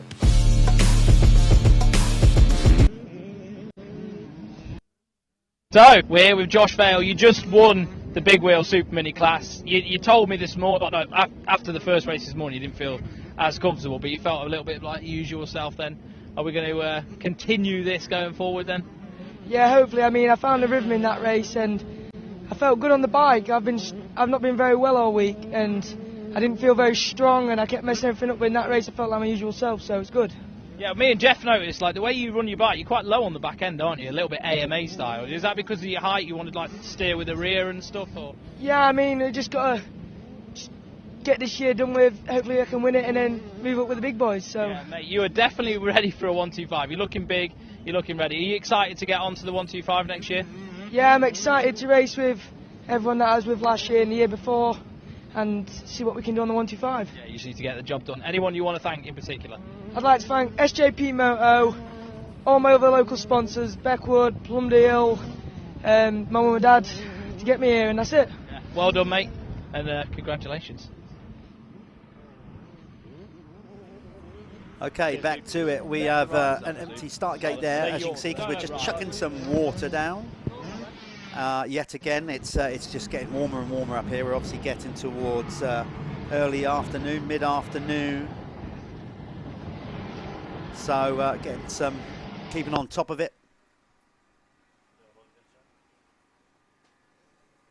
And we're going to get the Fly Futures class out here soon. We still got some riders coming in off the track, actually, which is why we were just a little bit delayed in loading up the next start. We got, maybe looks like we got a bit of track maintenance going on, so that could be a small delay. In the meantime then, we'll just very quickly go to another advert or two, just while they're doing some track maintenance, and we will be back shortly with the Fly Futures.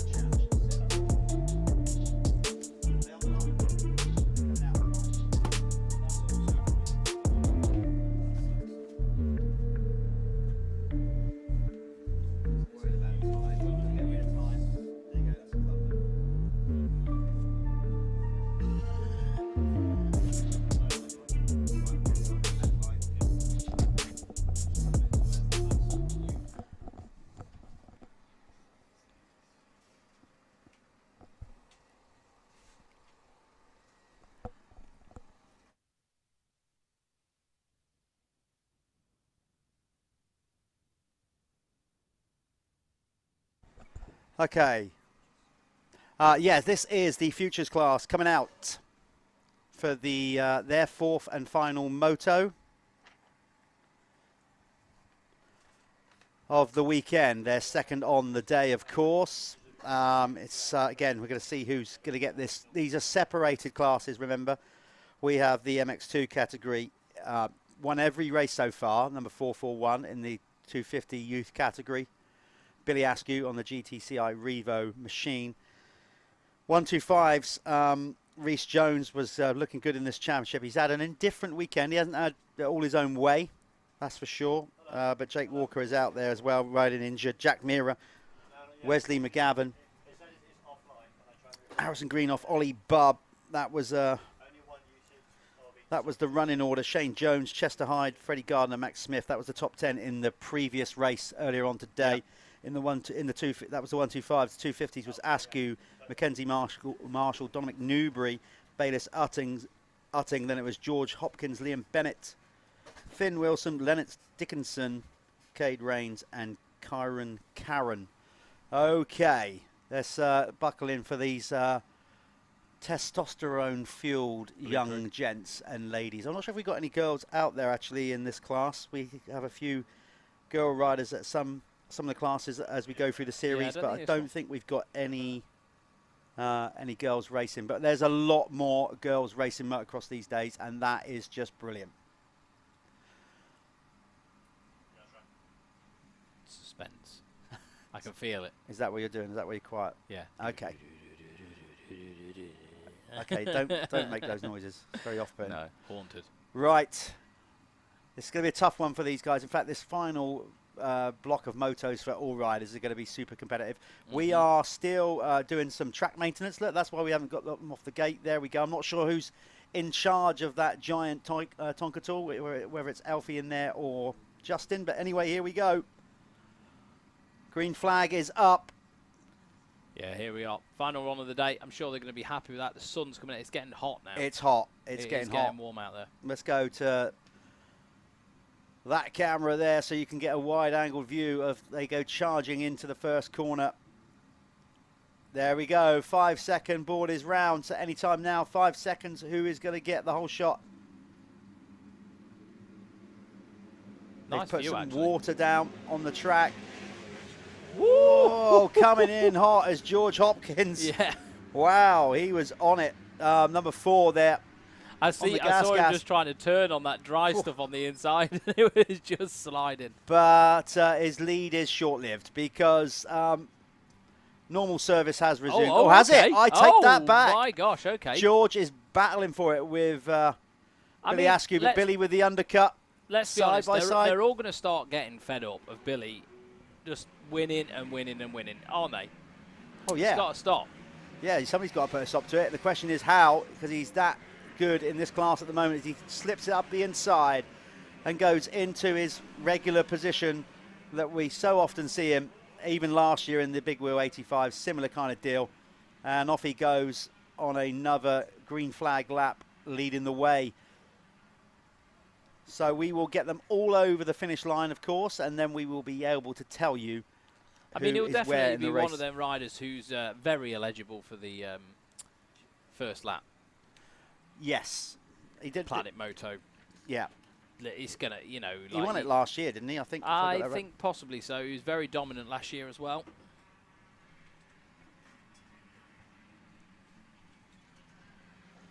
So he is, yeah, a good bet for a good amount of TV time is Billy Askew. Yeah, I don't know. Like, there's no one. It annoys me that there's no other youth rider sort of stepping up to that level. But is it just the fact that is it luck? Is it just the time when he's come into it? Is it you know? It's none of that. You make your own luck. He's talented. He works hard. He's got a good team around him. You put all those contributing factors together, and you've got a great shot at being out front, winning championships, winning races. So. No, it's not. I wouldn't say it's luck at all. I mean, the kid is clearly talented. Oh, without a doubt. I just wish he was out there in EMX. Well, I think hopefully that will come. Yeah. I'd love to think that we will see him out there doing some of those rounds. I don't know. Has he done any European stuff on 85s and things like that? Not that I recall. Not many. Didn't really, which is unusual. Which is unusual for someone to develop like he has done without going international. Which says that it's possible. Okay, so. There he comes, slingshotting his way back onto the start straight. That line's lovely, isn't it? But it's one of them, like, it's not a line you're going to take if you're defending. And here comes the rest of the chasing field. A lot of them now favouring the outside because they've watered heavily down through the middle. Somebody taking a punt down the inside. Varying lines, though, it just goes to show, you see, that's It's good track design, it's wide enough. And it's going to change where you go through the next corner and the next corner and the next corner, even to like the end of the rollers. You know, like what you do here changes all of that. You know, it is very well designed and very well thought of. Okay, I don't know what's we got.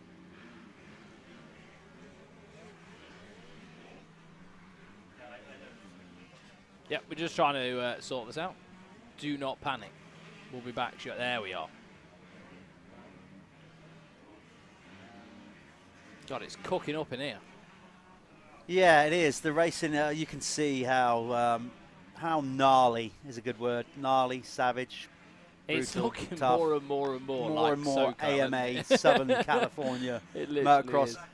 But it's not. It's South Wales. Yeah. I didn't think I'd sort of right be saying that we'd be racing in South Wales and it looking like a Californian motocross track, but, you know, right outside sport never ceases to surprise me and amaze me, the stuff that happens in our sport. I love the, like when you're driving into this facility, all the signs and everything. You see that big digger they've got parked up as well with Monster Mountain on it. It's just so cool. They really have thought of different things, and you can see that it's still a baby. It's still very much in its infancy, but I think they have been trying to build this place for about a year. The one good thing about it, we've got never going to get any sound noise issues because there's absolutely nothing here. There's nothing around at all, but we are so high up. If the wind did carry it, they might hear it in Swansea. Yeah, yeah. The only people who are going to moan about it is God, I think. In this side. And he's a motocross fan, or she. I mean, you know, I don't want to get caught into that today. What is it? Yeah. Yeah. Wasn't really getting sick then, Jeff. Yeah, well, I think what you're seeing on screen, because our cameras have just gone down a little bit here in our commentary booth, so I'm hoping that you are seeing Billy Askew rip up the start straight. There you go.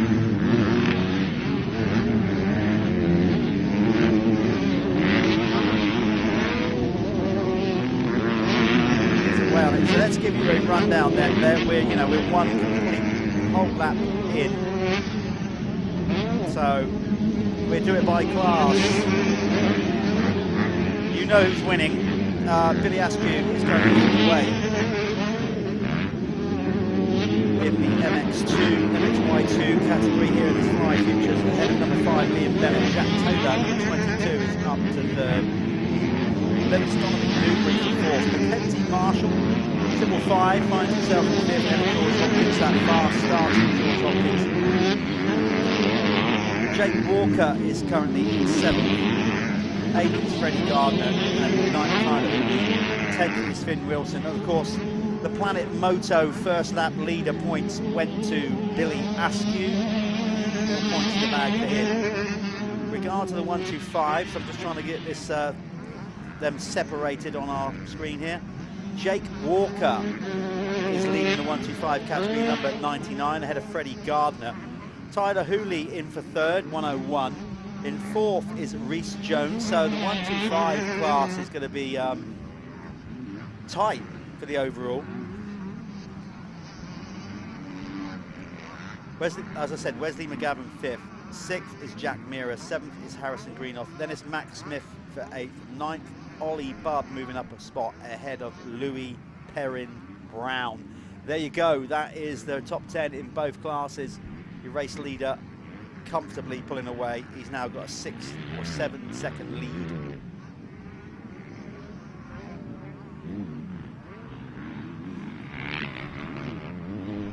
I'm back. He's back in the room. So we're going to move some cameras about while we're out there and just because we're trying to give you variation here. Also, you're not seeing the same camera angles all day. We've got some little small roaming ones. They're currently little like GoPro things? Yeah, they're currently offline, where we sort of try to get them repositioned in a different spot. out on track for you guys.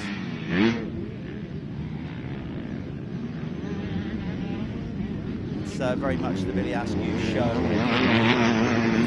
Fly Futures MX1 category. His technique is so good. He's such a young rider. Because he hasn't been on a big bike for very long. No, not at all. But he's always good with throttle control, balance and line choice. So what he's doing is he doesn't override the 250. A lot of kids coming off of an 85 or a 125 will absolutely rev the bangers off of it, popping valves left, right and centre. You don't have to ride a 250 four-stroke like that. You can, obviously. You know, and they do. That's not where they make power. Not always, no. Or lower down in the RPM than what you would on it. You know, for those that don't know, obviously a four-stroke has more torque, more low RPM, more traction, easy to use power. And his sweet spot really is kind of in the mid-range, you know, and whatever, and that is where Billy tends to ride it most of the time. He did say after the first, when I spoke to him, he said he just had to be really, because some areas, like some part of this track is so grippy, like when you walk out here, just walk on the track, really grippy, really tacky, but there's some areas like on the jump faces where it's pretty slick. So he was saying that he just had to be really careful with his throttle control and just make sure that, like these guys, it's not just getting on the bike and riding it. They're trying to stop the back wheel from losing traction, obviously, because if you're losing traction from your back wheel, you're not driving forward, and that's got to be a big factor, you know.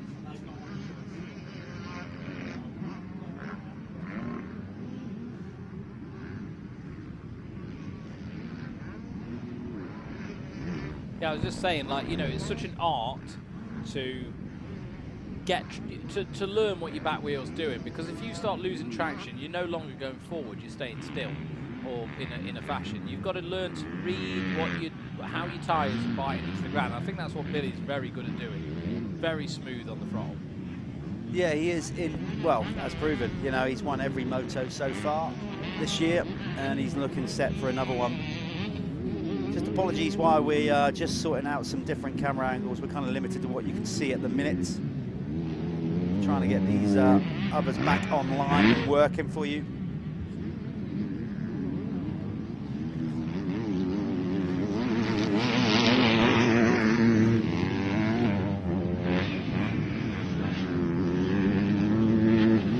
So things are definitely hotting up here. It's definitely getting faster. The track's drying. Okay, what I mean by that is it's probably getting slower in the corners, but down the straights, the guys are probably like it's probably as hard back as it's been in the day. Well, you can see that speed that somebody's coming straight down the camera barrel there. And the guys are chucking water on it so often as well. It's such a hot day outside. Yeah. Like, I can feel it cooking up in here as well. Me and Jeff basically sat in an oven. Computers running, sun's being down on it. Maximum. I still got to go for the sympathy vote, because I would still, I think just about being here. Big shout out to all our marshals and track crew. They are out there all day, non-stop. We don't have a lunch break at the Michelin MX Nationals. Action starts at 9 o'clock on a Sunday, and it relentlessly goes through until the last pro moto. Yeah, 3, 4 o'clock in the evening. So massive kudos to our marshals, our medical team, our incredible track team out there doing their best to lay on top quality motocross in the UK. So thank you everybody involved in the Michelin MX Nationals, and of course, as I said, all our incredible sponsors that make such a difference. Michelin in particular, they were with us from the get-go. I don't know if they had that much confidence, if they knew where it was going. Maybe they knew something we didn't. But they have backed this series to the hilt from the start. I think the early conversations between the guys were sort of the beginning of 2013. First championship year was 2014. Well, let's be honest, without Michelin, we wouldn't be doing this right now. We wouldn't be putting out a live stream. So we definitely would not. No. Massive thank you to those guys. So massive shout out to them, to the guys at Milwaukee as well, stepping up as like sort of second tier or joint title sponsors, as it were. And then we've got just an array of top brands in the sport getting behind us. Liat, sponsoring the Pro MX1 class, Pico Pro MX2. We've got RFX, Moto Verde, Work Sports Insurance, Spiral Graphics, Cintal Lubricants, Fly Racing, Bell, DP. We got Locks for Vans, A-Plan Insurance, 7. I mean, what a brand that is to have involved.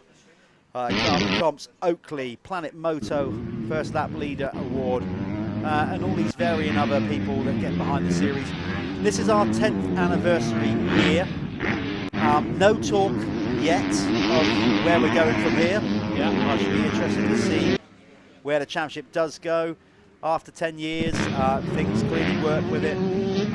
Is it time to maybe like freshen things up with some different classes? I'm just throwing this out there. I don't know. Do you have to fix something that's not really broken? I don't know. It's definitely not broken in ways like the riders seem to choose us as like the top tier amateur championship. I mean, I know what you mean, but I think it's because we're just watching the same thing over and over again. You know what I mean? Like that's what, you know, that's same as anything, isn't it? But development's always good, and we've got some great guys behind the scenes. I'm sure with Jeff's big old logo, great.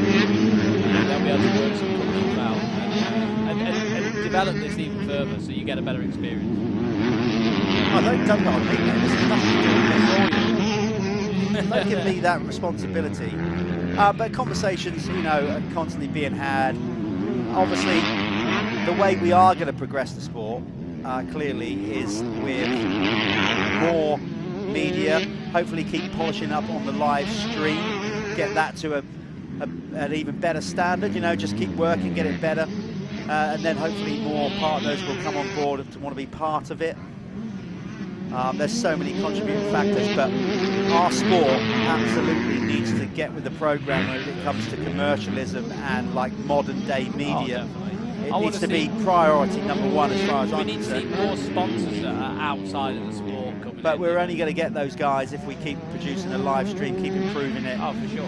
Make the riders heroes, follow their story, document what they're doing in the week away from racing, all those kind of things. So, yep, that's what we need to do, and hopefully... Yeah, so let's talk about that. Make sure you follow all these guys on their Instagrams and Facebooks. Billy Askew, you know, like he's got quite a big following, does a lot of YouTube stuff with Tommy Searle. So yeah, make sure you are getting behind these guys. It's a good point, and let's make them superstars, because that's what they deserve. They're putting their life on the line to entertain us all at the minute. So. Yeah, and it's an action-packed sport, but there's more to the story than what you just see when the guys are racing. You know, they are athletes. You know, if you want to get to the top of this game, you have to be a professional athlete. You won't get there if you're not. And it's a sacrifice. I mean, if you've been watching the news recently in the UK, Adam Peaty has been featuring a lot recently. You know, our Olympic champion swimmer, world champion, we were just saying about the strains and stresses of life at the top. The sacrifices you have to make, and then you have to continue to make to stay there. It's tough, you know. It's like it's what these guys want to do, of course. You know, like nobody's making them do it, but to earn a crust, to earn a living in this sport, you have to be wholeheartedly 100% dedicated. It's not, and that's what a lot of us, like we've said it before, Callum. You know, like. If you're into the sport, does drive you a little bit potty, a bit loopy, that the general conception of the sport is maybe like bad guys riding bikes and girls and hoodlums causing mayhem everywhere. It's not. It's a professional sport. It is. And these guys, like, the thing as well, with these guys, they're not earning huge amounts of money, because unfortunately it's one of those sports that doesn't pay huge amounts of money, and they're literally sacrificing. Look, we know they're doing it out of choice. They're not in a prison. They're choosing to sacrifice their teens, their 20s, you know, all the way until their 30s before that. A lot of them don't even drink. You know, they're in the gym from the age of 13, working on how to be better, and like that. It's just amazing, isn't it? Same for like the Olympic guys. They're not earning crazy money. They're just doing it because they absolutely love it. Yeah, sacrifices do have to be made.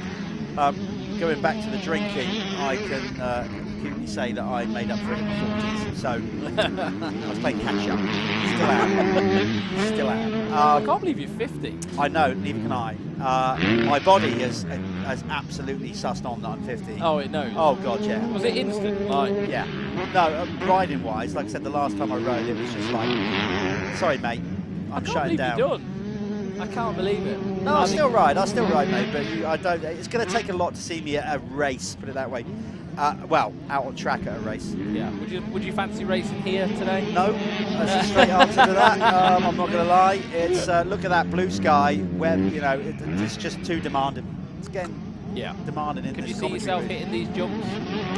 Yes, I could, but stiff. in my own time. And that's the difference. Yeah, I wouldn't want to do it in a race environment. If I was here on a practice day, I'd imagine I'd have a lot of fun. Yeah. I'd have a lot of fun, but not. And that's not to be sniffed at. Riding a motocross bike and an off-road motorcycle. Listen, we're biased, we know we are, but it's a utopia moment for me. It's one of only a few moments in life where I ride and I do what I do, and I can't really tell you what I'm thinking about. It's one of the only times where I just go into like not dying. Well, you're thinking so hard about the riding and the racing or whatever you're doing that you haven't got room in your head for anything else. No. So you do absolutely switch off from everyday woes. I need to do that, but sometimes when I've got a lot going on in my head and I'm busy and I'm stressed, I won't go riding because I'm like, I don't know, I can't fit that mental strain into my mind. Sometimes I feel like I need to do that just to switch my mind off, but it's a tough old game, isn't it? It's a tough old game. You've probably been there as well when you're so stressed and you're like, do you know what, going riding is just not going to help anything. Well, we've said it, and we've said it many times before. It is one of the most demanding sports in the world that you're ever going to do. Yeah, that's not me and Callum bigging it up. If you're watching this and you're like, you guys are talking nonsense, Google doesn't lie, does it? No. Apparently. No. The internet doesn't lie. The heart, it's an adrenaline sport. Same as like fighting in MMA or something like that. You've got someone trying to beat you up. With this, you've got a bike that's trying to kill you. So it's the same thing. It's an adrenaline sport, so that means the heart rates are incredibly high. Well, I'm not sure if you were listening when I asked Conrad then what his heart rate was up to in that. 200. Yeah, there we are. There It's crazy. And they've got to sustain that for 20 minutes, 25 minutes. That's where it's difficult, and it's different to MMA, boxing and stuff like that, because they're in a ring for a short amount of time, then they get a break. Yeah, they're absolutely on the edge of what they're physically capable to do. Motocross is a bit similar, as in the heart rates, but it's for a lot longer period of time. So it is one of them. I think it's up there with MMA, boxing and stuff as some of the hardest sports in the world. I think it may actually be the hardest. I can't remember. I think last time I googled it. Yeah, possibly right. Yeah, it's definitely difficult. Right. Well, let's that's kind of sold the sport how tough it is. So get into it if you really want to challenge yourself. Anyway, going back to this checkered flag, we better go and grab him. It's my turn. Sure, I'm going to get down there and get Billy.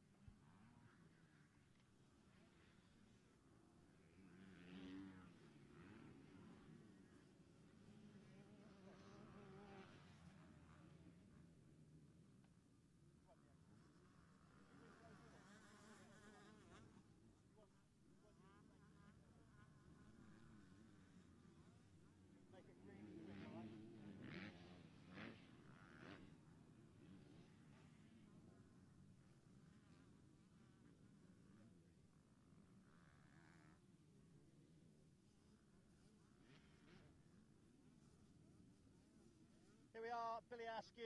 Looks like he hasn't even been out for a ride. Hardly any dust and dirt on his face. Another clean sweep weekend. I've got a feeling I'm going to be speaking a lot to you this year. How was that final moto?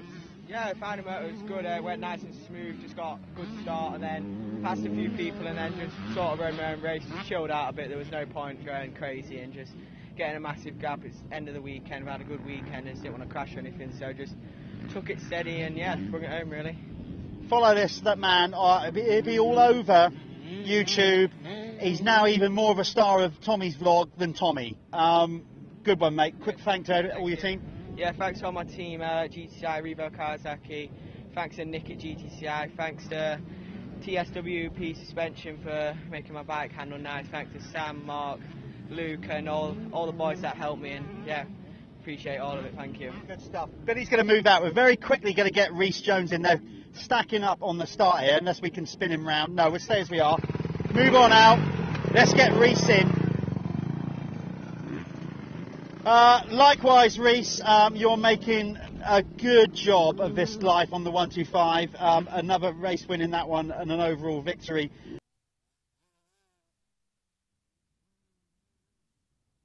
You must be pleased. I just need to get better with my technique on the starts and try to get out front that and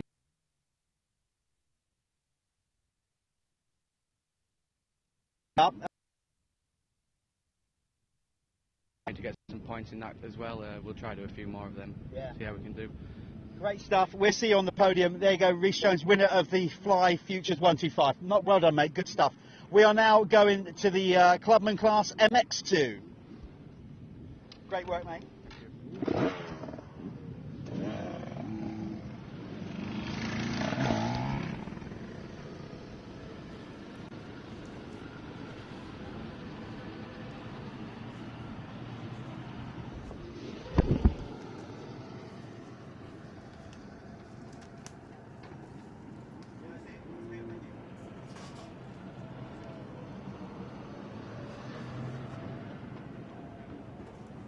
So this is a Spiral Graphics Clubman MX2. This is going to be the final race of the weekend. Sam Ongley taking the win in the first moto. Coming through actually as well. Really, really did a hard charge through to the front. So let's see who's going to get the start this time round. It looks like Ongley again on that Fantic 252 stroke. Is someone going to come up the inside? See what's going to happen coming back through the rollers. Looks like Sam Ongley. Yeah. So there we are. There is the 723 of Sam Ongley on that lovely Fantic machine. Looks like George Boyce with a good start as well. So the number 10, George Boyce, is up there. He's been putting in the work recently as well. I've been following him on his Instagram. He's definitely been training hard to try and get better.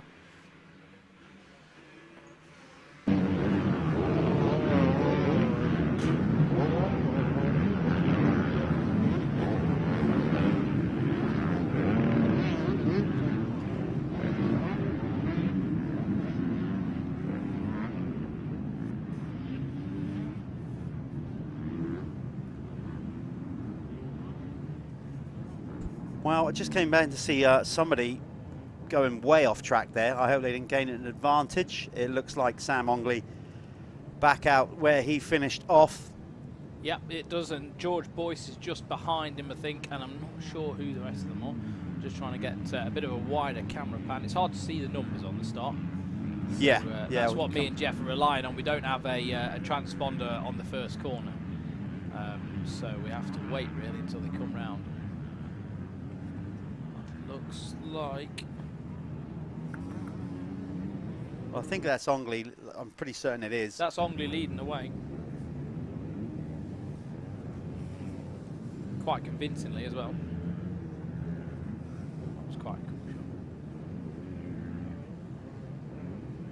So Ongley had to fight his way to the front in Moto 1 today. Obviously that was the third moto of the weekend. This time round though, good start. Made it a lot easier for himself. I think, was that 31? Charlie West? I think it might have been Charlie West in there. Who's that gone down? Down. 99, is it? 90.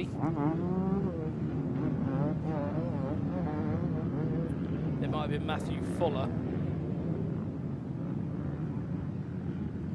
Okay, they're going to come back over.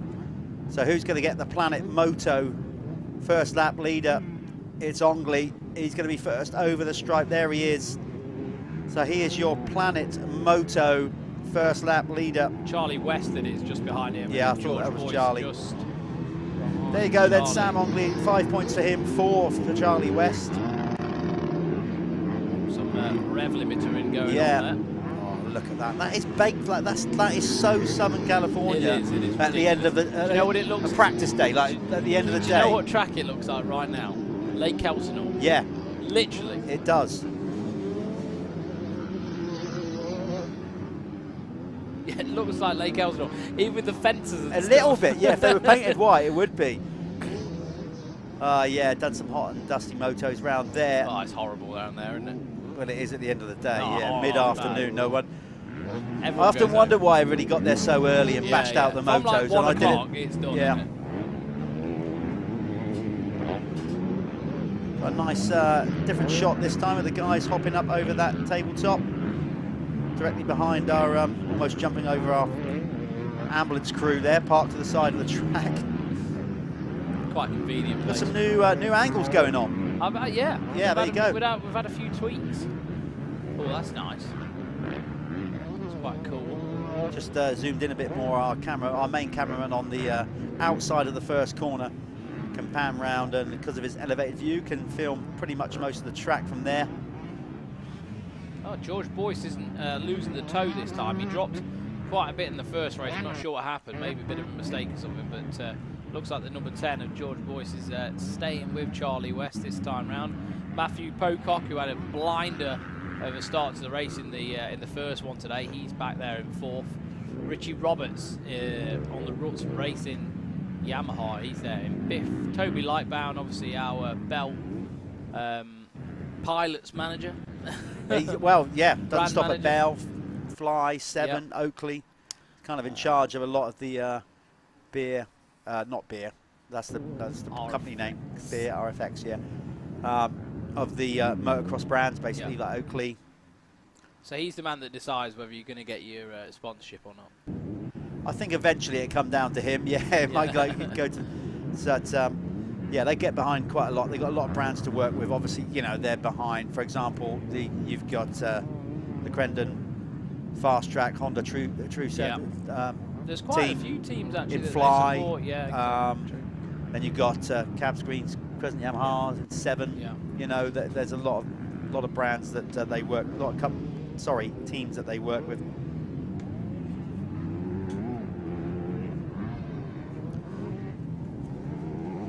Well, it is, from a temperature standpoint, it is definitely starting to get warmer here in South Wales. Mid-afternoon sun is beating down. We're just coming into 3 o'clock, so... well, I'm wafting myself, but I'm wafting myself with warm air. That's not going to work, is it? It's just warm. Yeah. All these little things. As we said, we are getting back to live streaming with DirtWorld-TV after a little hiatus. We had some issues at round 1 at Oakhanger beyond our control. That's not, that is legit. We were working very close, obviously, on Army land, and we had a real issue there with an Army radar jammer that was really playing havoc with putting out our signal. We're not going to argue with the British military. I think it was the American. Was it? The American. I'm not going to argue with either of them anyway, because we were, you know. So Oakhanger was a tough one for us, but we are going to keep making this thing better and better. Certainly, as we get to Oxford, we'll have an opportunity to do more pre-recorded interviews, stuff like that. Obviously, Oxford is a track we know well. It was such a fun track to ride. I rode Oxford last night. Do you know what? I might even do the Saturday again because it was so enjoyable. I'm going to start a page, Let's Swanee Race. I think we should start that hashtag, Let's Swanee Race. I think I'm better than I was going. I think you are. I think you've improved. A lot. Your fashion sense not necessarily has, but your riding ability has. So I think we should see out there, hashtag Let's Swanee Race. It's happening. Like, subscribe, comment. All of the above. No, I think we need that, because then you can come into the booth on Sunday and just say, you know, you can give us all the lowdown on... I can, yeah. I need to get the old 125 screaming around there, don't I? Maybe you and I need to get back to doing the track preview as well. Yeah, we can do. I could get you on one of my two strokes. Yeah. Anyway, that's where coming up. Anything like that, of course, Championship, mxnationals.co.uk. information on there. We are splattered all over social media. We have now our new social media queen, Charlie Neary, is now on board doing a lot of the social media to stay on top of what's going on in the championship throughout the year, and obviously on race weekends. So, are you riding a 2-stroke or a 250F at the minute? 250F I've got. YZ 250F. What's I'm going to wrong be with you? swapping that in. You're getting a Hopefully 2-stroke? at the end of the year I'm going to get myself a 125, mate. Mate, my 125 is the funnest bike I've ever ridden. There you go. I nearly had to that's the sell reason. it the other day, and no, I'm not gonna. I can't. I cannot let it leave my side. I love it so much. The full GYTR one. I've got the GYTR engine package, all that. It's just phenomenal. So good. I'm like 15 3/4 stone. You stick to the 125, and then maybe in the off season we'll have to have like one of those secret duels that nobody sees, like a face-off. I think you've got me, if I'm honest. Like a race behind closed doors that nobody ever sees, which was the greatest race ever. Maybe if I raced all season, so I've got a bit of fitness. If we Sorry, I just- can't believe what I've just said there. I'm basically saying that you and I having a race will probably be the best race ever seen. Definitely would. I can It'd be the categorically tell you worst it thing. will be probably the worst thing. Yeah, Jeff would you've ever smoke seen. me on the first few laps, and then I think I'd creep up on him just through being a bit younger. Yeah. When Jeff's arms fall off. Yeah, yeah. That's basically how it would go. Yeah, when it comes to the point where my fingers are welded to the handlebars. To be fair, I'm very fortunate I don't get arm pull. Well, I never used to get it, but I've certainly found out what it's like but since. don't normally, you know. Like, I normally just get everywhere ache and stop working instead of on. Okay, we're sticking with Sam Ongley here. We have 3:31 to go, so let's work that out. His lap times are around the 2:46 mark. By the time he crosses the line, there's going to be 2 laps to go. He's not going to get the 1 lap to go board this time around, but it will be after that. So when he crosses the finish line, there's going to be 2 to go. Down a bit, hasn't it? Yeah, it's going to be 2 to go when he crosses the finish line. He still currently leads this Spiral Graphics Clubman MX2 class. Rider 723 on the plate. Charlie West is still in second. Then it's George Boyce, number 10, for third. Fourth is Matthew Pocock. Fifth is currently 111 Richie Roberts ahead of Chris Corthorn. Wildcard in rider 22. Then it's Matt Tolley for 7th. 8th is Toby Lightbound, 771. Then we've got Jordan Ambler for 9th. 10th is Hayden Stevens. Let's do 11 to 15. It's Jake O'Gorman. Then it's Aaron Framingham. Jordan Meredith is 13th ahead of Max Flint. Max is Mr. Planet Moto. Yeah, he is indeed, yeah. Yeah, so he's out there. I bet it feels like home for him this weekend. It does like a bit like Spain. Jamie Collins is 15th. 16th is Alex Hamer. Bradley Johnston for 17th. 18th is Matthew Fuller. Then you got Elliot Cook for 19th. And 20th is Danny Townsend. So no 1 lap board. It's going to be next time around, definitely, because he's crossed the finish line with 2:07 to go. Lap times are 2:46. Well, he's got one. He's going to be 1 lap board next time around. Well, I've got the Jazzy shirt ready to go now.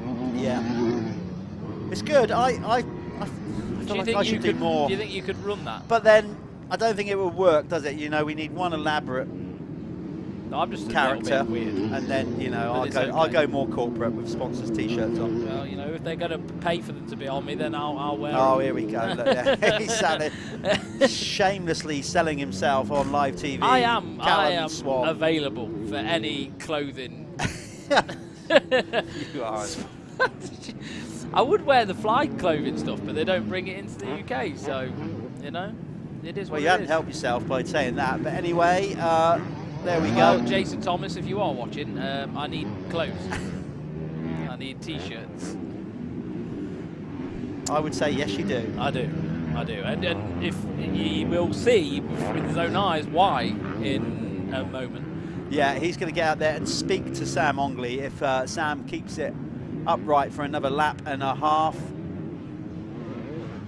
There he comes. You can see we have really been fighting it. This brand new, amazing venue up here, a lot exposed. Obviously, wind. You know, we're up high. The sun has been beating down since basically Thursday evening up here. The track is going to need time to settle. So you've got to bear that in mind. This I is think all the whole fresh track dirt. will sink. You know, gravity. Like, it will all sink. You know, and build back up, and she'll be good to go. You know, when the championship comes back, if it comes back here next year, the gravity would have done its bit. All that soil would have sunk down, it would have settled. I don't think we'd have so much loose dirt kicking around. No. It would be easy. And of course, the guys by then would have manipulated the track more. They would probably worked more wood chip into the dirt. Even today, from tomorrow, it's got better. Yeah. So that's just going to show you what was to come. Yeah, exactly. And with more time, it was the same with all the tracks. I met, like when we first went to Matterley, it was a similar deal. Oh God, remember that? You know, and yet down the years, they've worked sawdust and wood chippings and stuff into the soil. Yeah. You know, it takes time to evolve. Anything takes time to evolve, particularly, you know, a high-end motocross track. But let's be honest, it's getting absolutely ragged by over 300 competitors this weekend. Yeah. So, yeah, it's done. The track team have done an amazing job. Okay, we're going to have one lap to go for our race leader. There he goes. Out then, matey. Yeah, you get yourself out there. He's going to be coming round soon. So Callum's off to go and speak to potentially Sam Ongley. It could well be. He's right in the driving seat should anything happen. Charlie West is there in second. There's Ongley away on his final lap here in the Spiral Graphics Clubman MX2, the 250cc category. Coming up next is the Work Sports Insurance Clubman MX1 for their final moto of the day. Then we will go to the Moto Verde Amateur class for their final moto, then on to the RFX Experts, and then we finish the day's racing with another 25 minutes plus one lap moto for the Liat MX1 and a Pico MX2 Elite Pro riders. We'll wrap up the day's racing here at Monster Mountain, just marginally south east of Merthyr Tydfil.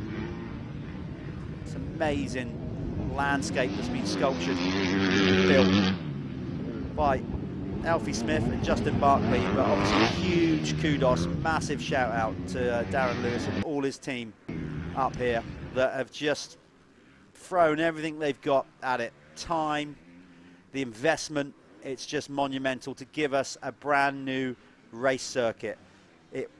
Just everything about it. I'm sure the infrastructure will improve, all those things, but just to get this track done in the period of time that we had, and with the weather up against us, when we are, either way you look at it, we've lost another couple of tracks recently off the tour, out of British motocross. So to have a new one crop up to this almost like GP AMA spec is just massive. So well done for everybody for the effort that's been put into this incredible Monster Mountain venue. And it would just be great for Welsh motocross in particular. It feels already like Welsh motocross now has a home. That they can place that they can call their own, so that's awesome. And we're just going to bring him across the line if we can find him on our screens. Callum will be down there to grab him anyway.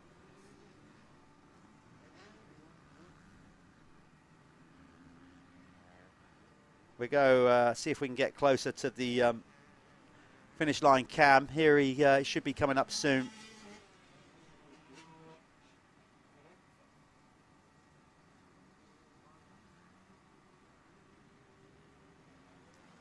There he goes, up the inside. We're not going to actually get him going over the finish line, but he goes over the line now. There he goes, takes the checkered flag.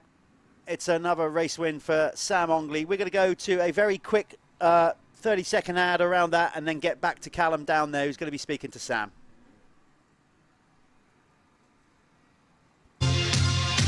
Beyond tires, Michelin has applied its high expertise in a product range for everyday use. No matter the weather.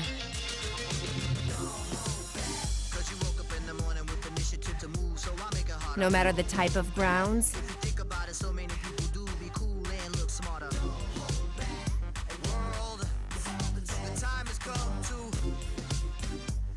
No matter your ambition.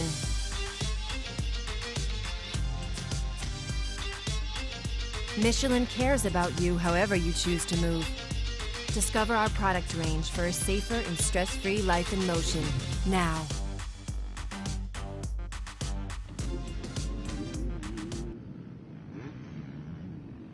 So, mate, nearly a perfect weekend. It's all gone to plan, hasn't it, really? So, for a part-timer, how are you feeling? You a bit tired now? I'm done. I need about 3 weeks off now. Well, looking jazzy, mate. CI Sport hooking you up. Yeah. Looking like these are, this is your little thing you got going on. Shout out to myself, eh? Yeah, shout out to himself. This is your team, right? Yeah. Anything you want to say about that? It's just not run to plan this year.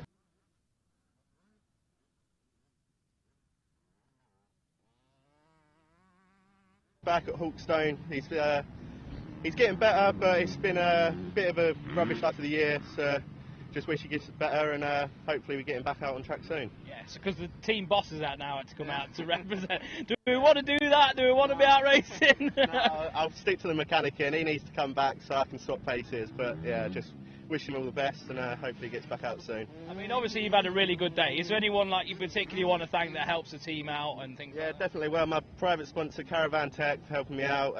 My mum, my dad, Gifford Distribution, CI Sport, Deck Pipes, just everyone else, massive thank you. Yeah, no worries. You're looking good anyway. The helmet sort of matches my Southern California vibe going on today. Or probably Meridian, but go with that. Well,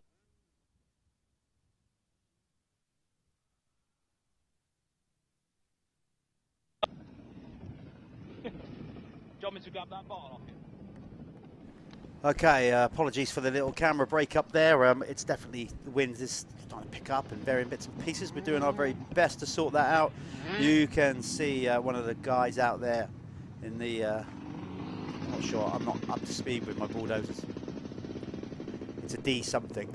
Anyway, they're out there taking those braking bumps off that have formed into that first corner.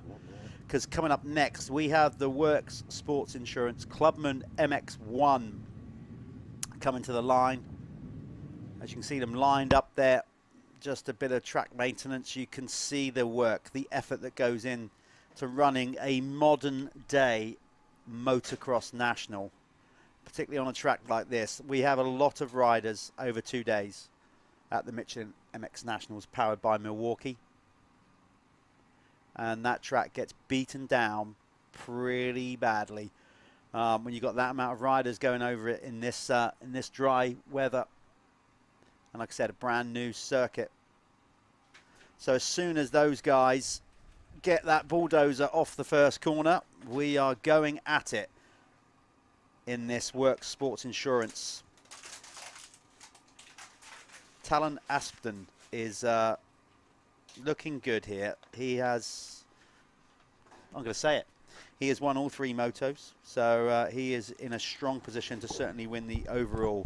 Can he get the job done and get the maximum clean sweep? It doesn't matter if he does, you know, if he gets to top 3. Yeah, no, 4, he could sort of chill out. Going to win the overall, isn't he? He can kind of chill out. But when you've got 3 on the board out of 4, you, I don't care who you are, you go to the line going, let's get this done. Well, the thing is, when you, it helps when you know you can win as well, doesn't it? Because you know, he'll be full of confidence right now.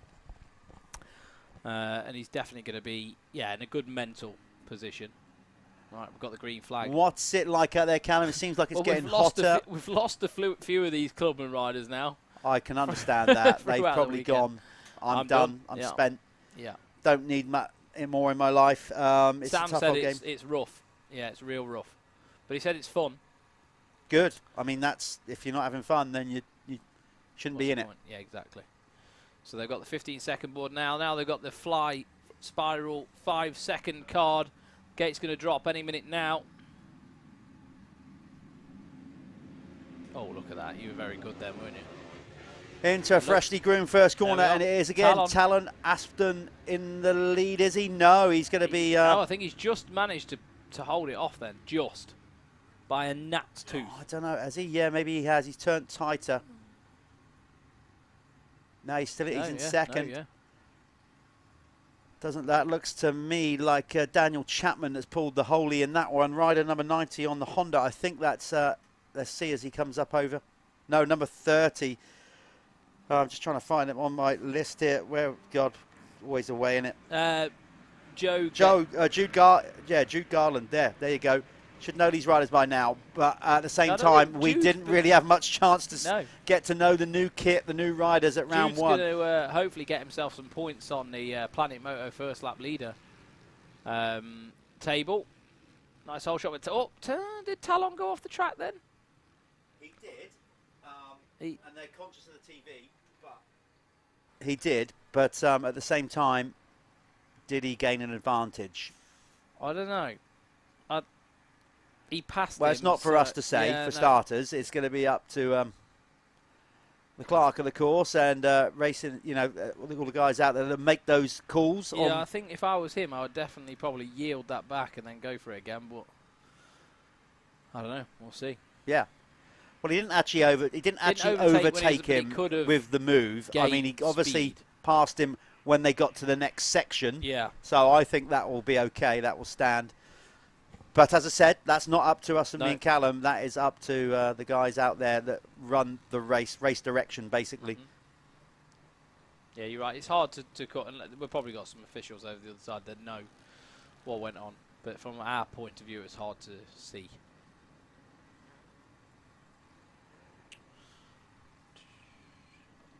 So where is Darren Manning Co? Is he not up there this time? Well, we're going to get them over the line, as we always do, and then our Speed Hive timing will refresh. I say that, just waiting for the internet to do its thing. God, modern life, how much we depend on that, eh? I tell you what, Talon's really has had the perfect weekend. If he can nail this, that's going to be well, he's looking good to get the Planet Moto First Lap Leader Award. Here he comes round. Is he going to hold on to it across the line? He's only got to get around this corner and he's going to get it done. So another 5 points to his quest to win that Planet Moto First Lap Leader Championship. So as they came over the line, Talon Aspiden was leading the way, followed by Daniel Chapman. Drew Lane there in third. Billy Saunders fourth. Caleb Hicks in fifth. Sixth was Darren Manning Co. So he's all the way down to sixth. Jude Gayland in seventh. Eighth is Callum Watson. Ninth was Ollie Kingston. And 10th was Josh Bailey. Ashley Senior was in 11th. Richard Evans was 12th. 13th was Rory Wotton. 14th is Ben Jones. 15th Thomas White. 16th Ryan Davies. 17th Max Wood. 18th was Odder Henderson. 19th was Josh Young. And 20th was Guy Carter. So Odder is one of the Icelanders that's came over. He doesn't sound Welsh. No. Well, do you want to know a fact? One of your factoids always entertain me because it's probably always wrong, but I always believe it anyway. This was told to me by Ethor's grandfather, Icelandic guy over there. Apparently, the Icelandic language is a mixture of Old Danish and Welsh because the Vikings used to sail across to England and swap fish for women, for Welsh women. I really hope you've got that fact right, because that is a bold statement to say on a live stream. This is ancient history. Okay. This is ancient history, and this is Viking days. This is what happened, and then so a lot of Welsh went to Iceland, populated it because they were trying to populate Iceland at the time. So Ethor says when he comes to Wales and he looks at some of the signs and things like that, he can sort of, see the Icelandic in it. So just a little bit of a fact. And today's oracle of unwanted knowledge is brought to you by Callum Swan. Yeah, no, but there is a tie between Wales and Iceland. Quite a big tie. There's a lot of Welsh blood there. Tune in to the MX Nationals DirtWorld-TV because you'll probably learn more than you bargained for. David Attenborough over here, mate. Back to the racing. No, that's an interesting fact. No, yeah, it's old history. I joke about it, but I'll probably be telling somebody that in the week now. It's one of these horrid history things, isn't it? It's just how it was. Brutal times, mate. Not so well. It is brutal times out there on the track because it's probably the most demanding it's been all weekend at this point. After your fourth moto is always energy sapping. I don't care how fit you are. Day 2, after racing solidly on day 1, tends to catch up with you. Yeah. Particularly, obviously, these Clubman riders. They'll be feeling it. We've all been there. Well, we've seen it, haven't we, by some of them not even lining up on the gate. But right now, Talon Aspden is doing what he needs to do. We are currently... Oh, no, he's not. He's dropped down to second. Chapman. Okay. So, maybe a little slip-off there when we were talking about, you know, Welsh language. The Welsh Icelandic thing. Oh, he nearly ran it off the side of the track so there. How far back is it? Talon's 7 seconds back.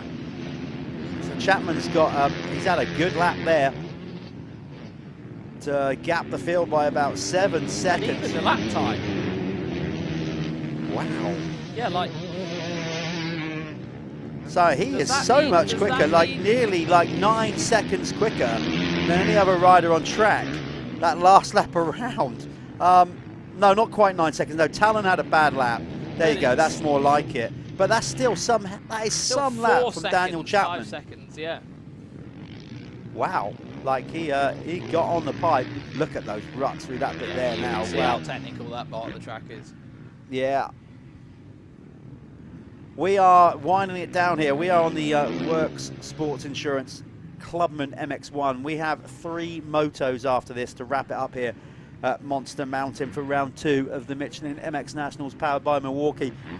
Coming up after this race, stick around folks, don't go anywhere, because we have the Moto Verde amateur class, then we have the RFX experts, and then we finish the day with the Liat MX1 and a Pico MX2 Elite Fastest 40 moto. We do. And talking about Works Sports Insurance, that's my company. If you are in a position to want to get yourself insured for motocross, mountain biking, whatever it is you're doing, or just normal day, normal life, we do mortgages as well. So yeah, my partner in crime, Melissa, she's a mortgage advisor. So we literally are a one-stop shop for everything you need to protect your family, protect your house, and also a mortgage shop as well. So get in touch with us if that's something you want to do. Find us on Instagram. You can find me as well, Callum Swan, and yeah, we'll get you hooked up with something appropriate for you. www.worksportsinsurance.co.uk. I got hooked up, didn't I? You did, mate. You're muted. Oh, yeah. Sorry, I got myself hooked up, didn't I? Yeah. Yeah, because I was back in the game, I thought I'd better get some insurance just in case I throw myself down the track. You've got to do it. That's why it's worth every penny. Yeah, well, listen, we know the sport is amazing. It's just grueling, it's whatever, but it's professional, and but everybody goes into it. It's listen, as I said before, it's not a sport to be taken lightly. No. The rewards from it are incredible, overwhelming. By that I mean the sense of achievement. Yeah. That you've accomplished it when you finish a moto and you've put everything into all that. It's incredible. That's why we do it. Yeah, exactly. But you can't sugarcoat it. It is a dangerous sport, but that's part of the appeal. So when you've got kids racing as well, the main I'll just do a little. The main policy that I try and sell parents of kids who are racing, because it costs so much. We all know, like a kid on an 85 is going to sink 20 grand a year. If you're riding at a good level, it could be 10 to 20 grand a year riding. So we do policies as well. Like, so if you had a kid and you weren't around anymore, something happened to you, we can make sure that your income keeps coming into the family until that kid reaches adulthood as well. So that stops. Like, imagine losing a parent and then losing your sport as well. I want to make sure that that doesn't happen. So these are things we can do for this. You know, we can do all sorts of things to make sure that you're all safe, protected properly. And that's the main thing, to try and be safe. And we're getting through it so far this weekend. It's been relatively good. We haven't had too many incidents. Racing's been frenetic, but safe for the best part. So that's also a testament to the to the track crew and they're maintaining the track, but also to the riders, because I think what they've also done is, because the track is challenging, they've also treated the track with respect. New track, people still finding their way with it, all that kind of thing. Of course, you know, when we come back next year, and I don't know what this calendar is or schedule, but I would have thought the level of investment gone into this venue, it's not for a one-year deal. No. So it looks like we'll probably be back next year, and if we are, of course, these guys will know their way around this track a bit better next year. year. Yeah, sure. And I think, like we said, the track will settle down as well. But I think it's fine. It's good. It's running good. Like you say, it's challenging, so the speed's a little bit slower probably now. People are respecting it. No one wants to go home injured, do they? So, yeah, it's probably a good thing that the track is demanding, because it's a constant reminder, isn't it? Just come on, stay on your toes, stay on your toes. You're not going to have a chance to break around here. Talon Aspidon's fell down to 3rd now. Do you think he's in that mode that we spoke about, where he's like, yeah, you know what? I've got the overall anyway. Yeah, championship, you know, just being smart. He's probably thinking, do you know what? It would have been good if I was in a position and I felt good to go for the maximum score and go all 4 motos. Yeah. But if he's feeling a bit fatigued, not feeling the vibe, even the best lap still, he's miles away. Just bring it home, do what you do, take the overall victory. For sure. And think about the championship. So, having said that, though, he is looking like he's on the back there now of Darren Manning Co. So where are they? We're trying to pick them up as they come up. They're behind. There they go, just across the start straight. So we're still following the leader, who is Daniel Chapman, who's having a good moto here. Nice and steady as you go. He put in those early, well, basically the end of lap 1, lap 2, lap 3, really got the hammer down. He did. I mean, that best lap is pretty spectacular, isn't it? So just to put it into context, he got a 2:46.851. So let's say a 2:47, and the next best was a 2:51. So you know, it's a lot. It's 4 seconds. That's a lot of time to make up in racing. And you're watching a pretty good show of him right now. Let's have a little look at some of these riders coming back through here. There's the 91. That was Mitchell Garham.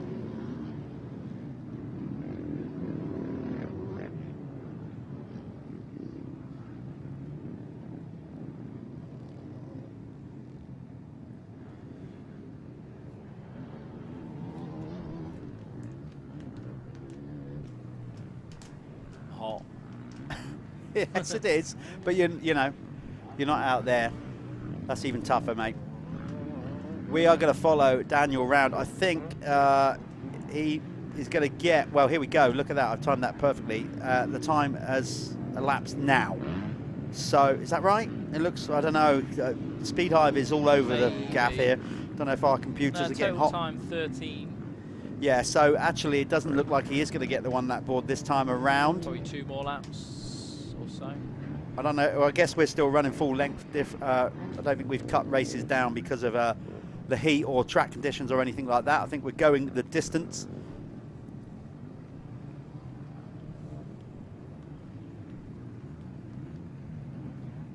What's going on here? Right, there we are. There's Talon.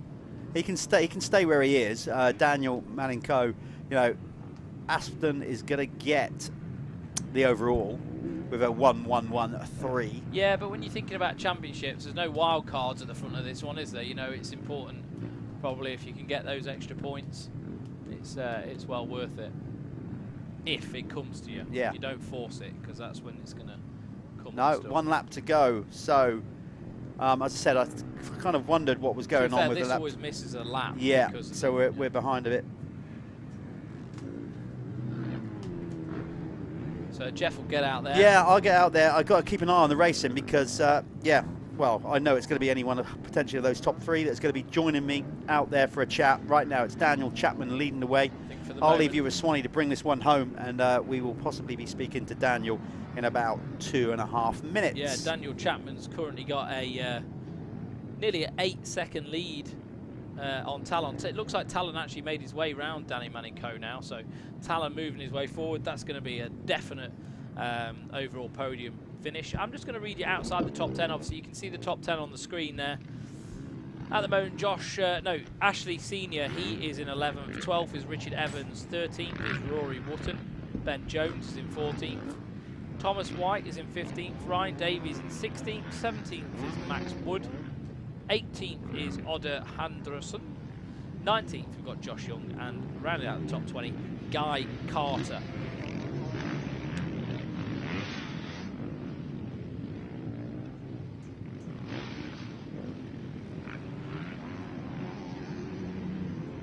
So it looks like Daniel Chapman, he's had a perfect race. And I'm sure he's going to wish that the whole weekend went this way for him, because he was able to just absolutely wind the wick on early on and build out that gap in nearly an 8-second lead over the other guys now. I'm not sure whether Talon's got to second or not, because I've got one screen saying he is and one screen saying he isn't, so we'll see.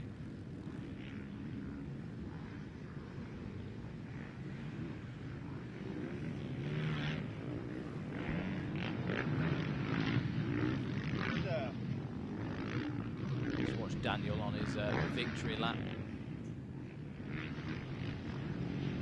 Very well done indeed.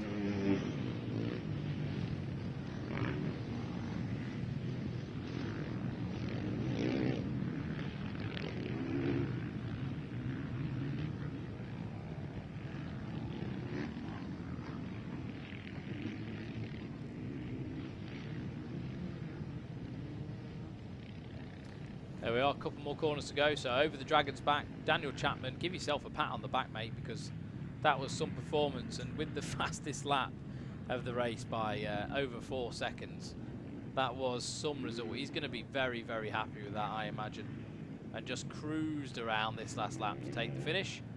And there we are, one very happy man. Coming over the line in second was Darren Manning Co, and then Talon Aspenden for third. Right, we're going to hand this over to Jeff in just a moment, where we'll give you a little rundown with Daniel.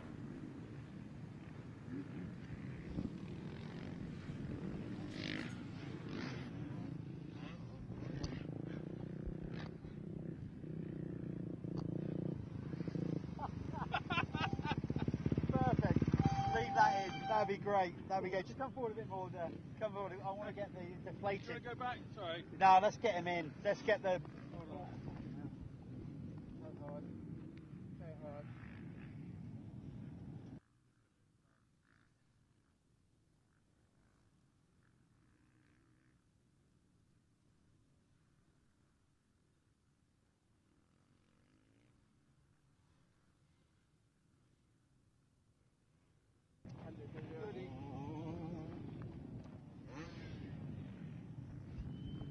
Okay, we are live down here with Daniel Chapman. I know what the Michelin Man is all about. We're starting to feel like that. It's late in the day. Daniel Chapman, what a way to finish round 2. Your first ever win at Michelin MX Naturals. How does that feel? Very good, very, very good. It's been very hard. Come back after 6 years, so just trying to doing something right. Talk us through the track. Obviously a brand new circuit. It's tough, it's brutal, it's sunny, it's hot. Did you enjoy that? I guess winning you did. I like it when it's more rutty and technical, but it's very, very challenging, very hard. Crucial to get a good start, so it's made it easier really. Good stuff. You obviously got people, or maybe you don't, helping you out. Tell us who's behind you. Dan Chapman. Dan Chapman. Dan Chapman Racing, end of. He is the only sponsor. My dad and obviously my other half at home, Amy with the 2 kids, she lets me chase my hobby. So, yeah, thanks well very done. much. Well done. Thanks for that. Daniel, superb. Well done. Hopefully the first of many more race wins for Dan Chapman. Go and get washed up. Have a safe journey home. There you are. He is your winner in Moto 4 of the Clubman class MX1.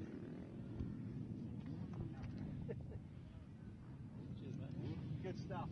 Thank you very much. Very good. Track's sweet. Yeah. Yeah, but you're never going to get it right the first time. But you're not going to please everyone. Once it's fenced, yeah, over here and they can work it, get more sort of but the conditions, yeah,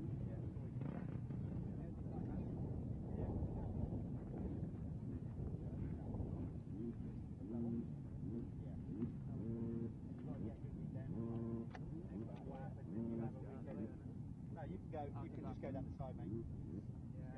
We'll keep up the good work anyway. Thanks. You own DirtWorld? No, I don't. I actually own I make the pizza. I always like all this stuff.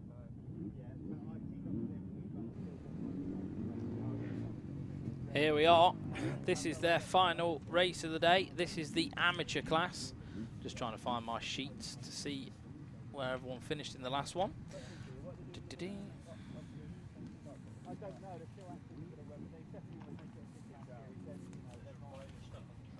Here we are. So this is the Moto Verde Amateur MX1 MX2 Championship, race 3. Scott Elderfield, yes, of course, took the race win quite convincingly and looked amazing. And then Amateur MX2, it was Ben Clark. So is Elderfield going to be up for another one? It's very hot outside now. It's very hot where we are. There's a bike just stuck on the track there by the looks of it. I'm trying to get that sorted. Maybe it's locked up. So I'll probably get that bike off the track and try and get this race going anyway. But just want to show you a bit of that.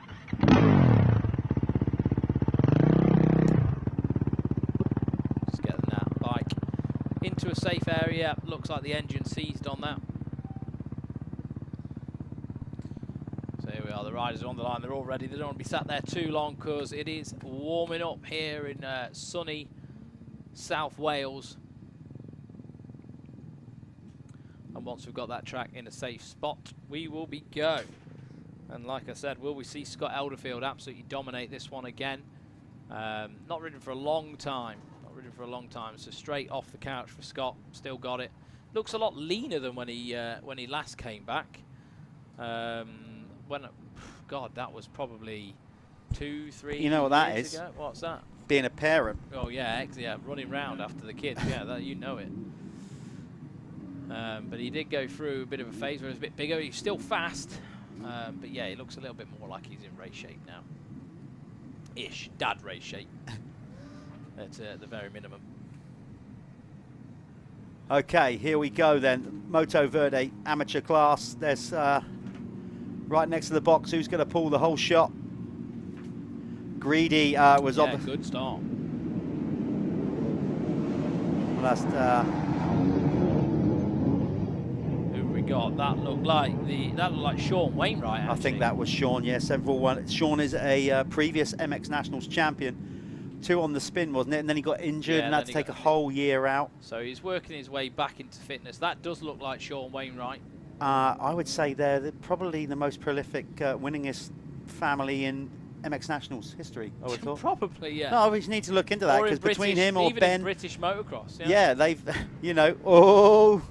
Because you got him. Ben, Jamie, Howard. Yeah. Howard doesn't do this, but he does the British Championship. Yeah. Like, it's just like. But between Sean and Ben, they've definitely racked up a few Michelin MX Nationals titles between them. He's off to a good start in this one. Oh, he looks good. Yeah, definitely. So Sean Wainwright, third in the third race of today. So third race of the weekend. So this being the fourth and final moto. Hopefully he can, you know, we're getting a start. It might just help him hang on there a little bit. Elderfield's definitely going to come through this field, though. I'm not sure where he is right now, but I wouldn't count him out because he can't. But then he's got the energy to push on through. That's the thing with it, isn't it? There's Elderfield. There's Elderfield. He was looking around 7th or 8th. It looked like to me in that all-black kit. He's got the skills. He's got the minerals. He's still got the fitness. We're about to find out. Yeah, it's going to be difficult. Looks like Sean's being ragged off that bike left, right and centre as well. Those big legs getting stuck in the ruts. Sean's quite a tall guy. Sean and Ben, you'd never know they were related, would you? Just like chalk and cheese. This has got so gnarly. Those ruts must be pretty deep through there. Yeah, they certainly look it. Getting the bikes all upset, a bit off balance. Sean just taking that inside line. Some of them are going to get that now. You're going to get those like ruts with like knuckles in, aren't you, that stand the bike up? Yeah, all those ruts now would have dug out. Like the early practice ruts would have been all nice and smooth. Yeah. Nice kind Even of like probably curved. from the first race to now as well. Yeah, but now they've got jagged. They've got like holes in them. Yeah. They rattle your kidneys and lower back. Yeah. That's the thing with it. That's why you've got to be fit to race motocross. And that's why me and Callum don't race as much. Do you wear a kidney belt? I'm old school. I used to, but I don't. Yeah, No, don't much anymore. I don't, but like it used to be a thing. Do you reckon that's because bikes have got better, or? I think it became just a more of a sort of fashion thing, really. Yeah, people don't really wear them anymore. No, exactly. Should do. It definitely helps. Okay, your Planet Moto first lap leader was indeed Sean Wainwright. There he is, but he is getting hounded in second position in this Moto Verde Amateur MX class by Luke Mellows. Yeah, it looks like Luke's going to come through around the outside. Sean Wainwright, though, trying to get on the power. Can he hold him off? No, Mellows going to hold the inside line here. Wainwright's going to have to... No, Mellows, has he got it? I think Mellows, has, like you said, has he muscled his way through? I think he has. But Sean Wainwright trying to get up the inside of him again. He's not giving up on this one, Jeff. So Luke Mellows takes the lead in this one. Number 44, based down there in Weston-super-Mare, not too far. Only takes about an hour and a half to get here from there. Luke, right, obviously... drive home for you is going to be fine then, is it? Yeah, not too bad. So Luke making a kind of comeback to racing over the last couple of years. He disappeared from it for a little while. Former like top AMCA rider. Yeah. Does a lot with Michelin anyway, actually. He's a Oh, Michelin-sponsored rider, and he's done a few sort of Michelin training schools and whatnot. So good to see Luke getting back into it. Yeah. You've got Josh Greedy currently there in third, younger brother of Ash. Then we got Jaden Murphy for fourth. Scott Elderfield is now up to fifth, so let's keep an eye on that. Adam Reeves, who's traditionally a fast starter, he's currently in sixth, or he was last year in the Clubman class. It looks like Sean's catching right the way back up to Mellows now. Yeah, though. great That's race. tightening up, and Josh Greedy's getting a bit of that action as well. He's saying, I don't want to lose this toe. Oh, Sean made a mistake off the track. Now it's Greedy. Greedy's going to have a pop at Mellows. Well, like you heard Billy Askew say in his interview, and he's young, you know, old head on young shoulders. We have got to a state with this track where obviously you've got to go as fast as you can, but you don't want to what we call override. Yeah. Try too hard. You've got to go wrong. You've got to kind of find that nice flow and not attack the corners too much and stand it up in those ruts, kill all your momentum. So it's that balance of like controlled aggression right now. Yeah. That's how you've got to ride this circuit in its that's current right. I was guise. thinking maybe Scott's going to struggle a little bit more now. It's, you know, there's not that grip in the ground. He won't be able to go like full beast mode and get the hammer down quite so easily. He's going to have to be a little bit more patient with it probably. There they go. Oh, who's that airing out? Was that Jaden Murphy? I think Scott Elderfield still in fifth. Okay, sixth is Adam Reeves, as we said. Then it's Jonathan Roderick Evans for seventh. Jamie Dixon. Oh no, that's all changed. Scott Elderfield's up to fourth now. Jaden Murphy for fifth. Then it's Wal Beanie for sixth. Jamie Dixon is currently in seventh. Eighth is Adam Reeves. Lewis Taylor for ninth, and then Jacob Bowden for 10th. Is Wal Beanie out there? I can't see what he's been riding today. Is he on a 125 two-stroke or is he on a 250 two-stroke? I think he's on a 125. Okay, in which case Wal is giving it large out there compared with the bigger may be bikes. wrong, Let's separate these Moto Verde amateur riders by class. In the MX1 category, that's the 450 machines. It's Luke Mellows leading the way ahead of Josh Greedy, Sean Wainwright, Scott Elderfield, Jamie Dixon is your top five. Then it's Adam Reeves, Lewis Taylor, Jacob Bowden, Joshua McCorkle, and then Henry Partridge for 10th. In the MX2 category, it's Jaden Murphy leading the way ahead of Wal Beanie, then Ben Clark. Rafe Broadley is currently in fourth, ahead of Sean Springer. Sixth is Jonathan Roderick Evans, seventh Charlie Palmer, eighth is Lewis Glynn, and ninth is Dan Bruff, and then rounding out the top 10 is Tommy Davies. There you go, that's the top 10 in both classes. There we are, look, Sean Wainwright's coming back at Josh Greedy now. Is that for the lead? Where's Luke Mellows gone? Have we lost Luke Mellows? Maybe just there off one of our camera angles, we missed him. Maybe behind one of those massive mounds where we didn't get can't cover all the circuit.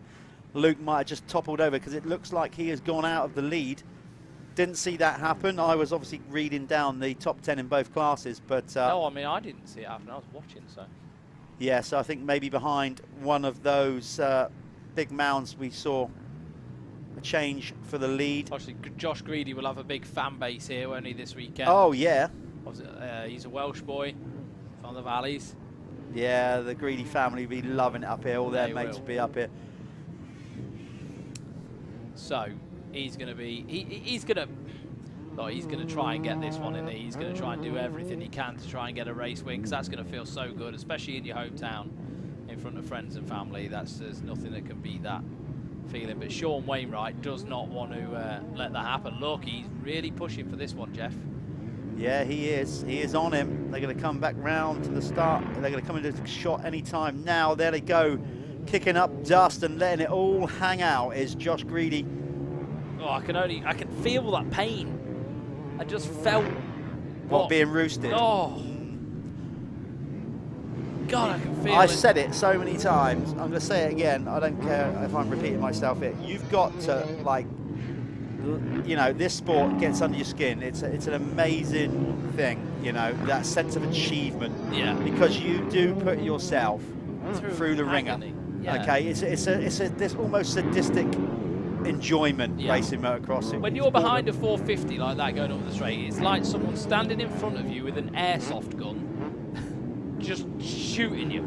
Yeah. Like, but a machine gun airsoft gun. Those rocks are coming. You got to think those bikes are traveling at 60 mile an hour. The rocks are coming out the back at 100 mile an hour. Take up motocross. That's our endorsement right there.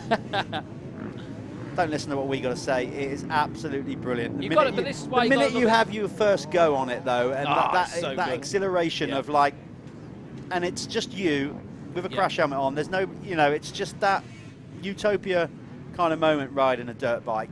Racing is obviously tough, but as we said, the rewards, the gratification when you have a good weekend and you know that you've earned it. And what a sport to get into! Like, it's accessible for you can go and pick a motocross bike up for £1,000 and go to your local track and have a really good day.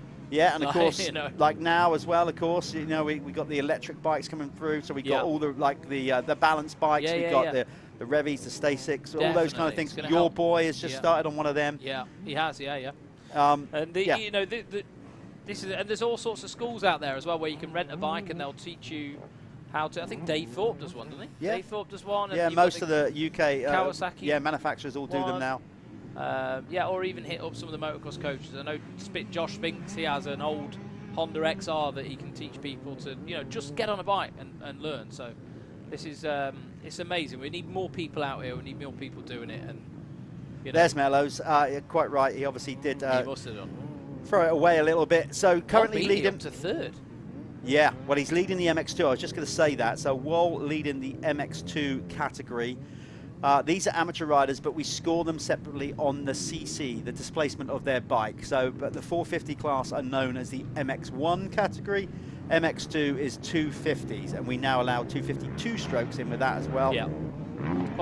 Or anything lower than a 250. And by reckoning that we believe that, well, I haven't seen him out there this weekend, so I can just assume hear normally, a 125 though.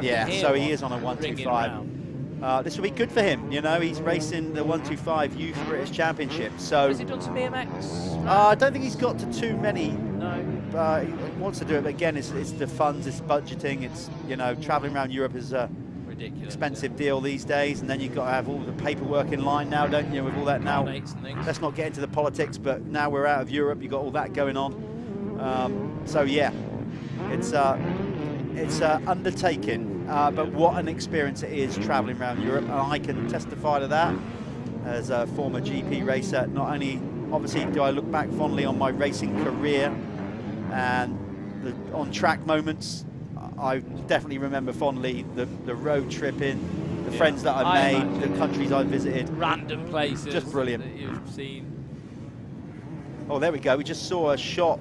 Wainwright was definitely under pressure from Walbini as they dropped off that really cool kind of corner hip jump. There he is. Is that Wall behind him? I think somebody directly behind him. Or so Scott. Actually, looks like Walbini's on a 252 stroke. Yeah, I think he might be. That's what I said about. I don't think he might be right. We'll try and get confirmation on that. But your race leader. It looks like he's on a 2. I just saw the pipe this is then, good. And I was like, nah, that's a 250. Right. I'm liking this, and I'll tell you why I'm liking it, because I just saw... Greedy. No, Greedy's leading the way. Yeah, Elderfield looks like he's starting to pick up the pace here. There's your top three, virtually all on the same I'm liking jump. Walbini for this, though, as well. It could happen. Oh, steady now, Josh. Yeah, that's going to happen. These ruts are getting so deep that what happened then is just the rut just kicked his foot off the foot peg.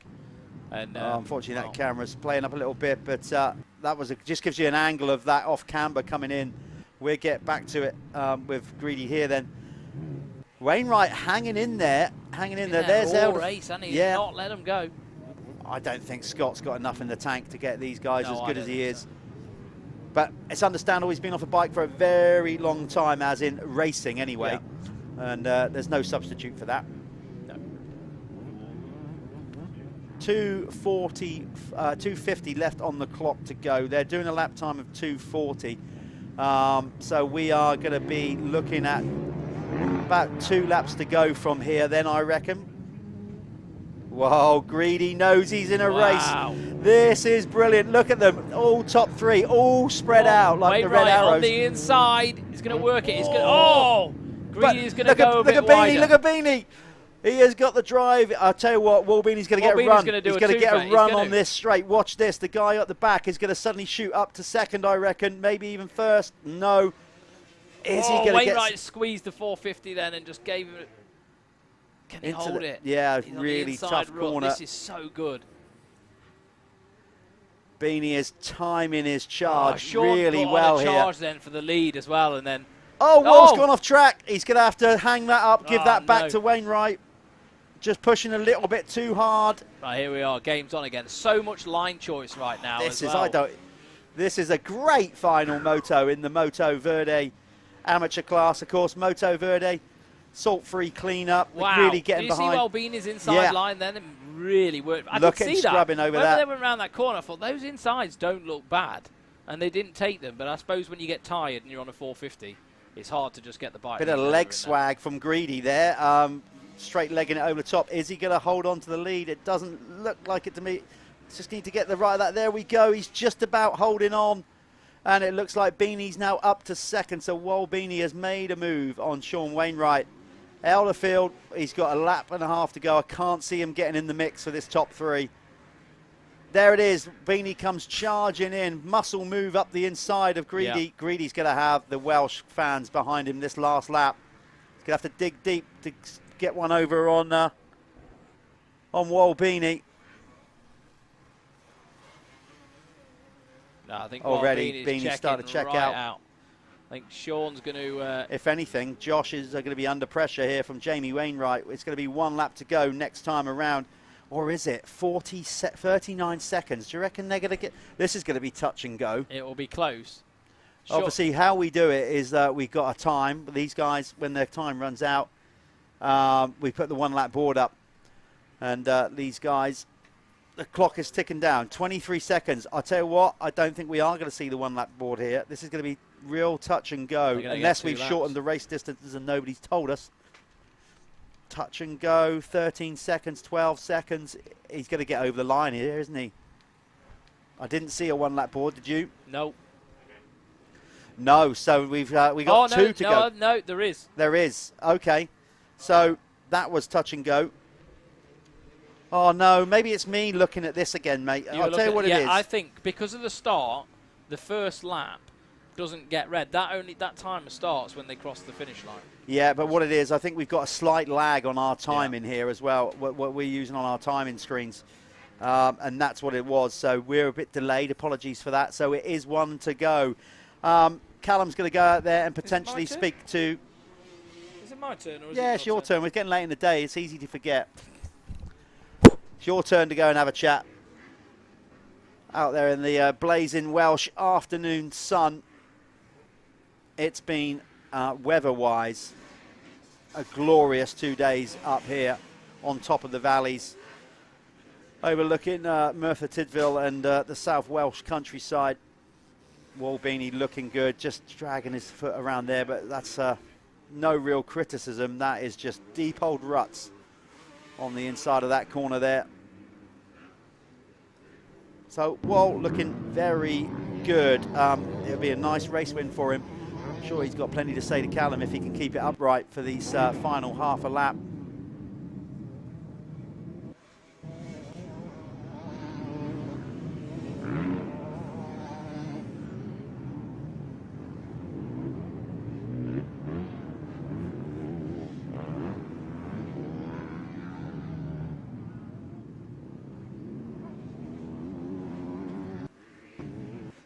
Taking some nice smooth lines. Has a little look over his shoulder there just to check out how much of a lead he actually has, as he has basically got a quarter of a lap to go here to bring it home.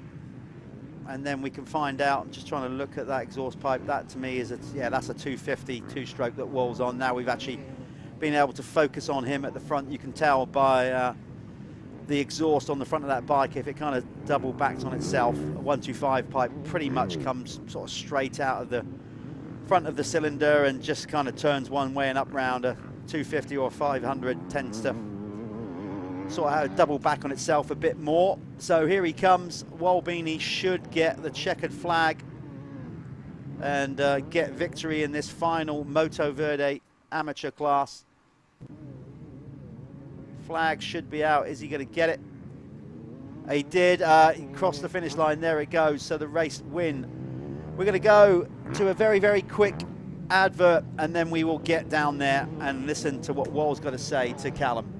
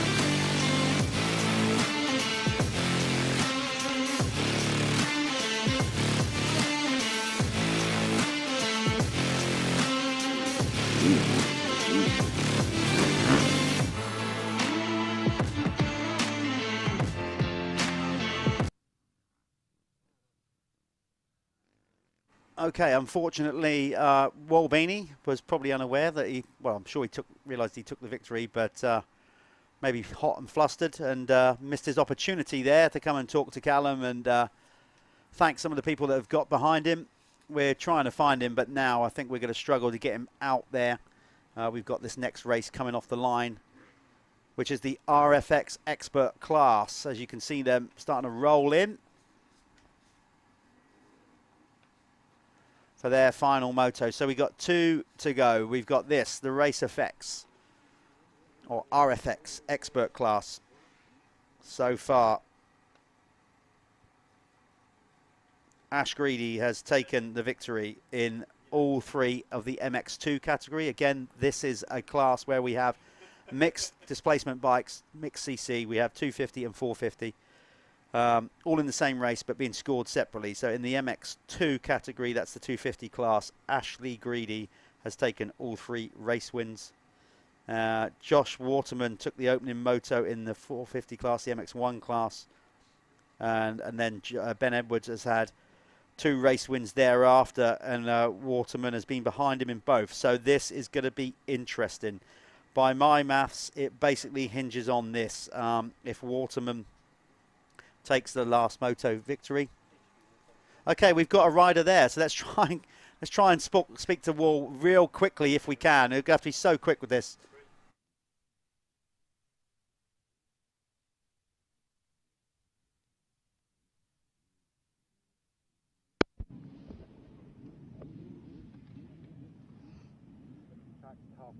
It looks really savage. I think I'd be fine with this. Yeah. Wait for these to Right, well, Beanie, let's make this quick. They're about to go. Well, how did that feel, mate? It looks absolutely brutal out there. Yeah, it's really hard out there, square edge. And alright start, plug my way through. Okay, here we go then. This is the RFX Expert final moto of the day, and I was saying this is going to be interesting because who is going to take the race overall victory in the MX1 category? Thank you, particular. Oh, we got first turn fallers there. Is that going to be one of the title contenders? Is that Ben Edwards? No. He's been like the main man behind it all. Team PB Sports. Can't quite see him. Paul Shorter. He's Matt Bayliss gone down. Matt Bayliss, number 17, is caught up with that. Yeah, so Bayliss hit the deck. Right, as I was saying, with the MX1 category, you had Waterman with a race win and then 2 seconds. Edwards has had 2 race wins and a second. So if Waterman can get the MX1 victory in this one, that should give him the overall victory on a points break, because if there's a tie on points, it usually goes to the rider with the highest finish in the final moto. So this is going to be all on it in this MX1 category. Ash Greedy has got some movement, basically. He's won all 3 races, so he can afford to maybe take it a little bit easier and bring it home in the top 5 in this one to claim the overall. But knowing Ash, he will not do that any way, shape or form. There he is, charging into second spot.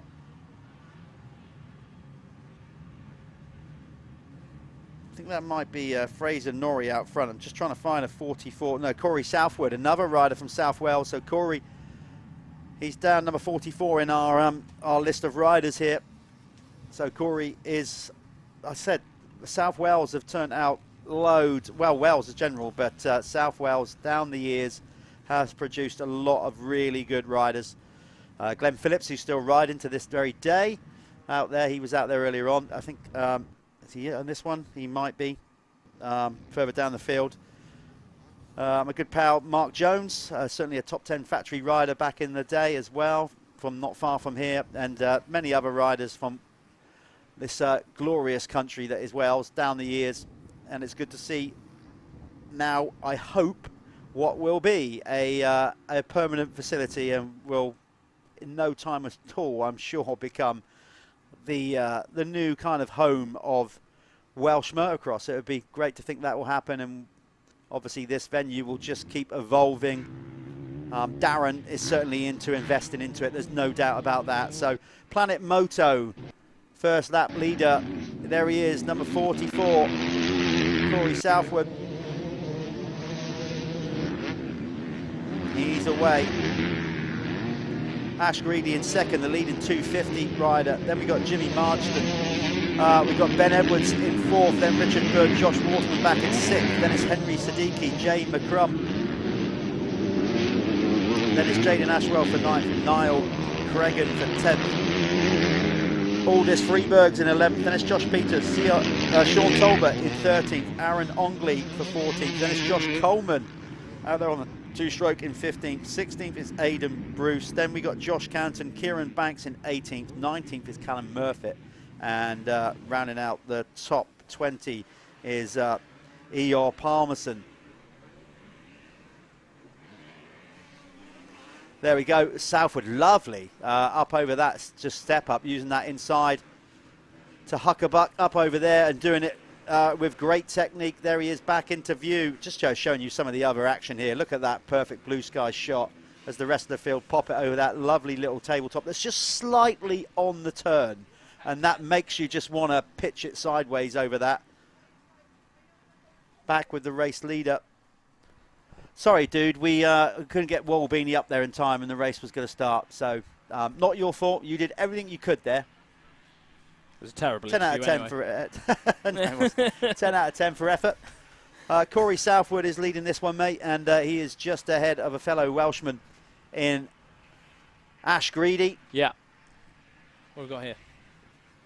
So, here we are. Welsh venue, 2 Welshmen going at it. And that off-camber is really chewed out now. Look at those ruts going into there. It looks so hard. Some of the turns and everything, they've all properly baked out now. And there's no, like, I don't think there's any room for error. You know, if you came in there too hot or something, the bike's just going to grab you. Right, because what happens is it starts grabbing the fork lugs and stuff. Yeah. And that's when you see the riders sort of tip up and get upright, and that can happen really easy. But you see the good riders like Corey, real smooth. I just saw him come past here. You couldn't even hear his bike. Just, you know, just almost bogging the bike, keeping the traction down. There's the different line choice. Greedy going wide, and then Edwards is now starting to come up the inside there. We're going to see them rattle back onto the start straight. Here they come around over the finish line for another lap. Corey Southwood looking good, very good. Getting some lead lap times in. I haven't seen too much of him this weekend, certainly at the sharp end, so he's taken advantage of that good start. First lap leader award. Yeah, he got that. He's so 5 points to him. Planet Moto first lap leader. And you need to follow that on social media, because what we need to do, we come out of this weekend and we tot up all the points. So around midweek next week, we'll tell you who's leading the Planet Moto. So he's got Charlie's just looking at me as if to say, will we? Are you putting that pressure on me to get that done? Sorry, Charlie. Is that 5 points now? It's 5 points. So basically it's the top 5 on the first lap. Winner gets 5, first rider over the line gets 5, 4, 3, 2, 1. We tot it up at the end of the year. Looks like Ashley Greedy's cut. Whoa, see that little kick there? Ash was moaning that his bike bogged down on it. Oh, around the outside as well. Made that move stick. Didn't bog down there, did it? That was awesome. Who's going to come That out was here? really good from Ash Greedy. A bit of the old supercross skills showing there. A bit of arena cross technique. Yeah. Is he still in the lead? Yeah, he is. No, he's got I'm more interested to see what's going on right now in this battle for the MX1. Ben Edwards is currently in second. That's going to do it for the overall. Yeah. If Josh Waterman moves up from 4th and overtake him, then Waterman will win the overall. Okay, so it's pretty close. It's very close. And it's basically whoever had some good rides, to be fair. Let me just check MX2 out. So I'll read the top 10 in MX2, just because you might not get that on the screen. So Ashley Greedy's leading the way, obviously, and leading the race. Jimmy Margetson in second. Henry Siddiqui in third. Good go from him as well. Udis Freebergs in fourth. 5th is Josh Coleman. 6th is Niall Cregan. 7th, Aaron Ongley.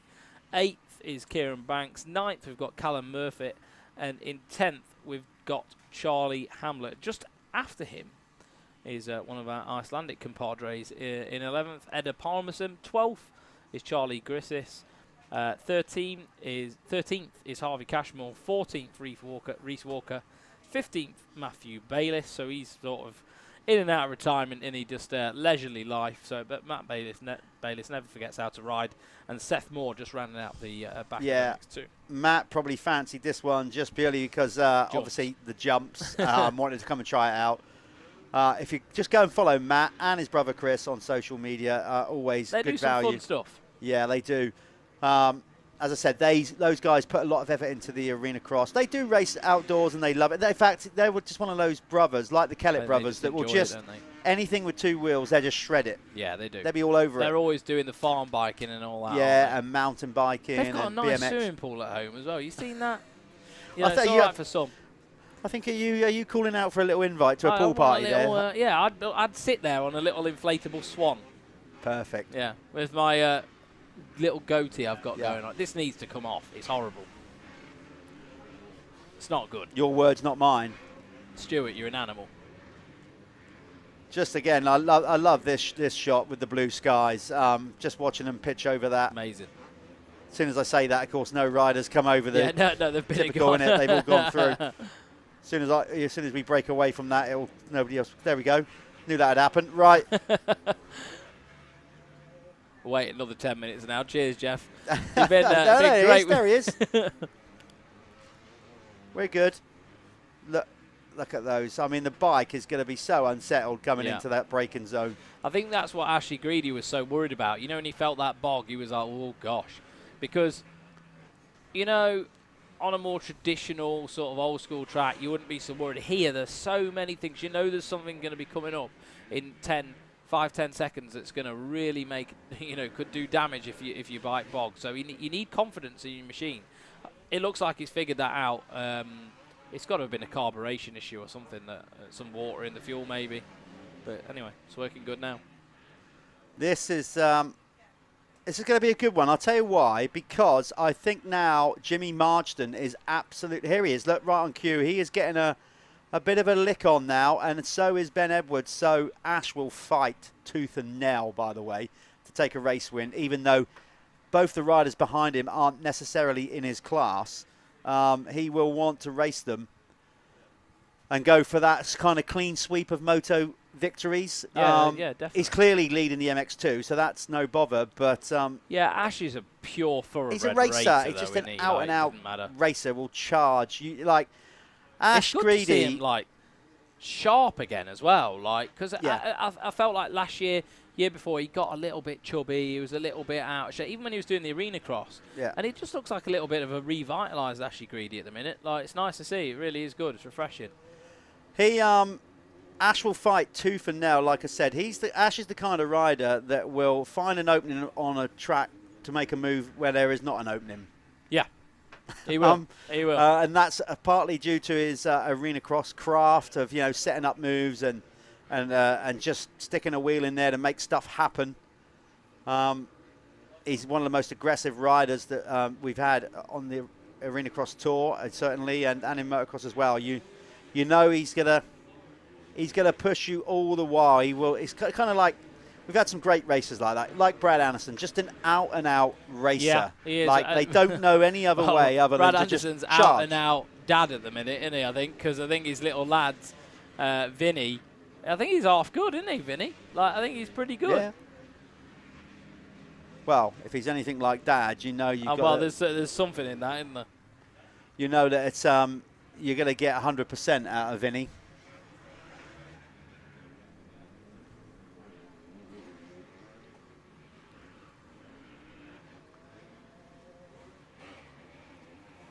So there's a few guys out there doing their thing. I think it looks like, not sure who the cameraman is there, but getting some cool footage of them hitting that blue sky jump. Basically like they're jumping back towards Cardiff there. We got another new camera angle late in the day. As soon as, like I said, riders coming over the top of that big triple step up, step down. Gives you a sense of the actual size of the hill and how it drops away. But here we are back with Greedy.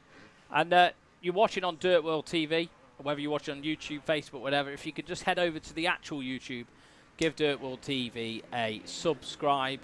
Click on the little bell so you know when we're going to go live with something. And also leave a comment. We want to know your feedback, don't we? Yeah. So leave a comment. It doesn't get better without external feedback. Obviously, we know ourselves, we're always trying to improve. It's not an easy job. It's not an easy job. Well, they're twofold. This is a new venue. It's so vast. We're finding our way the best places to film from.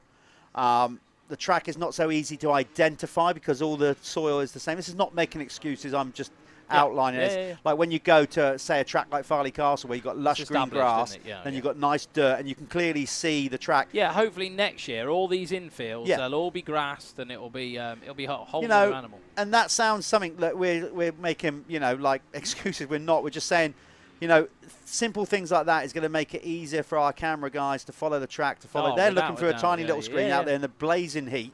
So they're doing a great job and they're learning the sport as well, of course, and the riders and who they are.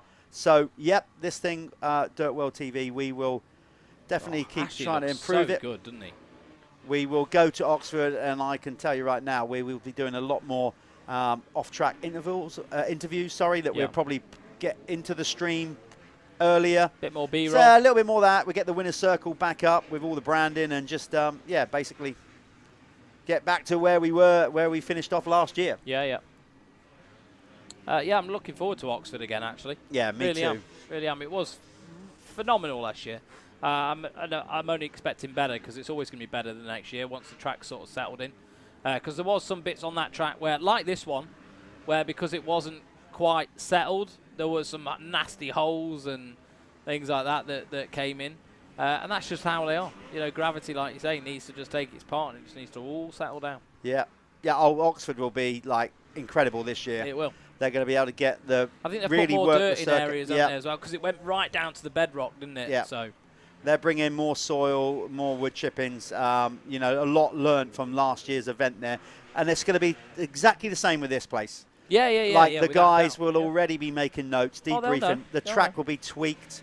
You know, we're all going to I sit imagine down they'll after walk this around event. afterwards and Yep. have a look at how it's developed, where we've got holes, where it's gone down to the base, where, you know what I mean? They need to learn all that.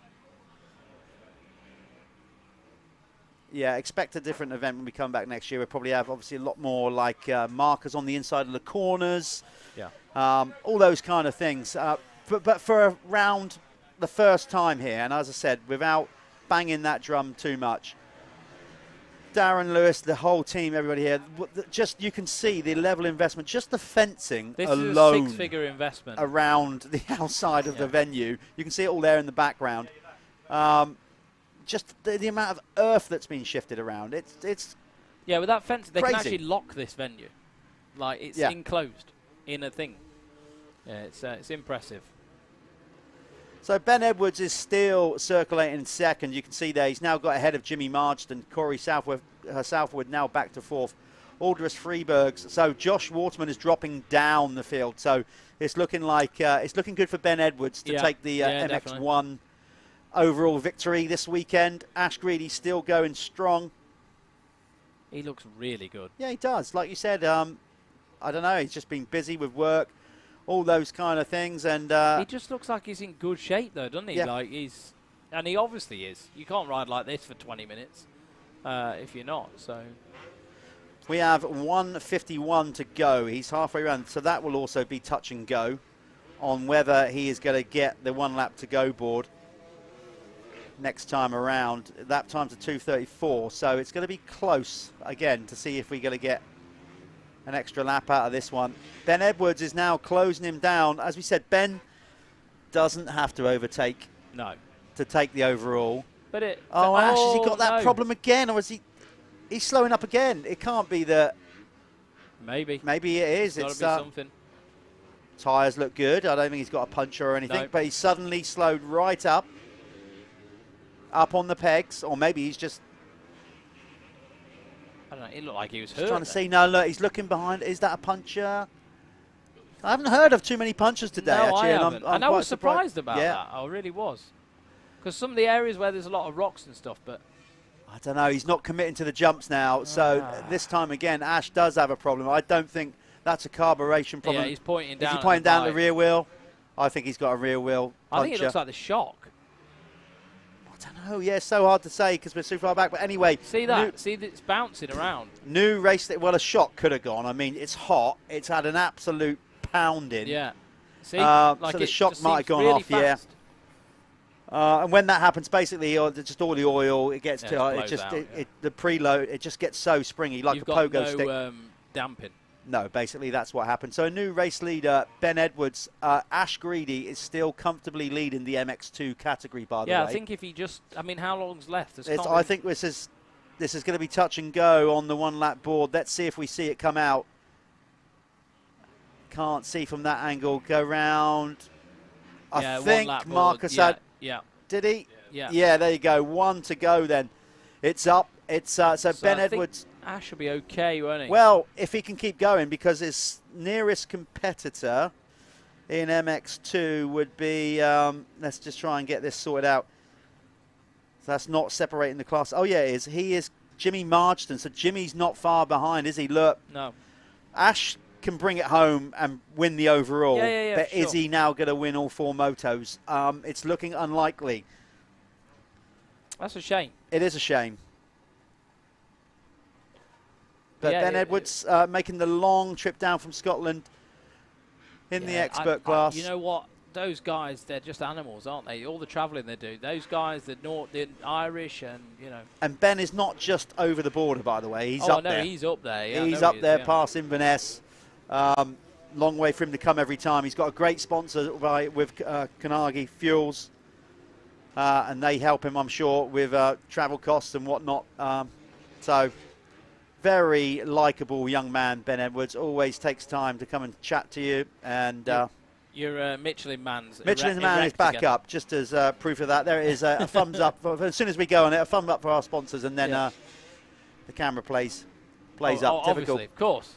Standard, that is. Right, okay, I'm going to go out there to speak to Ben Edwards if he brings it over the line. And then shortly after that, we are going racing with the final moto of the day, which is the pro riders, the elite Leah MX1 and Pico MX2. Yep, so you're seeing Ben Edwards, the Scotsman, just on his final lap now. Looking really good as well. Look at that. Still attacking the track, still looking nice and light on the bike. He's got a good style, Ben Edwards. You see that he always sort of is in the right sort of attack position. Nice straight legs. And there's Jimmy Margetson as well. So he must have made his way around Ashley Greedy. And that looked like Corey Southwood came through as well. So Ashley Greedy may have fell quite a bit back. And we'll keep an eye out when they do cross the line. So we're just going to see Ben Edwards cross the finish line now. He'll be getting the checkered flag, and Jeff will be going to go and get a chat with him. But it'd be interesting to see where Ashley Greedy has managed to salvage. Because there is obviously a small bike problem going on for him. So there's Margetson. There's Southwood. And there is Ashley Greedy, looking down at the bike. So it may even have been a shifter. He may have broken the shifter, a rock or something. So we'll see. Anyway, that's that race over. Jeff's going to speak to Corey now, and we'll be back in just a moment with the pros.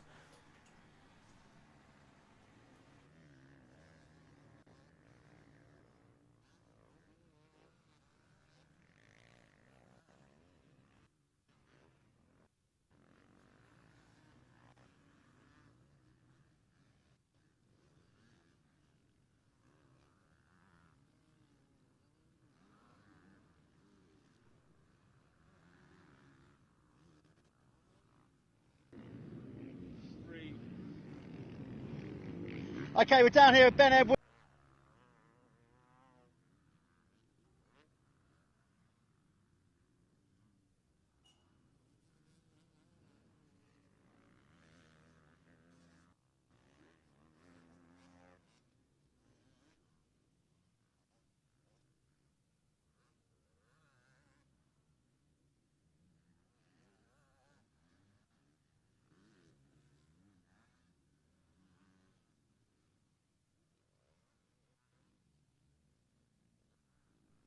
Fox Racing, drive down motorcycles, Planet Suspension, mum and dad, everyone else.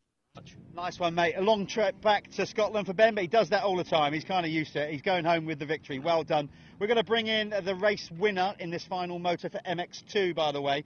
I don't think he got the overall, but managed to get it done on that last lap. Whatever problems Ash Greedy had, we don't know, but you was there to capitalise. Jimmy Martin, how's it been? Jimmy, I saw you a couple of weeks ago out training. It wasn't quite as rough as this. No, the track's definitely not what I'm used to. I'm a sand rider, but I've had a few bike problems this weekend with the clutch, but seemed to have got it sorted for the last race then, and yeah, it was a good race. Have you enjoyed it? No, I haven't enjoyed it. I'm going to tell you the truth. No, it's tough. I don't ride these conditions, but yeah. No, it was something different. Learning curve then. You'll have to get practice and come back, but you don't often get a chance to ride tracks like this, so well done. Anybody you want to thank? Yeah, the full AJP team, Ben, Andy Hunter, Archie Development, everyone really, my mum and dad, everyone. Great stuff. Go and get a nice cool shower, and we'll see you at round 3. There you go. Jimmy's going to ride. Now we're going to play.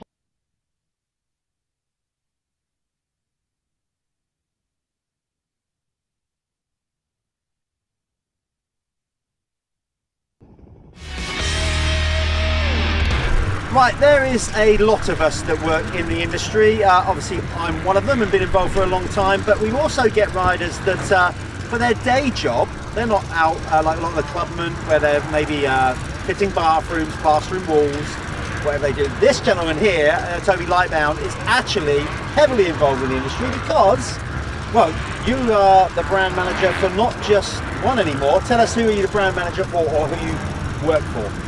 Yeah, so I work for Race Effects or BUK, as what was formerly just a Belt Helmet brand manager, and then recently added a few more brands in there. So there was Oakley, Two Wheel Motorsports, Fly Racing, 7MX and EBS protection, so definitely lots to get involved in. See, I didn't even know there was that many. There was a few more that you rattled out there I didn't even know you were doing. So Toby rides at this Michelin MX Nationals, but of course the issue you've got as well, you want to try and look at potential riders, of course, that you might end up sponsoring either through shops or directly. So do you manage that when you're riding at the weekend? Do you get a chance to go and watch some of the youth riders and stuff as well?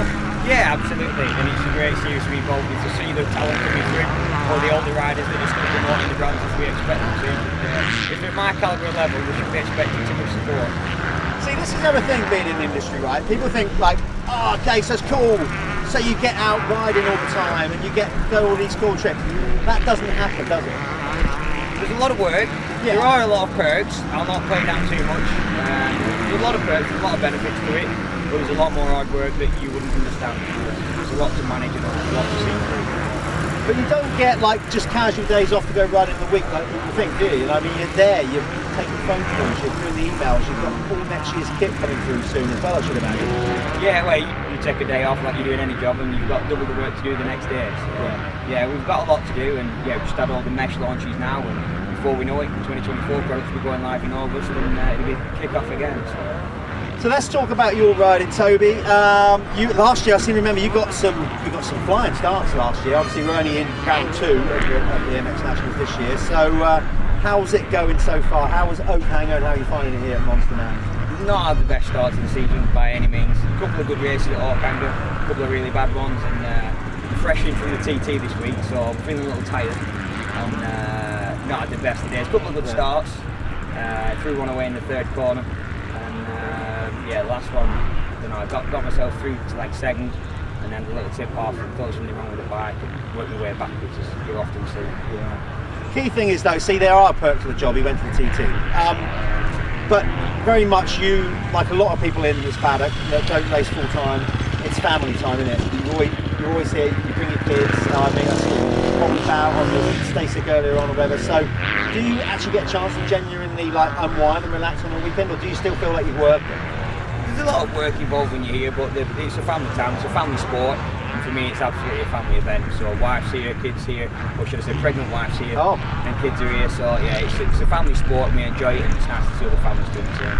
Great stuff. Well look, thanks for getting involved in the series like you do.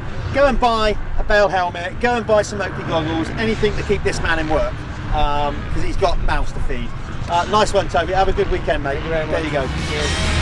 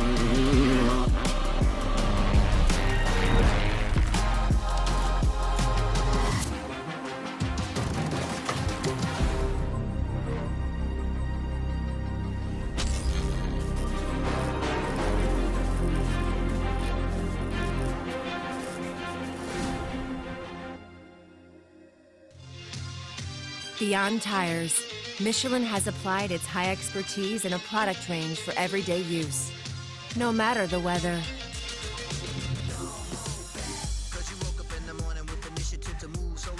No matter the type of grounds,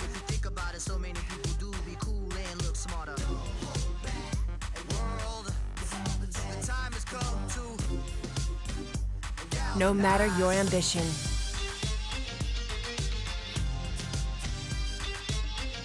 Michelin cares about you however you choose to move. Discover our product range for a safer and stress-free life in motion, now.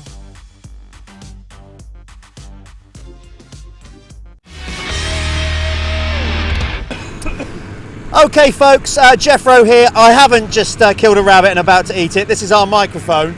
I'm here with Andy James from Michelin. We are at Monster Mountain, a brand new venue. It feels like we're on the moon, we're so high up, and the surface. But Andy, obviously you guys get behind the series, been with us from the get-go. We wouldn't even be where we are 10th year without you guys. And again, we're going out to new venues. From your standpoint, as a title sponsor, that's got to be a good thing, isn't it? Of course it's a good thing. I think, you know, we've lost a lot of tracks over the last few years. The fact, you know, we've said it before, that Paul and Neil and the Nationals crew, every season they're pushing new boundaries. Obviously we had the new track down at Oxford last year. Here, this is just absolutely, like you say, it's loopy. It's out of this world. It feels like it's out of this world. Literally, we are out of this world. Yeah. I think we've landed on the moon. It's just that the whole landscape when you look around is just absolutely picturesque. But it means that the guys can literally build a track that the riders are just going to turn up and go, wow. Yeah. And that's what the riders want. And go into the same old tracks that are getting a bit tired, or you just get a location, you build a track, you can build it fast, you can build it wide, you can build big, huge jumps that the spectators love. It's perfect. Of course, you guys brought out a new tyre at the end of last year. What are we up to now? We're up to the Starcross 6. Yeah. Indeed. That's the only problem when they keep building these tracks. Because of course, the first thing that happens when they turn up here, people come up to me and go, "What tyre should we be using?" It's like, well, it's kind of a bit muddy. If it stays wet, it's probably a mud. Then otherwise, it's a medium soft. If it starts digging down, because I guess once you get past that topsoil, you're down onto this flinty, sharp stone. So it's like, what tyre? It's like, it's a little bit suck it and see today. Hopefully they'll get some experience and they'll find out for tomorrow for the pros. Certainly. Of course, with any championship, particularly a motocross championship, you need variation. You want variation in tracks and surfaces. For you guys, as a tyre brand, tyre manufacturer, it's got to be a good thing if we're going to different venues, because it means more tyre sales, because you can't run one tyre necessarily at all venues. Yeah, and certainly as you go up into the expert and the pro class, the tyre will be more specific for the conditions. It was quite interesting. We've had our technical guy down here today. He's been going around looking at some of the tyres, certainly the stuff that's coming off at the race service as well, and looking at the condition of the tyres.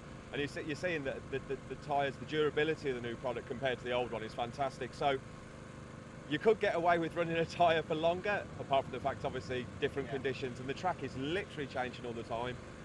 They're watering between races, but you've got bright sunshine, you've got a nice breeze blowing across, it's just drying the whole thing out. It's just literally changing as you're riding it. It is absolutely that. So we will watch that throughout the day.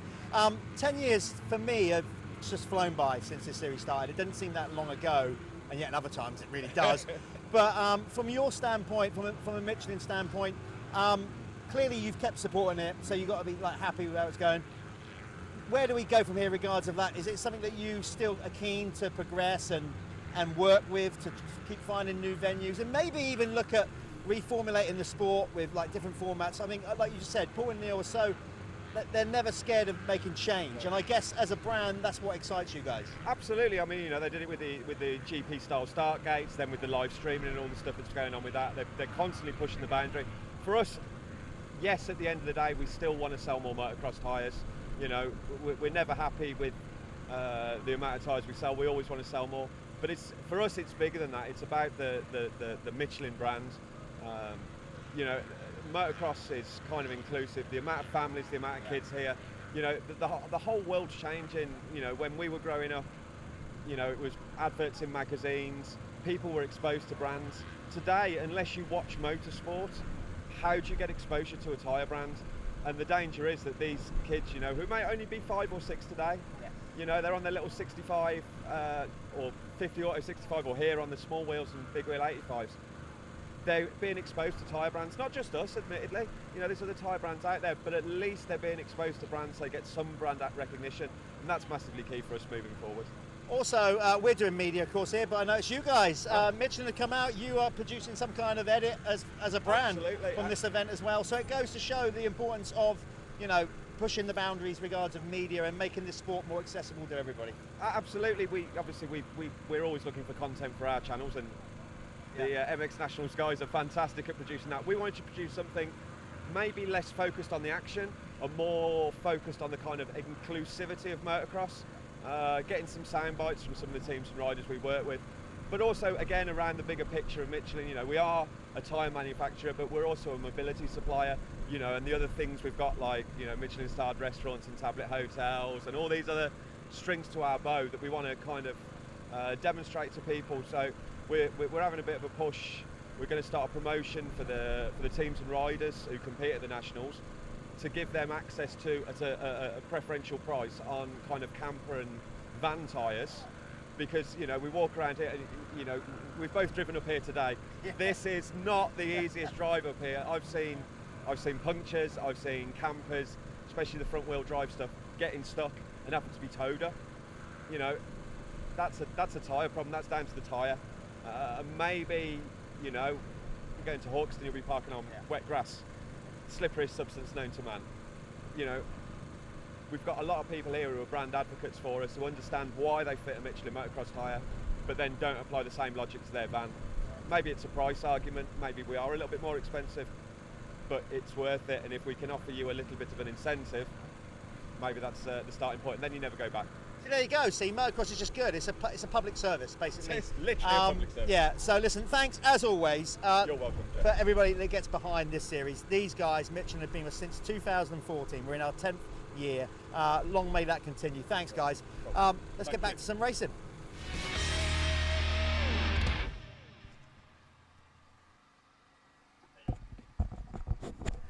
And back we are. As you can see, they haven't come out yet. The final race of the day. They've just completed their sighting lap.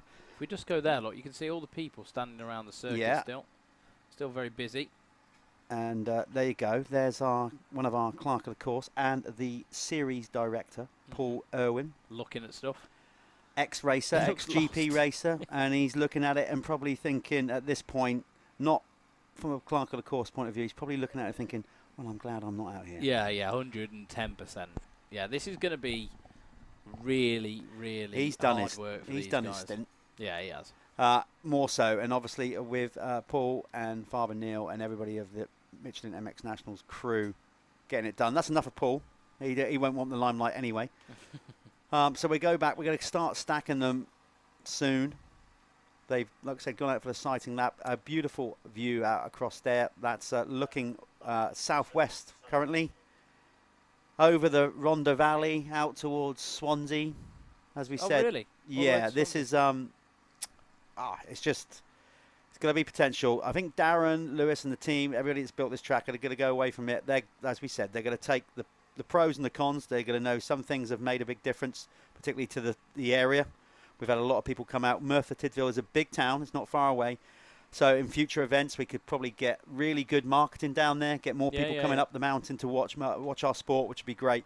Yeah, it'd be good. That'd be good to like get the local towns involved. I think we need to do more of that anyway.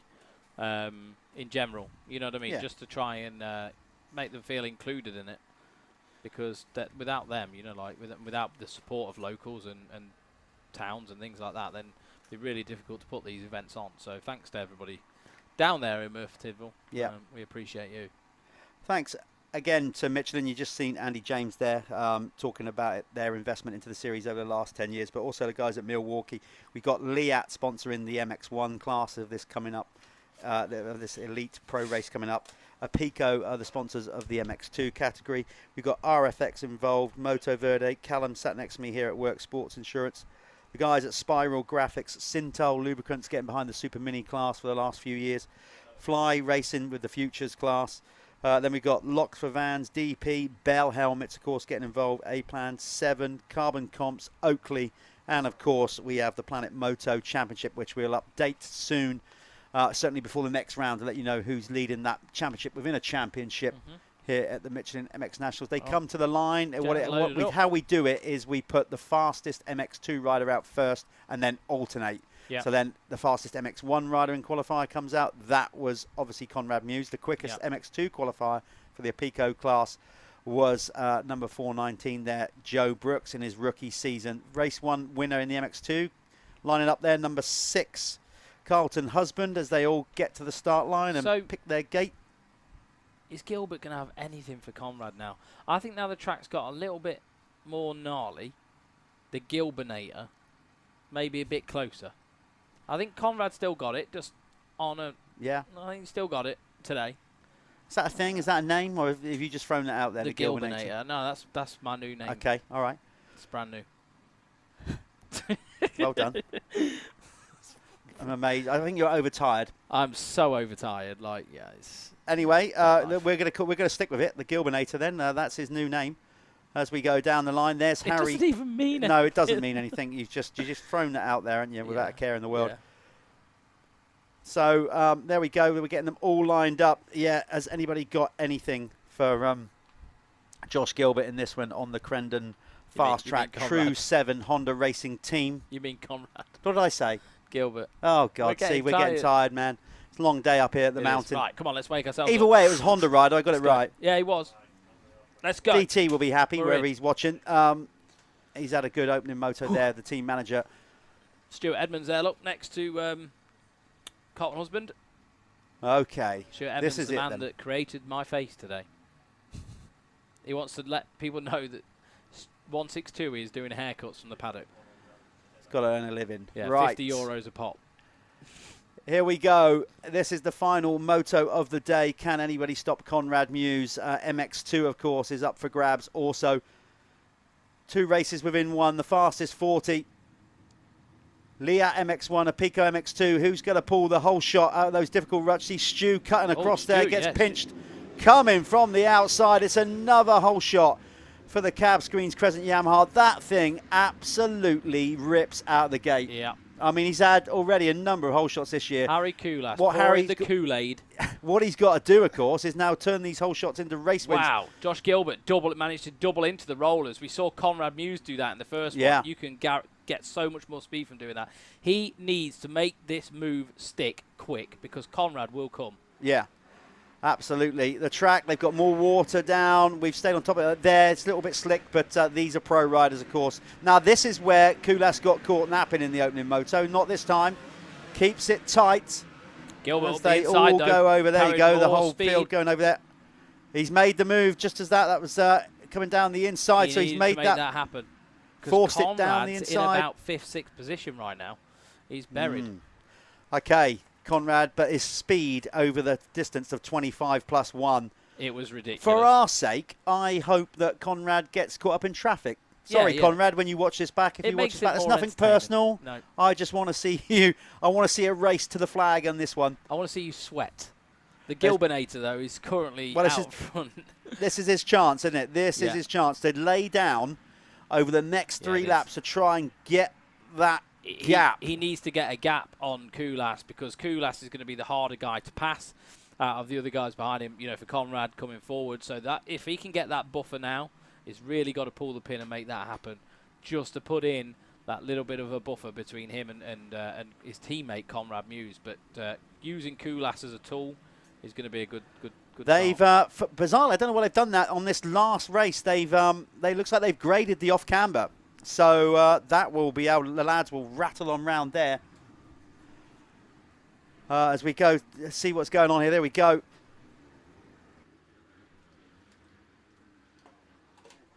Sorry, I've been left on my own. Here we are, though. Josh Gilbert leading the way still over Harry Koulas. Both of those guys absolutely pulling away from the rest of the field right now as well. Big gap, considering it's the first lap. Let's see the times. Gilbert coming across the line just now in race 2 of the Pro. Right, 2:21, so fast as well. Harry Koulas, 2:22. Tom Grimshaw, 2:29. Way off. Conrad Muse came across the line in 6th with a 2:31.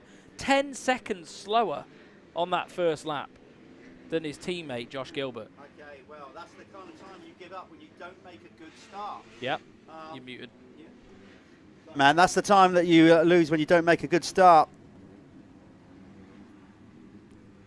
Gilbernation. You get those you get a clean track, and it can be the difference between taking a moto win or not. Yeah, especially with the fact that some parts of it have been graded.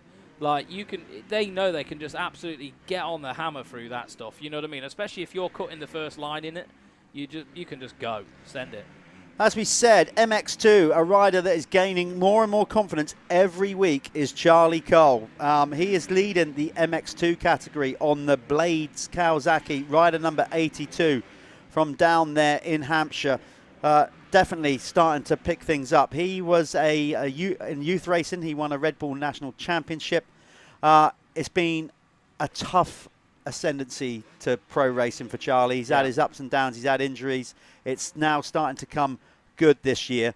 He's really loving the Kawasaki and he's making it work. He's leading the MX2 category ahead of Glenn McCormick on the Chambers racing machine. Then it's Charlie Heyman on the True 7 Academy Honda for third. You know that Kawasaki Charlie Cole's on? Is that a DRT bike, or it looks I actually don't know. It looks very Dixon. Well, the Blades guys are very close to Dixon's workshop. They're all down that part of the world, so it could well be that case. But either way, they've got it going really well. Ben Franklin currently in 4th in the 250s on the Chambers racing machine. Then on the Lexa ride, is Callum Mitchell. Carlton Husband, opening moto winner in MX2, finds himself down in 6th. Joe Brooks for 7th. Then it's Sam Nunn in 8th, Bailey Johnson 9th, and Josh Taylor. That's your top 10 in MX2. Leading the way in the MX1 and the race is Josh Gilbert. Harry Kulas is going to go with him, dig deep all the way. You know that Harry goes the distance. Remember the days when Harry was doing GPs and he would do, when he was doing domestic championships, he would do MX1 and MX2. Yeah. I think he may have done that in GPs as well one year. It wouldn't surprise me. The man he was on a Husqvarna, I'm sure he did. Yeah, the man is stupidly fit, so it wouldn't surprise me if he did do that. I think you might be right. There's a lot of things that have gone in and out of my head over the years. I don't know. Wish I could remember every race I've been at. GPs, he may have done, but he definitely did it in domestic racing. Oh, yeah, sorry, there's Josh there, stepping up. I'm glad to see, in a way, that nobody has taken on the quad. Yeah. I just think that is a stretch too far. It's tempting, but nobody's actually gone for it in race conditions. Look at those ruts, like the devil himself has just put his fingers in the soil and just gone like that. Josh hit one of the knuckles in one of the ruts coming out of the corner just then, and it almost just stopped him. It looked like you'd just been stopped dead from 30 mile an hour. That's what it looked like. Yeah. You know? And that's a lot of force on your body as well. Harry's looking he strong. hung it up there, though, didn't he? He came up short. Maybe, I think he's taking an inside line round there and can't get the run to get over that step up. But he's willing to give up, not jumping the step up for the amount of track time he's taken out of Josh. It's close, it's close. They're going to come around. We're going to see a current running order in, as you can see on the screen, is Gilbert, Kulas, Monticelli, Muse, Mira, Grimshaw, Carpenter, Thornhill, Stevenson, Green. That will currently change, I'm sure. Callum Green's come around this year, hasn't he? Like, a lot of years he's been injured. There's always been something. I felt, personally, and if Callum listens to this, like, I felt he was a little bit soft. You know, in ways I thought, you know what, he's had it easy coming through. His dad's helped him out a lot and all this. I thought he was a little bit soft, but it's proven me wrong. Well, he's in obviously on a team now with just great guidance. Yeah, I think so. He did Enduro last year as well. Yeah. Which probably gave him a little bit of grit. I don't know, made it a bit harder for himself, you know. Well, you know that those bikes are going to be good. I mean, you know, look at the rider out the front. The Hondas have got them going this year. Callum's on a similar obviously bike to the race leader here. Yeah. And he's got great people around him. Jake Nichols fronting up the True 7 Honda Academy team. Yeah. Also got 3-time world champion Dave Thorpe in your corner. You've got all that experience to lean on. Callum's really impressed me, like, and that. I'm not, you know. Yeah. He's really impressed me. There's Conrad Muse, just coming over the finish line now. There's Monticelli. So he's gone past. Conrad up to 3rd now then. Conrad should be coming up the start straight any minute. Monticelli out there on that Acer United gas. I think we've missed him there, mate. He's already rattled on by. So this is going to be interesting. He is currently 7.65 seconds behind Josh Gilbert. We will keep an eye on that. If that starts coming down, then we know we're in for a battle to the flag. Well, what's Conrad last time round? 2:24. He's still not quick enough right now. It's still Josh Gilbert is the quickest rider on track still. I love that little step up round the corner. That's a real cool bit. When we were doing the press launch, that's why they've put that Prox banner there. Oh, really? Oh, yeah, they were just straight lining across the corner. Oh, I saw that. Yeah. I saw that. So, again, like the track evolution, when you build a track, we've seen it. We've seen it in World Supercross. We've seen it at other events where they do a jump and cut across the corner. Yeah. There's nothing to stop you doing that until you put something there to stop you doing that. I always remember at Mallory Park someone doing that at the GP. There was like a chicane, and they'd literally just jumped straight over it. It was ridiculous. And then they had to put hay bales there to stop it happening. That was years ago, what, 2009, 10? Around that time, yeah. heady days. I think it might have been Caroli on 250F who was doing it. He was just going, "Ooh," and just jumping the whole corner, missing it out. It's great to see, but... Yeah, Mallory Park. God, that seems a lifetime ago to me. Remember the bomb probably because it was.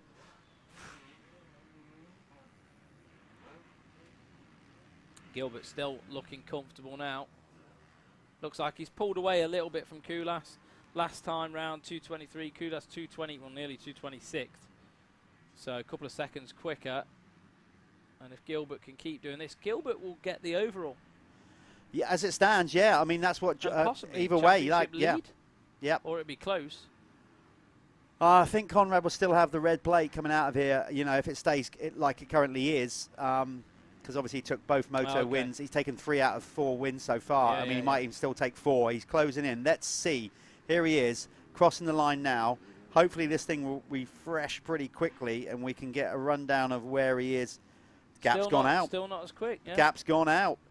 So Josh Gilbert is taking advantage of that clear track on this Crendon fast track True Sever Honda Racing team. Ahead of his teammate back in 3rd. Harry Kulas still in the mix, though, of course, on that Cabs Greens Crescent Yamaha. Josh opting for the outside line, just popping it up lovely into that Very corner. nice.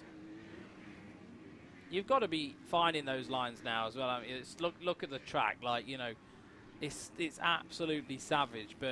And to find the clean lines, there's an art to that, isn't there? Just to show you, there you go. Wow. That's there's some serious old ruts on that corner there. Like, pick one. And I'd actually like to go and have a little look when we're done in here to actually see what they look like in reality. Gilbert lurking good, though. He's, again, the quickest rider on track by a second over Conrad Muse. A second, 1.3 seconds quicker that last lap around. So he's stretching the gap. He's now 1.13 seconds ahead of Kulas as they cross the line last lap around. He's feeling this, isn't he? Yeah. Gilbert Nation. Long way to go, Taking though. it to the nation. Still 13 and a half minutes plus a lap to go in this moto, so a lot can happen. Yeah, you forget how long the pro motos are, actually. Yeah. Love that angle as well. Let's just wait and see Kulas pop up onto that off camera. You can see now what they've got to deal with. They're trying to hug that inside line. Yeah. That's graded now, by the way. That was 3 or 4 lines through there before, didn't we? So it's interesting to see. Josh Gilbert, though, looking picture. Oh, that was lovely. That was very nice. He just wheeled over the top of that then. Yeah, good. Similar to what Conrad was doing. It's almost like he took note. Good riders just make it look very easy, don't they? They do. Just miss. He's going so quick. We got job to keep up with him. Here he goes. He's going to come slingshot onto the start straight. He there he matched goes. his fastest lap time. Just yeah, like he's feeling it. Josh is another great hardpack rider. It is his preferred surface. He's obviously improved his skills as a sand racer. Yeah. Landrake obviously being pretty much his local national track, and he's always been like I think he rides pretty there dynamite down there. Down there in Cornwall, there's a lot of kind of similar ground, to this, as in hardpack. I think granite. just the West Coast, isn't it? It's all the same. Okay, so he is ripping around. Let's follow him around again on this one. It's I like this camera angle as well because you can see the ruts as he goes. Look at that into there.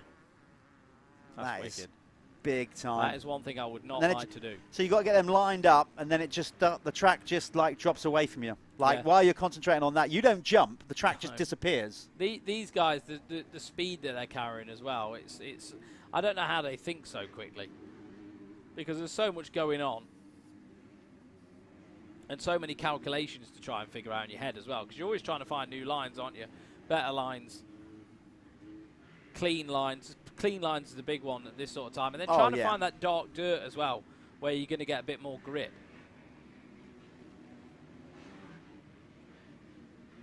Tack chasing.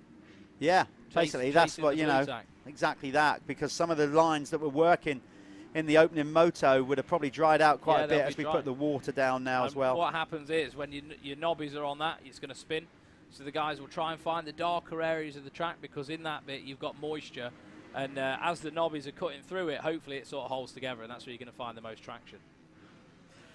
In the Pro MX2 category, the Elite Pico riders, it's still Charlie Cole out there leading the way on the Blades Kawasaki ahead of Jamie Wainwright. Jamie's got it down to 2.5 seconds. So Wainwright is on a bit of a march. Glenn McCormick is in third on the Chambers Racing machine. Then we have Charlie Heyman on the True 7 Honda Academy machine for fourth. Joe Brooks, the rookie, on the GRT Impact KTM in fifth. Carlton Husband, opening moto winner, is not making any inroads, Callum. He's still only in sixth. And I think that's going to be probably off the podium job, isn't it? Could well be. What I would say about Carlton, he is one of the fittest guys out there. He is. Yeah, works closely with Yanis at Olympus Pro on his fitness and obviously just well-being. So the guys there have got a good program going, and Carlton is definitely one of the fittest guys out there in MX2. Josh Gilbert is absolutely putting on the perfect show right now. It easily matches Conrad's first race performance. So they've both swapped. You probably couldn't even tell the difference between the both of them, bar a little bit of riding style. Yeah, the gap is, like I said, we waited for the time. Last time I told you that Kulas was only 1.3 seconds behind, but that because timing and scoring hadn't refreshed. It has now, and However, that gap Conrad has gone out. Hughes has had the fastest lap of the race last time round. That may well be, but he's Too 15 late. seconds behind with 9:38 to go plus a lap. He is going to have to Not take possible. out, let's be honest, a couple of seconds a lap out of the race leader and his teammate. And past Kulas at the same yeah, time. and past Josh as well. So which is another factor. So I don't think it's going to be possible, providing Josh doesn't make any mistakes. again, I just because it's a blue sky and it's a motorbike flying through the air. There's not a cloud in the sky. No, there you go. Just goes to show we've had that for basically 3 days since we've been up here. That's why it's got that kind of Southern California feel, along with the track. Yeah, I mean, if we didn't tell you and you were just looking at that, you wouldn't say that's South Wales. No, you would not. But it is, and just massive well done to everybody that has put this event on. I feel that the positivity has increased throughout this Sunday. Yeah, I agree with that. It's all managed to come together. And as we said, it's the first time here. There's so many ways that this venue, when we come back, will be so improved. The infrastructure. I mean, knowing just like Oxford and all the others, you know. Yeah. Like it's always the same. Knowing the investment that Darren and his team has put in, and he'll have a taste for it now. I wouldn't be surprised if we come back and we see porta cabins up here, build it, you know, nice if they all put that some bleachers gubbins up as well, wouldn't it, for people to stand on properly? Yeah, yeah. So it's all to come, because it is a flat piece of ground, so it's hard for spectating in some degrees, you know. But then there is a lot of edge track to stand around. Just going to try and get Kulas ripping up the start straight, but there you go. Luckily, the ice cream van is facing the right way. Yeah, otherwise, you'd have sprinkles on you that you didn't want. Yeah, chippings. Yeah. There's Charlie Cole. There he goes, Charlie Cole. That's good to get him on there. He is. I'm glad we found him. Indeed, he absolutely deserves some airtime. Let's try and follow him round if we could, if we can. If we can follow Rider 82 as much as we can, that'd be great on that green Kawasaki, that Blades Kawasaki. He is leading the MX2 category. He's just coming round to the finish line. So we should be able to pick him up when he comes on the start straight if our guys can pick him up. He's not quite at the finish yet, but he's heading round towards that way. There's Jamie Carpenter, of course. We're trying to find the lead MX2 rider. Bear with us. We go back to a static until we find him. Right now on screen, there's Tom Grimshaw on the Chambers. Is that a Husky he's on? I think they're gas, aren't they? But well, they can kind of they ride whatever they want, really. Like some of them are on a Husky, some of them on a gas. But I think that was a gas. It was the older. There he goes. There's there he Charlie goes. Cole. Let's follow Charlie for a little while. Number 82, and luckily he's in Dayglow kit, that shot kit. See what I mean? He's got the whole Dixon vibe going on. He's running the WP suspension and stuff. So yeah, I so think maybe it is. Maybe they've got some sort of link there. Was that somebody going off track just in front of him? I saw go off to the side, or did they hop it up over there? I don't know. Oh, Charlie just bouncing Yeah, his way saw over that, the top. Bouncing and then turning off the top He's of it. going to come back into view. That was Jamie Carpenter just ahead of him. Here he comes, your race 2 leader. So just a couple of seconds over Jamie Wainwright at the minute. Doesn't look like Jamie's made any headway last few laps as well. It's sort of stabilised. And last lap round, Charlie Cole was a lot faster, almost 9 seconds. So, according to my laps, which is never the most reliable source of information. Can't quite see from this angle. Haven't been close to Charlie's bike this year too much. That looks like he's running a stock exhaust to me. Yeah, Tailpipe. it is a stock tailpipe. It is. Very, very rare. Do you Yeah. see at this level of racing riders running stock? Especially on a 250F. Yeah. He may be running a stock engine, but I mean, he's I got don't very know good- for he's sure. got- Don't get me wrong. I might be It wrong is, in that that, is but stock, it does yeah. look like It a is. stock I saw it earlier. tailpipe on there. But he has got all the WP suspension in there, and look, so he's got the cone valves and stuff. So maybe they've just spent their budget on making the bike work right, you know, handle right, Yeah. instead of going full blown into the engine department. Well, whatever the Blades Or Kawasaki maybe guys are it doing. might be a spare bike. Yeah, we don't know. Whatever the Blades Kawasaki guys and Charlie Cole are doing, it's working for them, because he is leading this second MX2 moto. He is currently within the race. He is currently 8th in the race. Yeah. You can see him on the screen now, but the leading MX2 rider. That's good to be up there Very mixing good. it. Yeah, in the top 10 with some of these MX1 riders. I think, Okay. I think a lot of the time with exhaust pipes, it's just saving weight, isn't it? I mean, they're so good anyway out of the box now, these bikes are. Aftermarket pipes are just a whole lot lighter. Yeah, I mean, they do. Again, and depending on where you're at with the tuning and yeah, exactly. trying to, you know, preference. Obviously, aftermarket pipes do make a difference to the power, but it depends what the rider wants. It just moves the depends power, what the rider doesn't it? wants Yeah, in it, and exactly, then you've yeah. got to tune the bike accordingly. But of course, now with all the mapping and where we're at with technology, let's be honest, you can tune these things on your smartphone. I mean, yeah, that's crazy, isn't it? You know where we're at. It's almost like a different sport now in that sense. So Charlie, quite rightly, getting a lot of good TV time here for his sponsors, Blade Kawasaki, and all the guys that help him out. If he keeps it on 2 wheels, we will be speaking to him at the end of this moto. We have 3:34 to go. Make sure plus you a ask lap. him about the bike. I will if we get down there, yeah. Let's try and find Josh Gilbert back on track, our race leader, as we watch them come through over that sweet kind of half-turn tabletop. There's Josh Gilbert on screen right now. Away on another lap. Back end breaking away a little bit there. Immaculate Really throttle control. Getting on it hard, though. Be smart, smooth laps, I think I saw on Yep. that board. That pretty much sums that up. That's, if I was a mechanic, that's what I'd be saying to my rider right now if he's leading the way like he is. Yeah, all the guys sort of slowing down a little bit now. 2 minutes odd to go, so probably 2 or 3 laps left till the end of this race. Josh Gilbert's got this thing locked up so long as he can keep this bike on 2 wheels. We've got a 13-second lead over second place man Harry Koulas right now.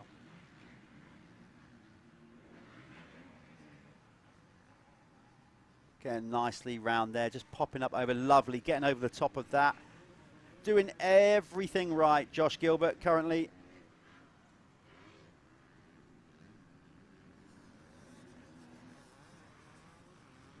Hops up, nice, that was nice. Very nice. Just 2 feet on the pegs as he hopped up round. Skilled. Yeah, oh, he's an immaculate rider, no doubt about it. Gilbert, and he always has been, actually, from when I first saw him riding. Obviously, I paid attention to Josh. I think he's got a lot better over the years. I always used Whoa! to, Nearly. There it goes. I Classic used commentator's to think his curse. style used to look a little bit awkward, a little bit. And I always used to think it was the whole neck brace thing, like you just a little bit sort of straight back, you know what I mean? But I think over the last 3 years, he just looks way more loose and fluid on the bike, and he's made his style work for him in a Yeah. way. You know what I mean? Like Well, I'm, yeah, I'm not of course. slagging him off. Riders But evolve. It's everybody, he's that's what. definitely had to evolve to get quicker, because it's sort of it just looks more fluid, looks more comfortable. Well, you talk about straight back. That seems to be a trend coming in more with the technique. If you look Yeah, at the Lawrence definitely, brothers and Deegan and the likes of that in America, you know, a lot of coaches like Ryan Hughes saying, you know, riders should ride more upright, more straight. I've always I think kept you have more strength, don't you? Like, yeah. That's the whole sort of angle they're leaning on. You've got more solid, like a solid strength on the bike.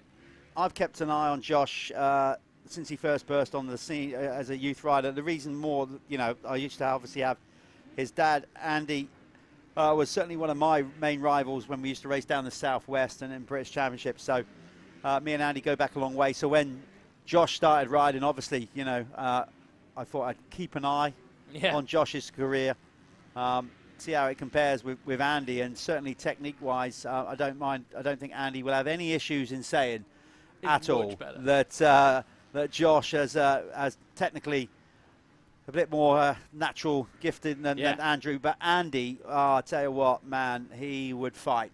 He would fight and fight and fight. So it looks like. I think Gilby's got a bit of that fight. Well, I think it's. Well, you're right. I think that's now starting to come out. Yeah. And even speaking to Andy not long ago, he's saying, I think we're starting to get there with that now. That kind of belief and that aggression to know when to push it, because he's always been so calculated. Yeah, almost too calculated. Yeah. And now we're seeing that side of Josh Gilbert. Of course, he's still young enough to go on the good things and be a multiple British champion. Oh, yeah, he's got his work cut out with Conrad and Harry and all the others he's got to race against. But he's proved here that he's the man of the moment in this second moto. Well, I'm on the day, so that'll be it. You know, if he can beat his teammate, beat Harry, this will be the overall win for Josh Gilbert today, which is pretty big to do that. Yeah. You know, considering these two are the fastest at the minute in British, whether it's this series, whether it's the other British Championships, it's these two guys racing each other. Because Tommy's been injured this year, hasn't he? He's not been right. And Harry just seems to be not quite there yet on the new bike. No, but he's always there, and that is a thing. Like, the consistency pays. I think once Harry figures that bike out a little bit more with whatever they're doing, they're very good down there at Cab Screens. He'll be finding those temps that he needs, because it's only a little bit. We're talking rations. As we said, this is round 2. We've got another 4 of these to go. Yeah, there's a lot of learning for them. Fortunately for the Honda boys, that bike's 5 years in. Yeah. So they've got a very, very there solid you go. base. 2 laps to go. Then you can see the board coming out for Josh Gilbert. 2 to go as he comes back onto the start straight, which the dust is starting to kick up. It's no wonder. It's been so hot here, and the wind has obviously dried this circuit out. It's a hard pack circuit anyway. Josh is still really pushing hard. Back to the MX2. Let's just see if Charlie Cole, he's 15 seconds. Yeah, Charlie has kept consistent laps. I think it's a case of Charlie keeping a good pace and steady laps, and Jamie Wainwright just dropping off the pace a bit. He must have had a few bad ones, yeah. Because Charlie Cole now has a 15-second lead over Jamie Wainwright in the MX2. Last lap round, though, Jamie was just a little bit quicker, but there's nothing that he's going to be able to do about a 15-second gap now. McCormick third, a great ride from Joe Brooks, beating and heading his also rookie rival in Charlie Heyman. Carlton Husband up to 6th, Ben Franklin for 7th, 8th Callum Mitchell, Bailey Johnson, round 1 winner down in 9th, so he's definitely going to relinquish the red plate here at the championship. I'm not sure who's going to take over the championship. It might well be Charlie Cole that we see at Oxford rolling up with the red plate.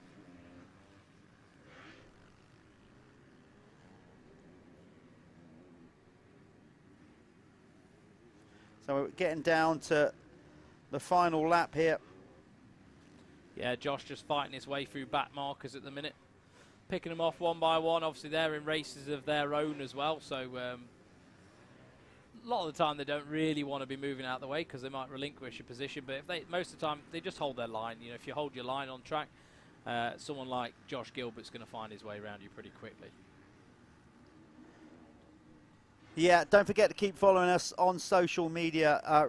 We have obviously had a postponed event earlier on in the year. We are going to find an announcement or a venue on that. That will maybe up. Don't quote me on this, but I think the postponed round will be pushed back to round 6. So keep an eye on socials when we're hopefully going to announce where we're going to run that postponed round. That unfortunately Preston Docks, we had to, the track unfortunately got closed down. So we had to So we've moved this. This was originally going to be round 3. This is now round 2, of course.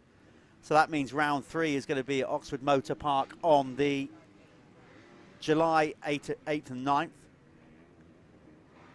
And that'll be good going back there. I'm looking forward to that. Such a ball of wisdom, aren't you? No, I just asked Charlie. She's next to me. She is the Oracle of Knowledge with dates.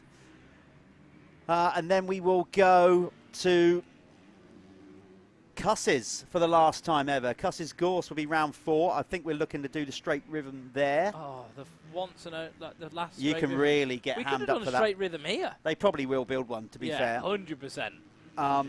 Yeah, to do that, and then Hawkstone round 5, and then we were going to make an announcement. It's all on our social media, MX Nationals UK on Instagram. It's all up there. The remaining rounds and dates, we will make an announcement where we're going to go for potentially round 6 and the final round of this championship. But, yeah, all the results are on MX Nationals UK, or will be, following this weekend. Plenty of social media. Keep liking and subscribing to DirtWorld-TV. We're going to do a lot more of this. Now we're kind of finding our feet with it, with a new production team and everything for this year. So, yep, we are getting up to speed. And certainly by the time we get to the latter end of this championship, I'd like to think that we will have a nice polished product with the stream, loads of in-depth interviews, all that kind of stuff. Callum will have new shirts. It'll all be happening. I don't know whether I'm going to be Florida man every round. I've got to admit, I have been quite self-conscious with the McGrath tash. No, you look good. Looks good for you. It's a good look, and that's not sarcasm. I'm normally really good at that. That's a genuine. I think it suits you. Yeah. Oh, okay. Well, yeah. Others wouldn't, but I'm going out and say it does. What about you, Charlie? Does it work? It doesn't. It's horrible, isn't it? Right, I'm going to get out there to try and grab our 2 race winners. Let's hope that he's led all race, that Charlie Cole brings it over for the MX2. Josh Gilbert hasn't got long to go. I'm going to go out there and I'll be signing off the stream once we finish talking to these race winners. Yeah. Soon as Callum, these guys bring it home. The line in just a moment, I'm going to be signing off myself. Thank you very, very much for putting up with me all day. Talking for 7 hours is it's challenging, but I love it. I love being here. I love being part of the Michelin MX Nationals, and I love helping out the series as well. So thank you very much. That's it from me. That's it from the pros. Until next time, I'll see you at Oxford.